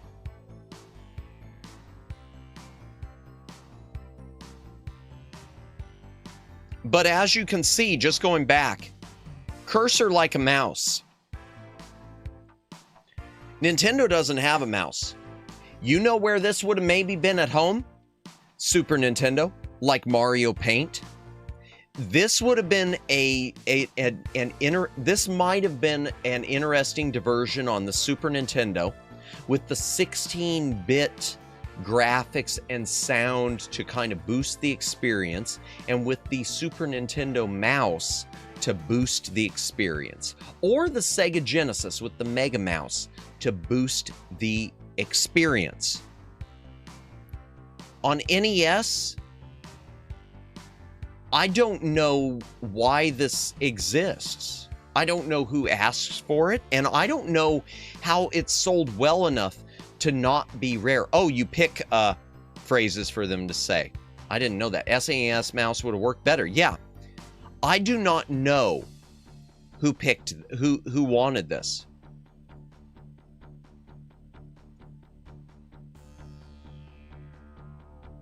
Yeah, I really, this is one of those Konami, out of all the things Konami could have released, they chose this. I'm going to just very quickly go to the reviews, but I know kind of where I'm at. Ultimate Nintendo Guide, 40%. Yeah, yeah.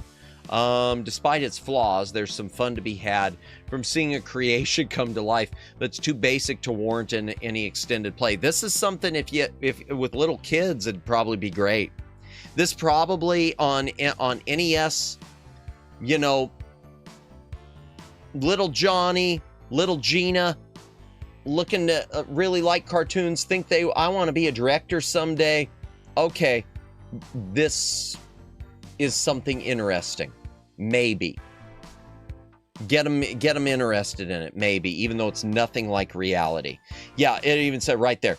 It looks great as the characters pop with color, but this sort of game belongs on a computer where limitations would be less of an issue. Exactly, yeah.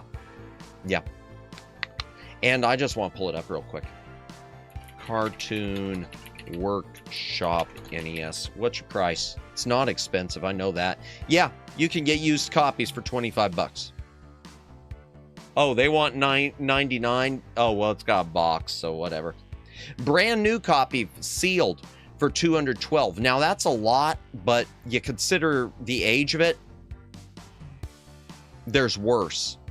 That one's torn up label, $5. But yeah, you're looking at, like, for one in good shape, not with marker on it, but for one in good shape, oh, that's just the manual. One in good shape, brand new there, okay. That top one, this one looked like it was in pretty good shape. Yeah, that doesn't look like tears in the label. It just looks like it's some dirt. They don't show the top label, but that's okay. Late release, too. This is a late release. You can tell by the rear label. I mean, even leaving aside the year we saw on Moby Games, we know it's a late release by that label. Honestly, like I said, shouldn't be there. It shouldn't be there. It's not something I'm going to play. Toki. Okay. Fun fact about Toki. Well, not fun. Not fun, but it's one of those things. Okay, so Toki. Let me pull this up first. Toki, sometimes called Goin' Ape Spit. Toki Goin' Ape Spit. And there is an HD remake of it on PC. Yeah, Going Ape Spit is considered a sequel. Okay, that's interesting. Oh, no worries. Gonna live up to my VTuber theme and take a nap. Stubborn parents and neighbor drilling noises make it hard to sleep. Oh no, I hope that goes away for you, Briar. Have a good rest. Hope you can get some regular sleep soon enough. Have a good stream. Thank you very much. Thank you. You as well. If you're streaming later, Briar, have a great stream. We'll see you later. Thank you for stopping by, as always. So Toki chat. Do we have an NES cover? Yes, we do. Toki is a game that I first played in the arcade machine. I don't remember what it was. It was a pizza restaurant in like a downtown area where I was a little kid. And I remember this restaurant, or maybe it was no, it wasn't even a restaurant. It was a video rental store. And they had two entrances.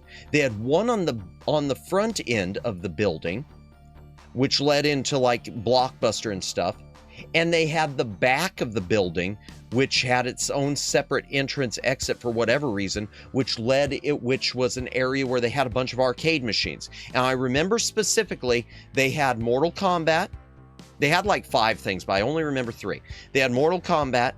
They had the original Mario Brothers, not Super Mario Brothers, Mario Brothers.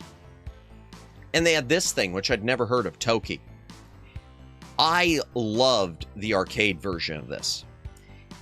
And I remember as a little Madamus finally getting my hands on the NES cartridge, because at that point that was the only one I knew there was. I didn't know there was the Genesis, which it's hard to believe it's a sequel because it feels like it's the same game.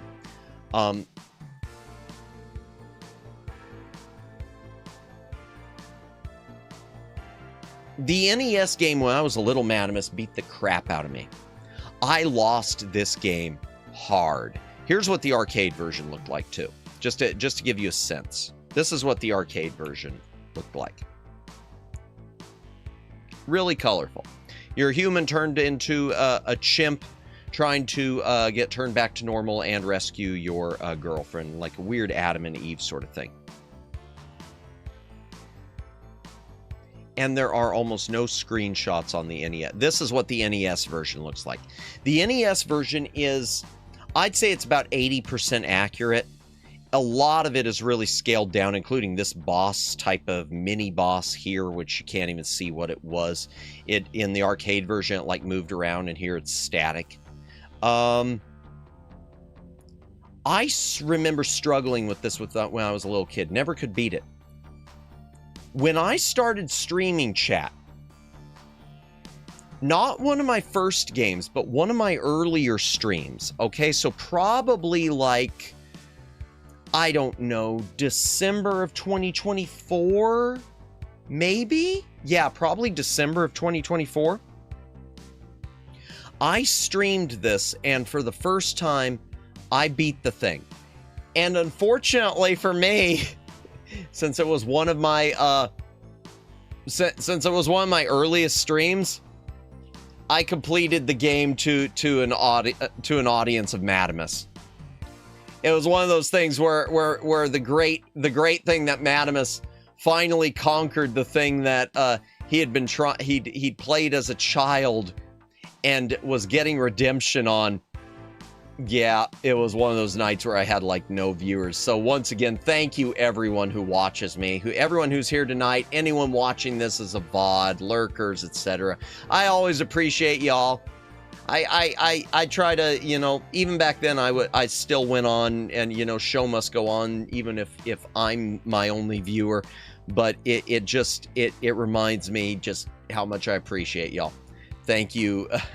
Thank you, me, myself, and I. I mean, I didn't put it that way. I didn't ever say, well, yes, there's no one here. I should have. That might have been funny. No, but yeah. Just a reminder, I appreciate you all. It's amazing how far I've come in such a short span of time.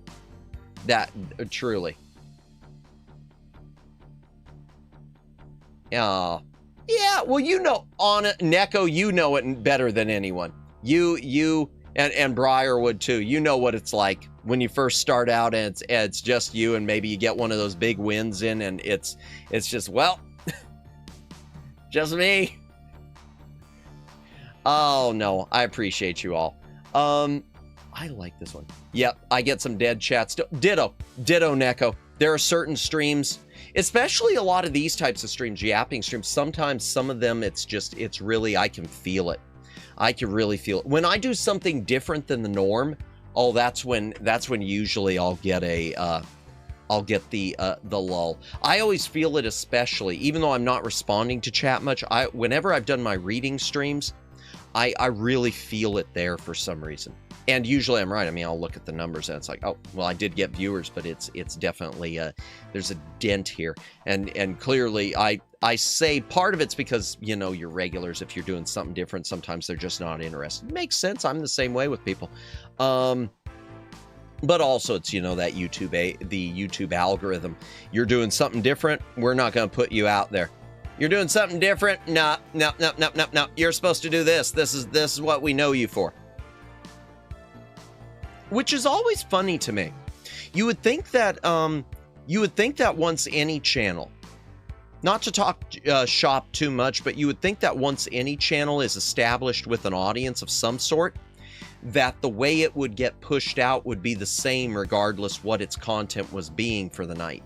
Whether it was doing, say, karaoke or a gaming stream, you would think that once it's sort of established as with subscribers and whatnot, that the algorithm would just treat it the same. That's always been, maybe that's just me who thinks that way. Maybe that's my naivete. So what did this one? Yeah, okay, yep. Ultimate NES Guide. Amount of unfortunate flicker in the sprites. Yeah, there is some flicker. Was a bit over, and shows that it was a bit over ambitious graphically. Yeah, because it was an arcade port, and they were really trying. Taito was trying to keep this pretty close. But it's easy to forgive when the apes and football helmets are on the screen. Yeah, you get a football helmet. I love that. Monkey with a football helmet. Let's go! It's a good game. I like Toki a lot. I like Toki a lot. I like Toki a lot. Is Toki an A-list game? I gotta be so that's hard. It's hard to say, wow, this is one of my favorite games, and yet I'm not going to put it, you know, even A tier. But is it better than these? Is it better? No, it's not better. That's the thing. I can't say it's better than Mega Man. I can't say it's better than Mega Man. Monster Party shouldn't even be in B tier. I can't say it's better than Mega Man. I can't say it's better than any of these up here. I want to, but I can't. Okay, how many more T's we got? Darn! We got a lot. Okay, let's speed this up, chat. Let's speed it up. Tubin. That is not a euphemism. So Tubin, chat, is another Tengen. It was an arcade game, and it's kind of it was a weird one to bring to NES, I think. It's one of those arcade games you can't really translate perfectly. So it's basically a game where you're avoiding obstacles, racing down the river in an inner tube. And you can collect soda cans to throw at people like fishermen. You're just going down the water in an inner tube. The original arcade game had for controls, it just had two buttons. It had a left button and a right button, and they were big, and you would slap them to paddle either with the left hand or the right hand to turn, or slap them both at the same time to, you know, go forward. So they tried to like mimic sort of a sense of realism in something like this. That's something the NES kind of doesn't really, from what I remember, I don't think the NES controlled like that. Well, yeah, it did. I think the way the NES, they did kind of replicate it. I think the buttons operated one hand, and the D-pad to the left or right, or any direction, I think it was, operated the other hand. So they did okay. Now that said, it's Tengen. I love Tengen, but Tengen's graphics are kind of bland. For whatever reason, Tengen is their NES releases, even though, like I said, they had access to that NES toolkit, Atari's stuff so much looks bland. They never really pushed what the Nintendo could do. They always had good games, though, mostly. I mean, a few D's in here. That said, I can't say Tubin's my favorite. It's okay in arcades, but it's not my jam.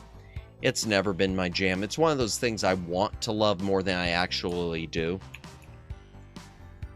Ultimate NES Guide 60, that's kind of pushing, I think. Some groovy tunes accentuate river floating mode.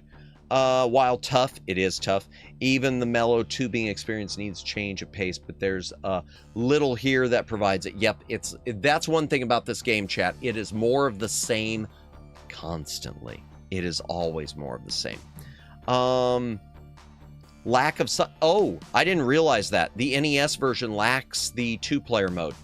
Lack of simultaneous two-player modes, disappointing as well.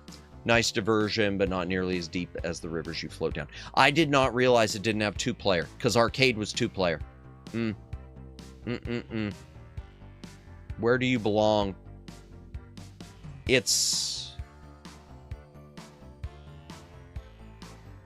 I'm gonna be honest. Geez, this is hard, but I'm giving it the F. The one-player mode kind of did it. Because it's, you know, it's like playing Skate or Die. It's just not my, yeah. All right, Top Gun time. That time a movie that should have never been a video game turned into the video game everyone bought. Everyone and their dog bought Top Gun on NES. Top Gun on NES is one of the most common games you will ever find on the Nintendo Entertainment System. I got my copy of Top Gun and its sequel. You know what? That's a good idea. I need a drink. If you got a drink, take a drink. Chat, hydrate or dihydrate.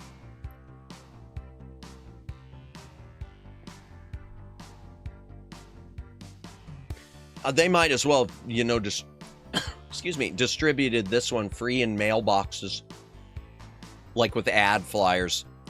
Everyone had it. It's one of those early NES games that everyone bought. Oh, I do need to cough again. Hold on. Excuse me. And it is a game, it and its sequel, I picked up from a game store. Before prices shot up, I got these for $1 a piece, loose, $1 a piece. And they're a bit different, the two games. From what I remember, the second one's more arcadey. Just to show you the game, it's a good game. It's sort of a cross between, it's like they wanted to split the difference.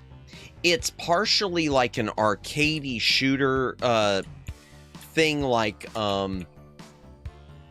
Afterburner by Sega, but it also is trying to keep like a little bit of realism flight simulator, which is an odd mix. I think it would have been better as just arcadey type thing. Selecting your missile types, okay. Taking off, all of this. And this is where it sort of falls flat. The shooting the enemies, normal, and it plays really fast. It plays well. It's not like low frame rate or anything like that, like some of the flight simulators you had on NES. Oh no, I've been hit! They're at your back. It's got these, you know, reverse type things where you're trying to avoid being hit. So you got to watch your sort of radar type screen there and avoid the enemy that's going to be shooting at you from behind. Then you get to stuff like this, the landing sequence. Now, the truth is the landing sequence isn't that hard. You basically, from what I remember, you just kind of have to match what it says on the screen. It'll tell you what to do, but most people didn't realize that it was telling you what to do. If you just put yourself in the numbers it tells you to on the screen, you should be good.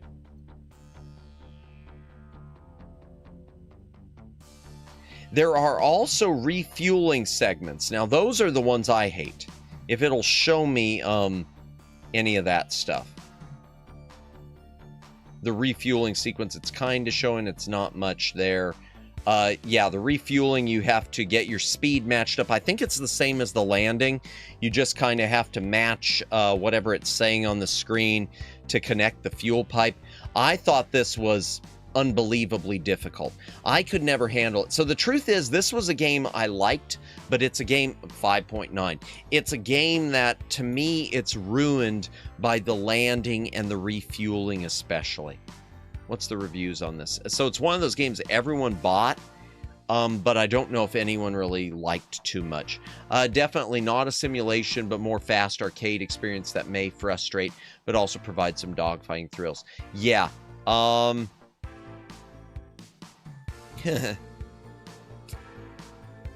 Where did I put Afterburner? Because I don't consider this as strong as Afterburner.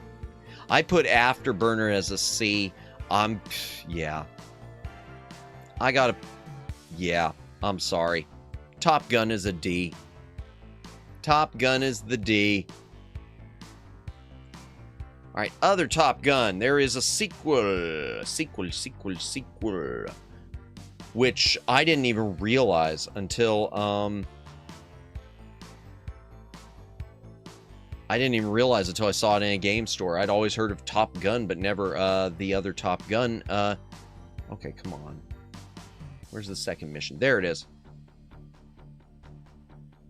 89. I never knew it was really a thing, but apparently it was a thing. And they sold a ton of it, too, because it's easy to find. So Top Gun 2, the second mission. Don't you remember the second movie, just like the Goonies 2? From what I remember, it's more arcadey. I don't know if it had any... Oh, no, it does have landing sequences and stuff. It does have landing. Better cutscenes. Better ingredients, better pizza. Hunt down and destroy the enemy's new high-tech bomber. Different look. Visually improved. Oh no, we've been hit! Game over. That would be the story of me. Round 1, name Boris Buzz Bombzinski. Okay, that's a little... No. That's interesting. Is that a 2-player mode? I don't think it's a 2-player mode, or does it have a 2-player mode? 1-on-1. Okay, yeah. Okay, that's interesting. So this has a split-screen 2-player mode. That is interesting. Player 1 wins. That is interesting, having the split-screen 2-player mode. Avoiding the trees. Landing sequence. Taking down enemy bomber. This is a better game. I do like it better. But I don't know if I like it better enough where I consider it to be actually better, or if it's just equal. There's a lot to admire here, as the combination of simulation elements mixed with arcade shooter action works for the most part, although the challenge may be too much for some. Options include ability to turn music on off, reverse the vertical controls, replicate a joystick, there's even split-screen battle mode for 1 or 2 players, recommended for air combat fans. Casual players might want to bail out. Yeah, that's the thing. I can't decide if it's better or just more of the same. It's better, but it still wasn't for me. Honestly, if I'm going to play one, I prefer... If you're going to ask me, if I was forced to choose, I'd play Tengen's version of Afterburner. Warts and all. Over-the-top guns. They're fine. But, yeah. Oh, God. Total Recall, chat. Great movie.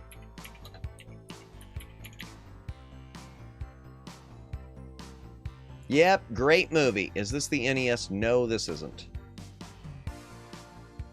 Great movie. That's all I can say about Total Recall. Yeah, it's a great movie. Its acclaim and its interplay. That's what makes me most sad about this, chat. You want to know what makes me most sad about this game? That right there. Interplay, which made a bunch of PC stuff I love, and they made this. This game is horrid.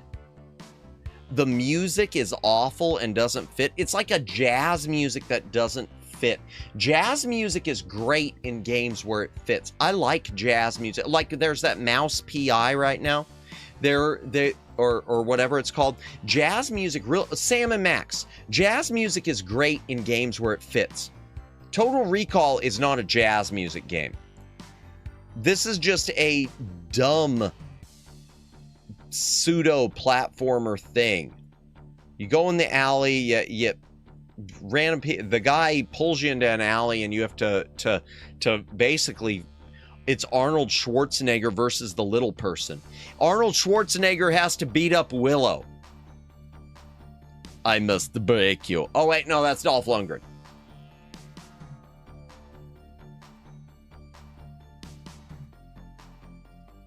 And then you could go to yeah, people shooting at you all the time from cars. So annoying. Thug reveals himself inside the trash. It's oppressively difficult. It's not well made. Mouse PI for hire. I love watching streams of that game. That game looks so cool. That looks like such a good FPS game. I love that style. You got the fight against Sharon Stone, and this fight, chat, not that you'll ever get to it because this game's tough, but if you did, this fight is so difficult because if you do not, you've got to beat her fast. If you do not beat the heck out of Sharon Stone really quickly, then Michael Ironside shows up and starts blasting you with a machine gun, and that's it. Then you got going through the metal detector. This part was a nice touch. It's $30 and good length. Is it? Well, if it was if it was a physical copy, I'd pick it up. I can't bring myself to pay $30 for digital.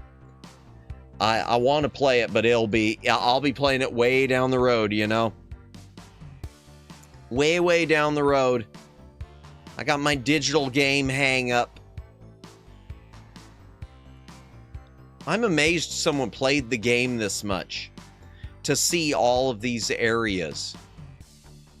I never got to any of these areas. Yeah, I know. I know. It's my little bit of scruples.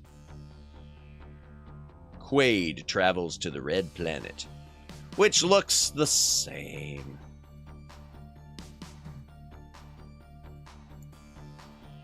Okay, I don't even remember the transit hub part. You've lost another life. Prepare for another attempt.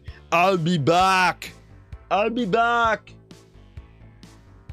You guys, I'll be back. We're going to check the review. We're going to see what they say. Ultimate Nintendo Guide, 30%. Man, I think that's generous. The cartridge is playable. And there's certainly plenty of action. Enemies and projectiles come at you from all angles, but the controls and rhythm of the game have a clumsy feel that makes it less than entertaining. Yeah. I think I got this one in a job lot. I'll tell you, chat, I never went out of my way to buy Total Recall. That's F tier. That's one of these F tier ones. I'm seeing if it hasn't. Oh yeah, let me know. So when are we getting F tier from? That's not Twin Opinion. That's not a bad idea. I need to start doing floppy disk Fridays again, but F tier Fridays, I'm writing that down. Thank you. That's a good idea. That's a good idea. Between doing special stuff like Yap streams and Lego stuff and trying to make some of that stuff Fridays, F tier Friday, I like it. Because I've been trying to go back to the I've been wanting to go back to the floppy disk Friday lately, but I haven't really I just haven't been feeling it lately, if that makes sense. I really want to do free DC, but I know it plays like a point and click adventure, and I kind of want to do some more of those parser adventures too, like King's Quest 2. I'm afraid to do King's Quest 3 because I know there's a lot of random deaths. F tier Fridays. Okay, F tier Fridays. I like that. I like that a lot. Thank you, Twin. Man. It's making, you know, Total Recall. The problem with Total Recall, and you might realize this, and anyone else who's played it might realize this. I'm looking at this, and it's suddenly making me look at some of these and thinking maybe I should put them in D tier. Maybe Spider-Man should be in D tier. Maybe Bart versus the Space Mutants should be D tier, and Rambo should be D tier. I feel almost like I'm being unfair because of Total Recall more than any other. Speaking of F tier, TNC Surf. All right. TNC Surf Design, Wood and Water Rage. There is a sequel, Thrilla Safari. I've never been able to find a copy in good shape. TNC Surf Designs. Wood and Water Rage, Town and Country Surf Designs, Pearl City, Hawaii. I do not understand this. And this is another one everyone had. PlayStation 5 has a cool collector's edition for Mouse PI physical copy. Vinyl, oh, that's nice. Vinyl record, 3 postcards, 33. Baseball trading cards, 2. Ooh, that'd be nice.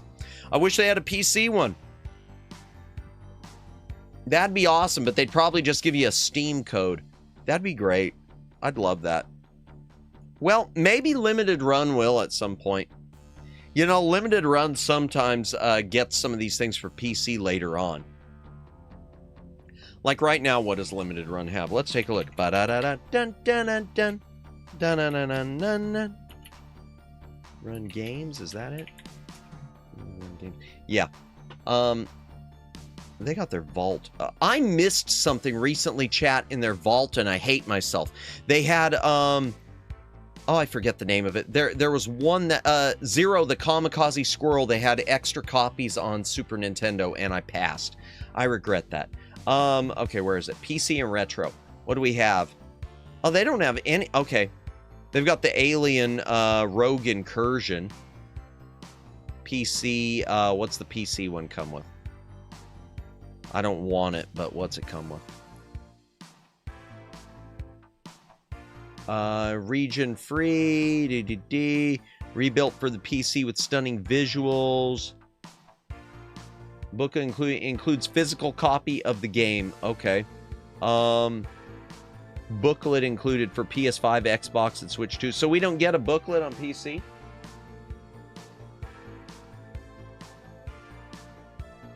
Well, at least you get a physical copy of it, though. That's nice. 70 bucks? How much is the standard? How much is the standard on PC?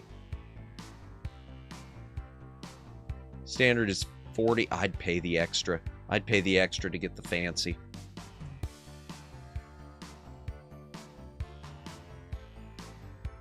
I don't even know what Rogue Incursion is. Okay, why am I doing this? TNC Surf Design. I gotta get done. So TNC Surf Designs is LJN. That alone is your death sentence. Come on, load. Come on, load. Thank you. Okay, so TNC Surf Designs chat is, I mean, put in the same category as 720 Degrees and Skate or Die, because it is just skating. Big Wave Encounter is surfing. Wood and Water Rage, I think, is just doing both. So there's skateboarding, and it's more of like an avoid the obstacles skateboarding type of thing. Playing as random characters. Oh man, the sequel TNC Thrill Safari is such a fun platformer. I played the heck out of it. I want a copy of that, but I can't find one with a good intact label at a good price. Let me see. Let me see. Thrilla's Safari. Let's take a look.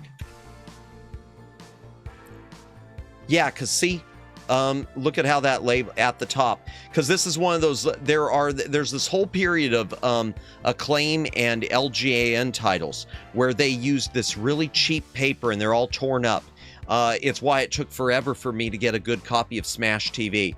I can never find the sequel in the wild. I've never seen it in the wild, and whenever I look at it online, they are original, authentic, what's this?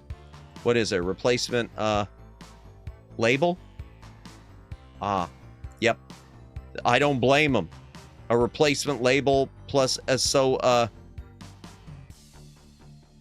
Thrilla's rare game, original tested, replaced cartridge and label will include the original, but label but note it was replaced because the label semi-poor.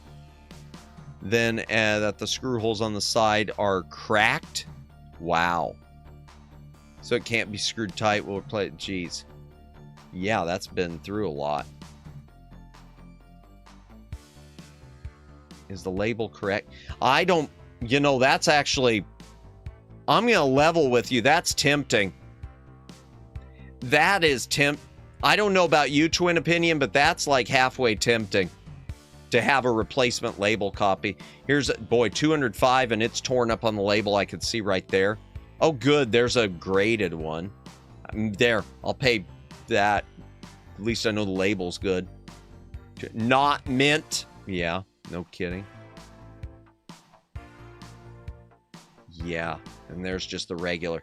It is so hard to find intact. That right there is so tempting. If they were a little lower, if that was, I'm going to level with you. If that was 40, I might bid. If that was 40, I might bid on it. Because yeah. I'll take the replacement label. I'll keep the other one in a box. That's still genuine enough. Okay, but the original Town and Country Surf Design, TNC Surf Design, it just isn't that, how many, then there's Surfing, whatever, as the Cool Cat, or as Thrilla. Honestly, I think this game is boring as sin. 5.7. Let's see what the reviews are. Let's see what Ultimate ain't 60%? Really? Really? You're going to say that? Graphically, the game is impressive and conveys a distinct personality. Fine. And the music, while limited in number of tracks, is punchy and well done. Fine. There's not a whole lot here. It's good sunny jaunt, especially the 2-player mode. No, that's like California games. No. Speaking of California games, where did I put that? Did I put that under D?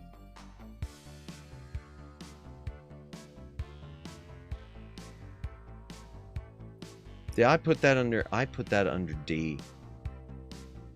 I shouldn't even put that under D. I really shouldn't put that under D. I'm putting this as an F. I really shouldn't put California games as a D. I don't know why I put California games as a D. I think it's boring. Like, legit, why did I? It's boring. It's... Well, but it's got a little bit of meat to it. I'm leaving it. Okay, yeah, there, fine. Yeah, honestly, twin opinion, I'm thinking back. I don't know if I ever saw Thrilla Safari in the wild. If I ever did, the label was torn up and, you know, it was one of those cases where it's like, well, not touching it. If I ever saw it, it was in a condition where I immediately was, oof, yeah, never mind. Treasure Master, okay. We got 4 more to go, chat. We could do this. We could do this if we try. We can do it if we work together. Oh, Bat and Kaitos, I'll never be free of it. Okay. Treasure Master. I know I say this is interesting a lot. Trust me. Because this game was a non-sanctioned Nintendo contest. So, right it there. It doesn't show a picture of the box, but there you go. Nintendo of America, Inc. And let me zoom in. Is neither a sponsor of nor affiliated with the Treasure Master competition and expressly disclaims any responsibility for the conduct or administration of the competition. So this game, chat, had a contest. That was their draw. I forget what the amount was, but it was a case where I don't remember if you won $10,000 or $100,000. It was a case where whoever beat the game first, call this number, give us the secret code, and you'll win a prize. And there were like other prizes for people who you know, won a little bit later. So yeah, this one was this one was a contest. Programmed by Software Creations. This is a brutal platformer, a brutal puzzle platformer. Serial number, password. A misentered code can result in disqualification. Hey, just like the Action 52. Did it have a contest? I didn't know that. Well, this one's actually made well. Yeah, a misentered code can result in disqualification. I don't know anything about that. I don't know what the serial number thing is. That must have been in the book. Game on. Visually, it's okay. I can tell you the music, it's very European sounding. And it's got the European, and it's definitely got Tood. Chat, you can tell that our hero is extremely cool. Look at how cool he is. Look at his baseball cap and the way he's got it flipped up like that. Because he's so cool. He's so cool. You want to be just like him, chat. You want to be just like him and pound your colas down and eat Twizzlers and you're going to have neon shoelaces and you're going to ride a skateboard. And you'll have a pet falcon because he's got attitude. And if anyone tells you that you're not cool, if they say you're not as cool as them, you just say, shut up, I'm cool. You just shut up because I'm cool, because look at my hat.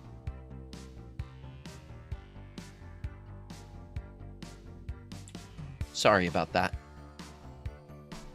I think I was having a flashback. Zoom that back out. This is where you start. You can swim in this game. You do have an oxygen meter, as you can see. There's all sorts of little things. Like there's a submarine. You got to get parts and stuff for it, I believe. Something to make it run. This has a great look to it. The Action 52 game Ooze had a contest for players. Did it? Oh, wow, that's interesting. ZZZ, welcome in, Alex. Go to bed. It's probably way past your action, huh? Yeah, indeed. Action 52 is awful. Awful, awful, awful, awful. Get some rest, Alex. Appreciate you stopping by, but it's probably your lights out time, isn't it? Didn't realize I had this still on. Okay, let me move this to my PC. Don't worry, Alex. You have a good night. Thank you for stopping by. Hope you get some good rest. Centipedes will shot at you. That should say shoot. Shooting centipedes. Oh, no. You can climb these things in a very seductive way. The boot is your first weapon. Oh, yeah. Does it give you the ability to kick or just jump? I don't remember. A time bomb. Radium-plated boots. Oh, good. They're radioactive. Okay, done. Good night, Madness. You should get some sleep, too. I will. You don't want to look like Brimley from, undersleeping wrinkles and stuff. Indeed. Also, diabetes. Yep. Obligatory. Have a good night, Alex. Appreciate you stopping by. We're wrapping it up once we finish the teas. You died. But this game has a cool look. The thing about this game is it is insanely difficult because it was meant to be for the contest. It was meant to be difficult, and it is. Doesn't even have a score or Moby score. That's interesting. That's weird. I've never played through the whole thing. GamePro gave it a 180%. Huh. What'd they say? Treasure Master, good animation, graphics colorful and clean, although unspectacular. Couple of decent sound effects. Yeah, okay, music. Game keeps you hooked even if you aren't playing for the moolah. Yep. You're not going to... Yeah, the contest is over. Graphics are cute and cartoony, and while the controls are fairly sharp, Scooter tends to bounce backward a considerable distance when he gets hit, making it difficult to keep your footing around pits and other hazards. Overall, a quirky but fun platformer. So, this is a tough as nails one. It is a tough as nails one, but it's one that I like the look of. I just don't know if I like it. Is it better than some of these? Or do some of these belong as F? Is it better than Big Nose? Probably. Is it better than the Rocketeer? I don't know. Is it better than Skull and Crossbones? I don't know. Is it better than, is it worse than Low G-Man? No, I'm going to... Is it better than Karnov? I don't think so. I'm going to leave it in D. It's okay. It's okay. Haven't heard the name Scooter in a long time. Yeah, last time for me was the Muppets, the Muppet Babies, especially Scooter and Skeeter. I'm looking at what's up here. Is it as good as some of these? I'm really generous to Gilligan's Island. Is it better than Jekyll and Hyde? Is Rocketeer better than Jekyll and Hyde? Yeah. It's better. I'm putting it there. I like things about it enough. And some of these I probably have been unfair to. Some of these I probably have really been unfair to.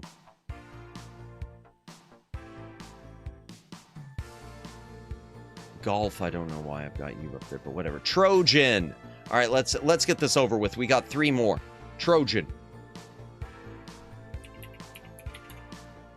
It's a cartridge that's made of rubber. No. Do not say that, Madamus. That was inappropriate.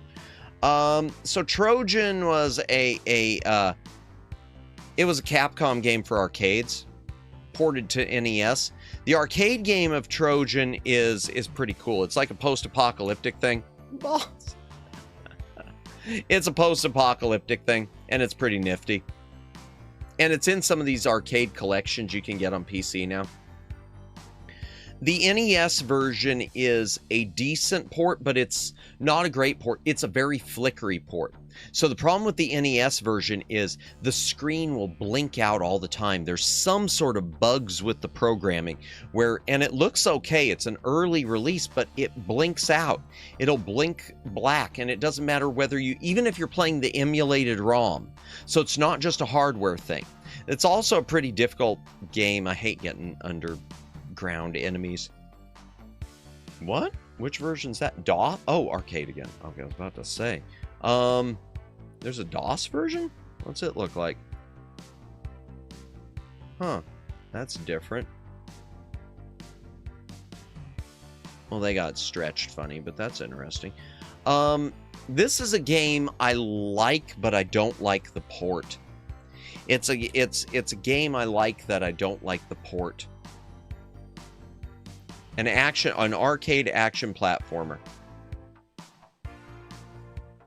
Ultimate NES got 60%. At the end of the day, the controls and unique gameplay are what make it work, although the difficulty and lack of health pickups during levels may be off-putting to some. A bonus 2-player one-on-one fighting mode also included, and represents Capcom's earliest attempt at a fighting game.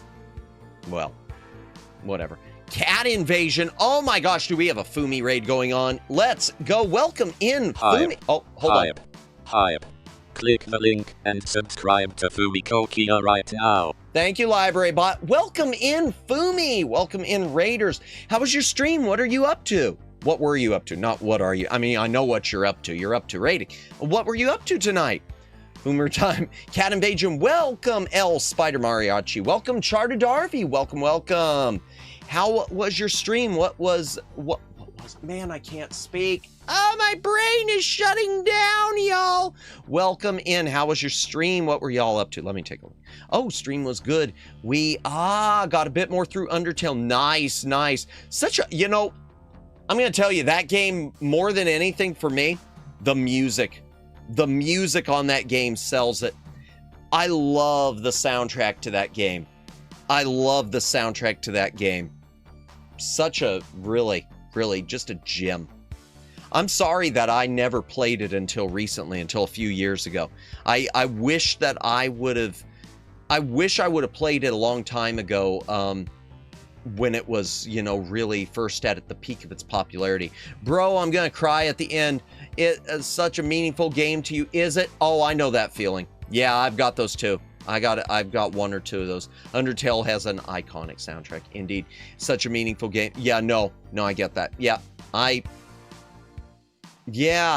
got a few like that. I get that. But thank you for rating in, and those of you rating in, if you don't know me, I'm Madamus, former Cosmic Defender turned archive curator. I play a lot of retro games, some modern games, do a lot of yapping streams, occasional karaoke, Lego later this week, do some yapping collabs,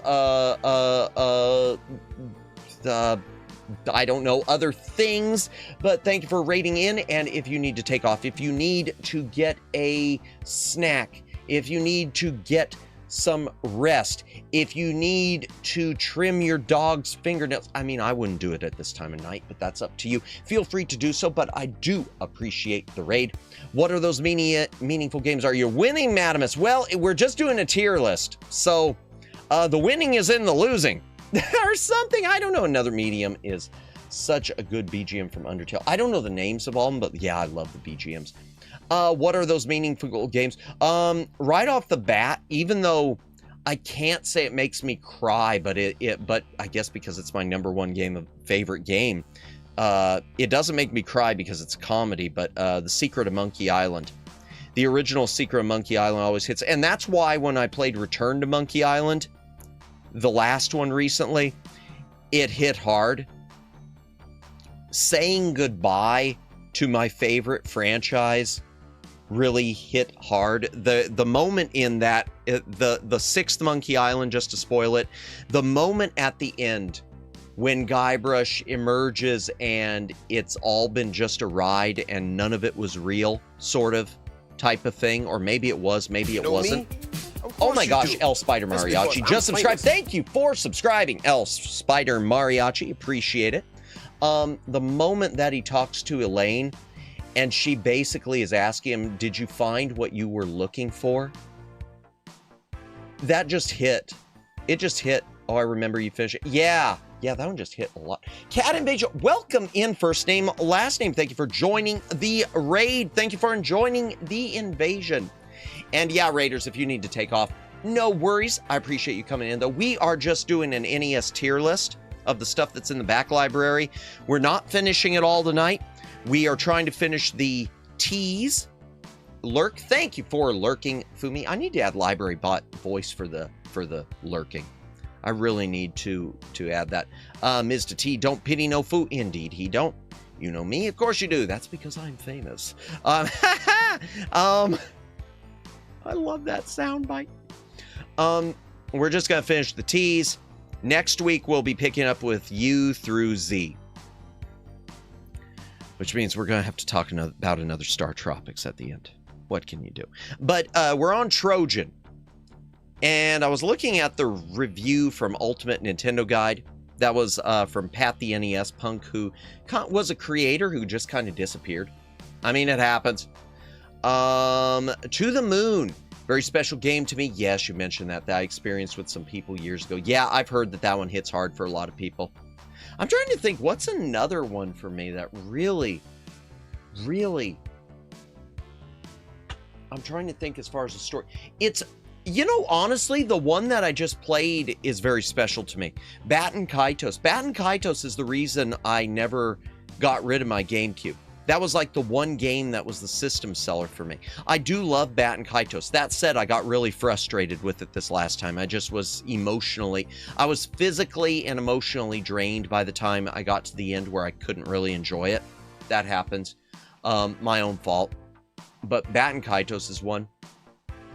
I'll tell you one. Oh, I'll tell you one. And it's one, I don't know if it's one that would make me cry, but it's one that it revives a feeling of nostalgia. The original Dragon Warrior, aka Dragon Quest. Dragon Warrior was the first JRPG I ever played and played through. I was a teeny tiny Madamus.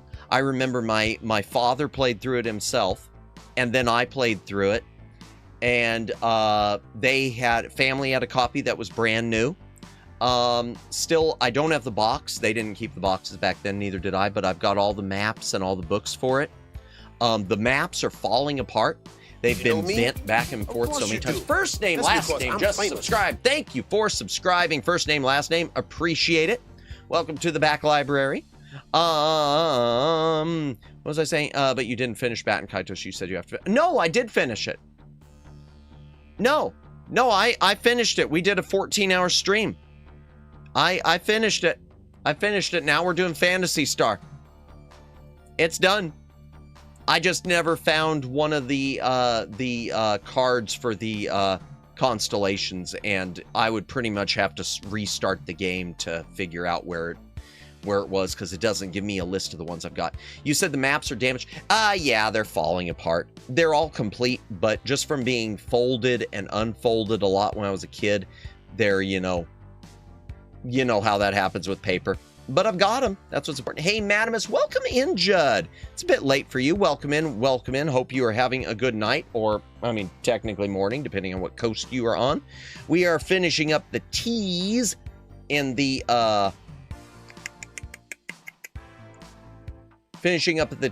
tier list. T is for tier list. And then we're going to wrap for the night.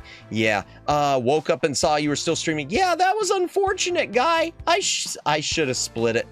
I thought that I had less to do on it. That's how long it had been since I'd played through it. And yeah. Oops. But we did finish it. So where was I? Trojan. Finished it at least. Indeed. And the thing is, even if you complete all the side quests, you don't get a better ending. Just personal fulfillment. Okay, Trojan. Trojan is a game I like, but it's just not a great port. I'm sorry, it's a D. Rest in peace, Ted Turner. Yep, yeah, for those of you who don't know, Ted Turner passed away. Yep, that is true. That is true. Ted Turner passed away. I know he'd been battling Alzheimer's, so yeah, that's really too bad. Twin Cobra. Ooh, this is okay. Twin Cobra chat, interesting. This is an interesting one to me because this one's also on Sega Genesis. So, why am I scrolling up here? Twin Cobra, and we're not, just so you know, we're not going through all the NES games in existence. These are just the ones in my library. So, smaller selection than the grand archive, the grand catalog that is Nintendo and whatnot. Let me see. I remember playing my first RPG, the story, lore, cast of characters. The journey is such an experience. Indeed it is. Indeed it is. I know that feeling. Yeah, it felt big, especially for an NES game. Because the NES games you don't equate with being something big. And I feel that way about Phantasy Star now. Phantasy Star is really recapturing that feeling. Because it is, you know, an older 8-bit game. But it's so big and so storied. Excuse me. Hydration break, chaff. You gotta drink. Take a drink, hydrate or dihydrate.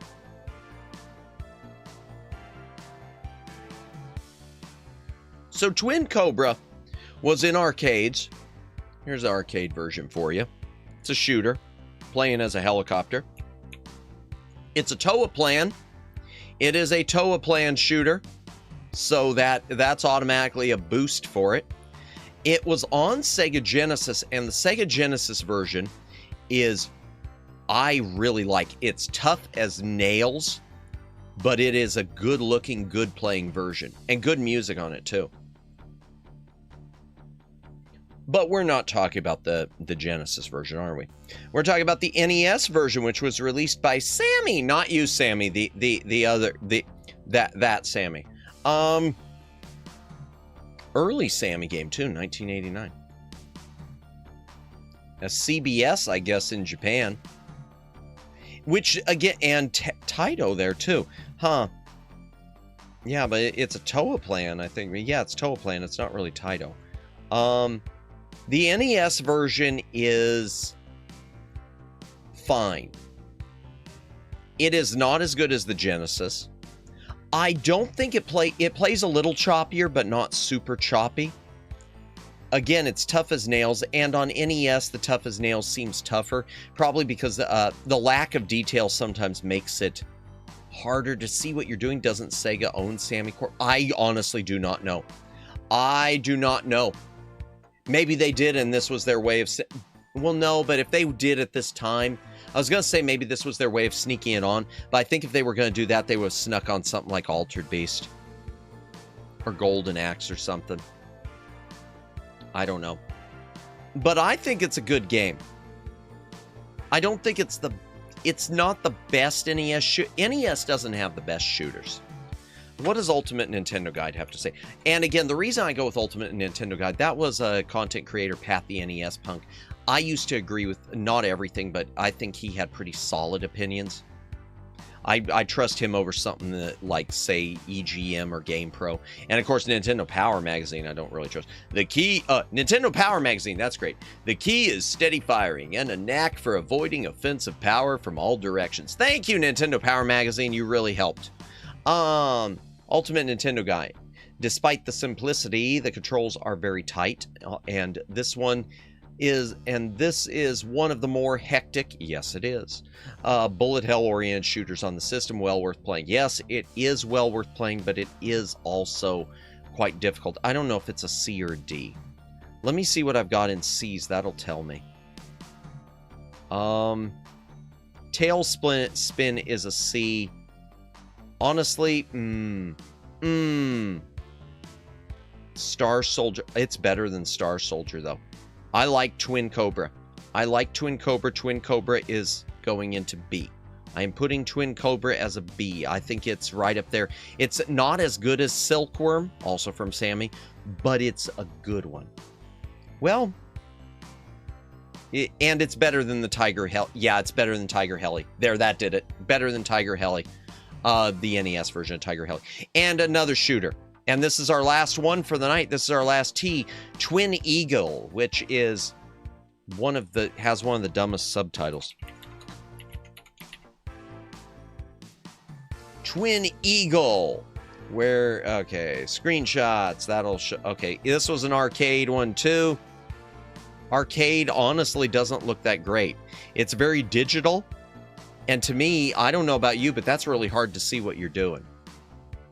That is really hard. I see that they tried to do digitized graphics in the arcade. I can applaud what they tried to do here, pushing the envelope, but in my opinion, it's really hard to see your craft. Here is stop with the ads. So there's the full title. Twin Eagle, Revenge Joe's Brother.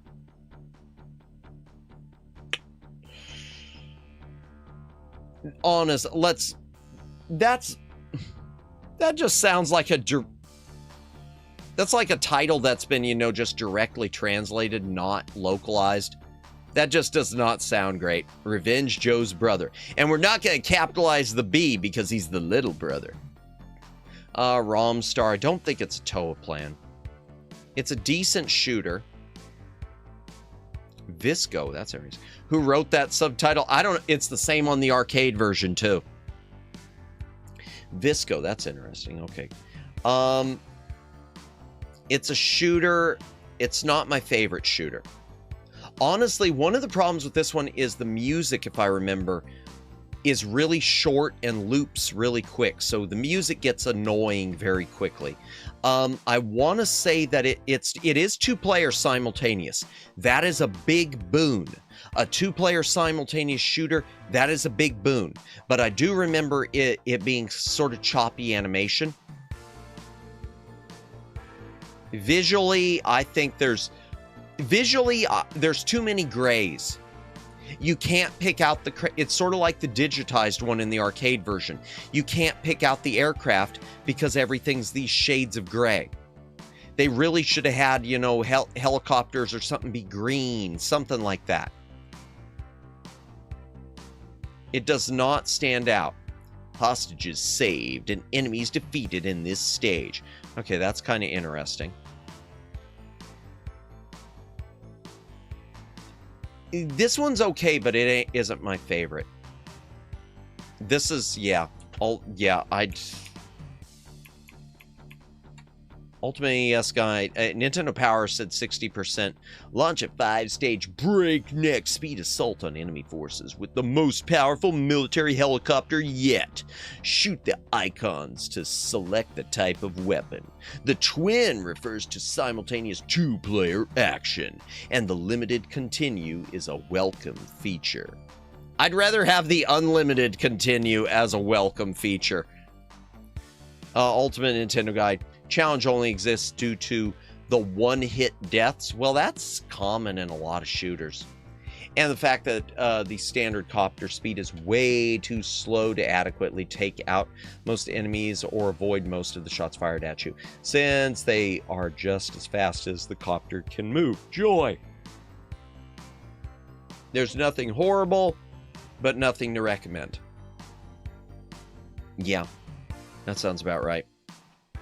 That sounds about right. I don't know whether it's a D or a C. I'm leaving the D because I do hate the color. I hate that. To me, the color just makes it too difficult to see. Let me save this now. So this is what we've got for next week, chat. This is what we've got for next week. We are almost done. We got the Ultima, and we got some biggies next week. We got the Ultimas. We've got Ultimate Stuntman. That's a pretty good one. We've got X-Men. That's unfortunate. And Vice Project Doom. That's a biggie. Vindicator's interesting. Wario's Woods. That's a biggie. Wampum. That is a gem. Willow. Odd Duck. And what Wolverine. Yeah, Wizards and Warriors is good, so we'll see that. Xerxes next week. Xerxes is cool. Worm, I need to revisit. Yo Noid, which is a couple puzzlers, well, 3 puzzlers by Nintendo, Wario's Woods plus Yoshi and Yoshi's Cookie, and we'll have Zelda 2 and Zoda's Revenge. Let me save this real quickly, chat, and let me grab my memory stick too. Oh no, do I need to? I gotta re-sign in. I gotta re-sign in to save it. Okay. Is it that one? Interesting. Update. Submit. Okay, there. I want to make sure it didn't, you know, like wipe out all the stuff I'd added. Okay, let me get my memory stick in here real quick, so that I can back this thing up and transfer it to my other PC. Hold on. Oh, that turned on. Thank you. Okay, let me copy this. Oh, let me export this to my memory stick. I'm going to do it while everyone's there. Y'all are going to be forced to watch. Excellent progress. Not as much as I'd like, Siren, but thank you. Download. We're almost done. We will finish it next week. We will finish it next weekend. It's not reading my USB drive. Of course. How long did it take you to redo the list when it didn't save last time? It took about probably 20 minutes was all. Going through the VOD and trying to find what I'd put before. Oh wow, so I just realized Shy Siren's still here? Get some rest. You need your rest. And save. Okay, there we go. Did I save it? Yeah, I saved it. Why are you opening and showing everyone my hard drive? Do not do that. Okay, so just to recap, I'm not going to recap everything, chat. But S tier so far, we've got Castlevania 3, Dracula's Curse, Dr. Mario, Dragon Warrior 3. I'm being irresponsible tonight. Oh dear. Well, if you work tomorrow, I hope you have enough rest. I hope you have a good day at work tomorrow, a stress-free day. Dragon Warrior 3, Dragon Warrior 4, DuckTales. Rest. What's that? Can you eat? Wait, what? Rest? I wish. Man, yeah, no kidding. No kidding, first name, last name. What is this rest you speak of? Yeah, mood. Mood. Mood, I was just about to ask if it was tasty. Nice. Same wavelength. Yeah, it comes instant from Hormel. Yeah, they're not frozen, and you just have to, microwave it for a minute. It's so weird buying meatloaf that isn't frozen but is still safe to eat. Oh wait, that isn't rest. DuckTales, Kirby's Adventure, Mega Man 2, Mega Man 3, which I moved up there, Super Mario Brothers 3. Ideally, I might move Super Mario Brothers 2 up. Tetris, the Nintendo version. I'm not going to go through everything else. We will recap it all when we finish the rest of this next week. And as far as F, the games that for me are the bottom rung. 720 degrees, meatloaf, yeah. Although those little Hormel ones aren't the greatest. And yet I keep purchasing them whenever they're buy one, get one. 720 degrees, The Adventures of Rocky and Bullwinkle. Barbie, which I am going to play on stream. Bible Adventures, yeah, no. I've never had frozen meatloaf. I make mine. Yeah, you've mentioned that your meatloaf is peak. I've had frozen ones. They're nothing like homemade. They're nothing like homemade. Are they fine? Yeah, they're. It's basically like eating Salisbury steak. So is it fine? Sure. It's just not meatloaf. Once you get past, you realize they're just calling it meatloaf. Then it's fine. It's frozen. It's just another, it's a different shape for the Salisbury steak. For the frozen Salisbury steak, not like the, real ones. Bill and Ted's Excellent Video Game Adventure, which would be wonderful, but it's broken. Conan, wanna love it. Defenders of Dynatron City, that time LucasArts made a bad game. Dragon's Lair, I love the arcade game. The NES version is not the arcade game. Exodus, Journey to the Promised Land. Yeah, the religious games aren't batting 1,000 here. Indiana Jones and the Last Crusade, the Ubisoft version, not the Taito version. Joshua and the Battle of Jericho. Yeah, second verse, same as the first. Karate Champ. Kid Cool, the Quest for the 7 Herbs.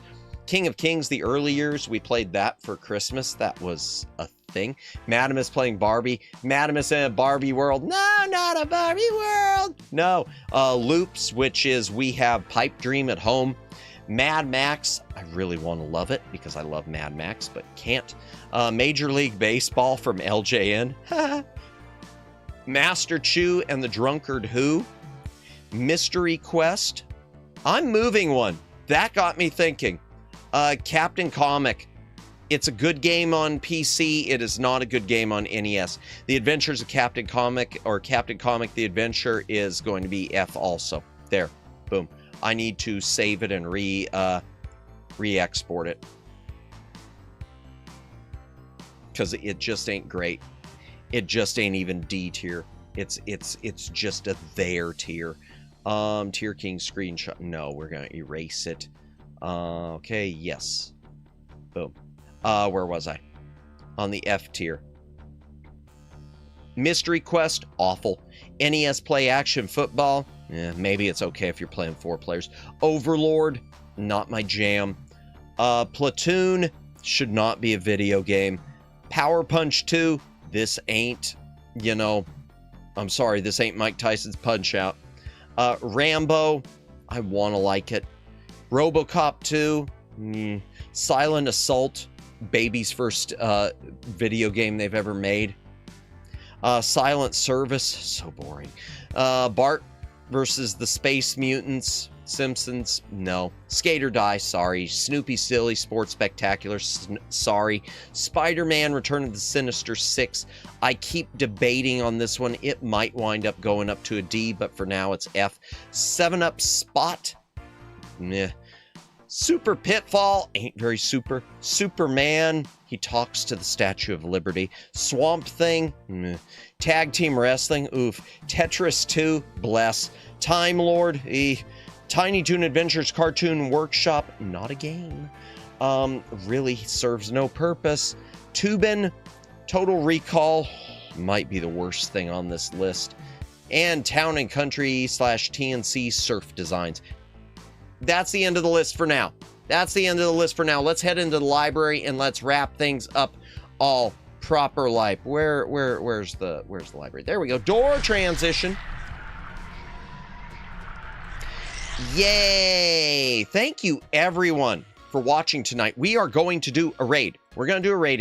Let me just close this out real quick and shut this thing off. There we go. Make sure I turn off the right one. Let me switch my mouse back over. Thank you, everyone. I will thank you properly momentarily. Lurkers who've been watching tonight, thank you so much for sticking around, and VOD watchers and active chatters. Love y'all. Let's see about doing a raid. Oh, well, before we do that, just a reminder, I heard Star Fox is getting a new game. Yes, it's another remake of Star Fox 64, apparently, which is fine. It would be nice if they do something new. But I'm glad Star Fox is getting love. I'm glad Star Fox is kind of making a comeback. First with the cameo appearance thing in the last Mario movie, and now with another game, even if it is a remaster of sorts. That's, you know, good. Good. I do love to see it. Unless they break it. If they break it, I don't love to see it. Wasn't it getting love in the 3? Yeah, it was. It was getting a little bit. It got, wasn't it the same thing? Star Fox had got another remake of the N64. The N64 one keeps getting remakes. But the SNES one's still just there. Finally, Star Fox is finally getting love. It deserves. Yeah, you know, and I often feel like Metroid doesn't get quite all of what it deserves also, but it does have a smaller audience for whatever reason. Just one of those things. The Wii U game can burn. I never played it. I never played the Wii U one. I don't know enough about Star Fox. I've never even beaten the SNES one. I figured Star Fox would get some game with the appearance in the Mario Universe movie. Oh, yeah. Yeah, it's all together, all tied together. Last 2 Star Fox games were already remakes, reimagining of Star Fox 64. Yeah, so I wish they'd do something original. I do wish they'd do something original. Metroid is that one game, just pop out of nowhere and it peak. Yeah. Yeah, and I guess it just never quite performs the way they expect. which is why you don't see more of them, even though there are a lot of them. There are, you know, let's be fair, there are a lot of Metroid games. There are plenty of Metroid games. There's no shortage. For those of you who came in later, tomorrow night, we are going to be playing Zack McCracken and the Alien Mindbenders, the FM Towns version. It's point-and-click adventure. We're going to be playing it through Scum VM on PC. Yay! And then on Friday, it is Lego Day. We are going to be building the Nobi cabin, the cabin from the Evil Dead. Hand cam block building screen.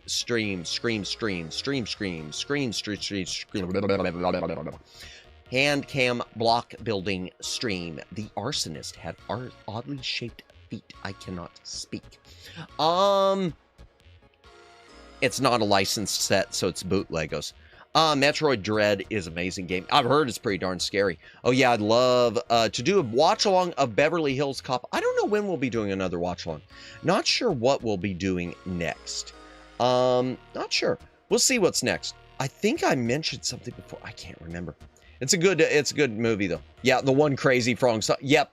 Axel Foley, Axel F. Yep. I know the Crazy Frog version. Yep.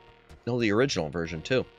Beverly Hills Cop 3 was unfortunate. Not a bad movie, but unfortunate. Where was I? Okay, yeah, Evil Dead. And as for stuff next week, just to give you a quick preview,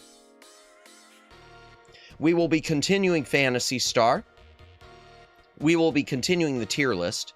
We'll probably be continuing that Lego stream, because that'll probably take 2 streams. And we are going to be doing a stream of a game featuring indie VTuber Ryko Star. Ryko Star has 2 Game Boy games, fan-made Game Boy games to her name, including one she did the music for, according to the credits. We are going to be playing the Game Boy Advance one. She's given me the blessing to play it. So I'm kind of waiting for a poor man's EverDrive to show up so I can do it on original hardware. So that'll be fun. Players trying to get the cutscene where Samus isn't wearing her helmet. Yeah, and on NES, she doesn't even have a suit. She's like wearing a bikini or something like that. Or maybe it's just a jumpsuit. I don't know. In any case, I doubt I could get that. I'd be too slow. Whenever I play it, I will be slow. Oh yeah, it'll be fun for Star Fox stream. I should do Star Fox someday. I suck at Star Fox. The only one, well, no, I was going to say the only one I had was NES, or SNES. That's not true. I've got the SNES one, and I do have both the Star Foxes that were on GameCube. Now, I am going to say I'm kind of leaning on GameCube, waiting until I can find a better video solution. We had a poll earlier, which I did away with. I'm trying to improve my output quality on GameCube. My GameCube is one of the units can't do component out, and my retro scaler combined with my video capture card don't really like my GameCube. They're fine on monitors, but when it comes to my capture card, they don't. So I kind of want to try to find a solution other than buying a new GameCube before I do any more GameCube stuff outside of the Game Boy streams. I can get away with the Game Boy. I've only played Star Fox XNES and Star Fox Assault. Okay, and see, the ones I've got on GameCube, which are Assault and Adventure, or Adventures, I've never touched either of them. Wait, the new Star Fox is an N64 remake or an SNES remake? N64 remake again. Another N64 one, from what I understand it is another Star Fox 64 remake. Which maybe that's why it's coming so quickly, because they just kind of announced out of nowhere. In fact, I was speculating earlier in the stream, I hope it isn't a sign that Nintendo's using AI. And I only said that because I don't think they would, or I wouldn't like to believe they would, but it seems, pretty darn quick. Here's the announcement. Oh, by the way, next month, new Star Fox. Really? That's quick. So I hope I'm just, imagining things. But I am going to say, if Nintendo ever did, that'll be a big bit of damage for them. That, and I hate to say it'll be interesting to see the fallout of, but it'll be, it'll be pretty darn interesting to see the fallout of. Chat. We should find a raid. We should really, really find a raid. All right, who's on? No, I don't. I already ran an ad. I did a manual ad. It was fun. Well, it wasn't fun. It's fun because it probably made me 2 nickels. Customization. Who is on? Redirect. Who is on? Okay, we've got Tiny Pixie Day. I've never rated into her. Choco's on. We already rated her. Banana's on. Amy's on. Oh, she's doing Star Fox Direct. Okay. Ako Nyanko. I've never rated her. I don't think. Or no, I have. I'm sure I have. Shabelle Tone. I think that's above my pay grade. Cup. The Kitsune's on. Mrs. Chimera's on. We haven't rated her in a hot minute. Nimusagi. I don't know. Okay, we rated Miyu last night, so we can't redo. I don't want to redo that. Althea is on. Mizuki, Akemi. Let me see who a few of these people are. VTuber, okay, that's Amazing Digital Circus. I don't want to read it. Oh my gosh, Owie is on. You know what? I never get a chance to raid into Owie I can't pronounce the last name. I'm going to go with just Owie. She is part of the Delvals group. She is the daughter or the adopted daughter of friends of the channel, Lauren and TB. We are going to raid into her. She's doing Zenless Zone Zero. I don't know if I've ever, I may have raided into her before, but we love Lauren and TB, so what a perfect way. What a perfect way to show love, at least for them to some degrees. 2 nickels is 2 nickels, that's darn right. 2 nickels is better than 1 nickel. I wish for a continuation rather than a remake. No, I agree. I wish they would be doing something new. Something new. I don't even want necessarily remakes. I just want the originals reissued. Ruka, thanks for the fun stream. All the best. You as well. Thank you for stopping by, Ruka. Thank you. Good to see you as always. Yeah, we're going to raid into Owie. Into May. She's part of Delval. YouTube proceeds to take one of the nickels. Oh no, they took like the $50 and left me a nickel. Good night and rest well. I shall try. Okay, we're gonna raid into her. Raid message. We're just gonna do an ultra deluxe tonight because time. Raid message is going to be an ultra deluxe back library raid. Boom. There is your raid message. We're not going to do a weird one tonight because, you know, it doesn't really work with a real... It's just a thing. Okay, ending the poll. And it looks like the winner is What is Sleep. Wilford Brimley came in 2nd place. That's nice. Once a week is 18%. Okay, and no is 12%. So that said, thank you everyone for watching tonight. Thank you, first name, last name. Thank you, Guy. Thank you, Ruka. Thank you, Mahese. Thank you, Sammy. Thank you, Omegs and Luciano. Thank you, Jennifer. Thank you, Twin Opinion. Thank you, Neko and Briar, who's probably asleep by now, and the Shy Siren, and I know there, and Judd. And Fumi, and thank you for the raid, Fumi, and El Spider Mariachi, and I know there are other, and Charter Darby, and Alex, who's already gone to bed, and I'm sure there were other people who I am missing, but thank you everyone who watched tonight. Lurkers, thank you for lurking. VOD watchers, thank you for watching the VOD. Tomorrow night, we'll be doing Zach McCracken, the Alien Mindbenders. We're going to do a raid right now. You don't have to go home, chat, but you can't stay here.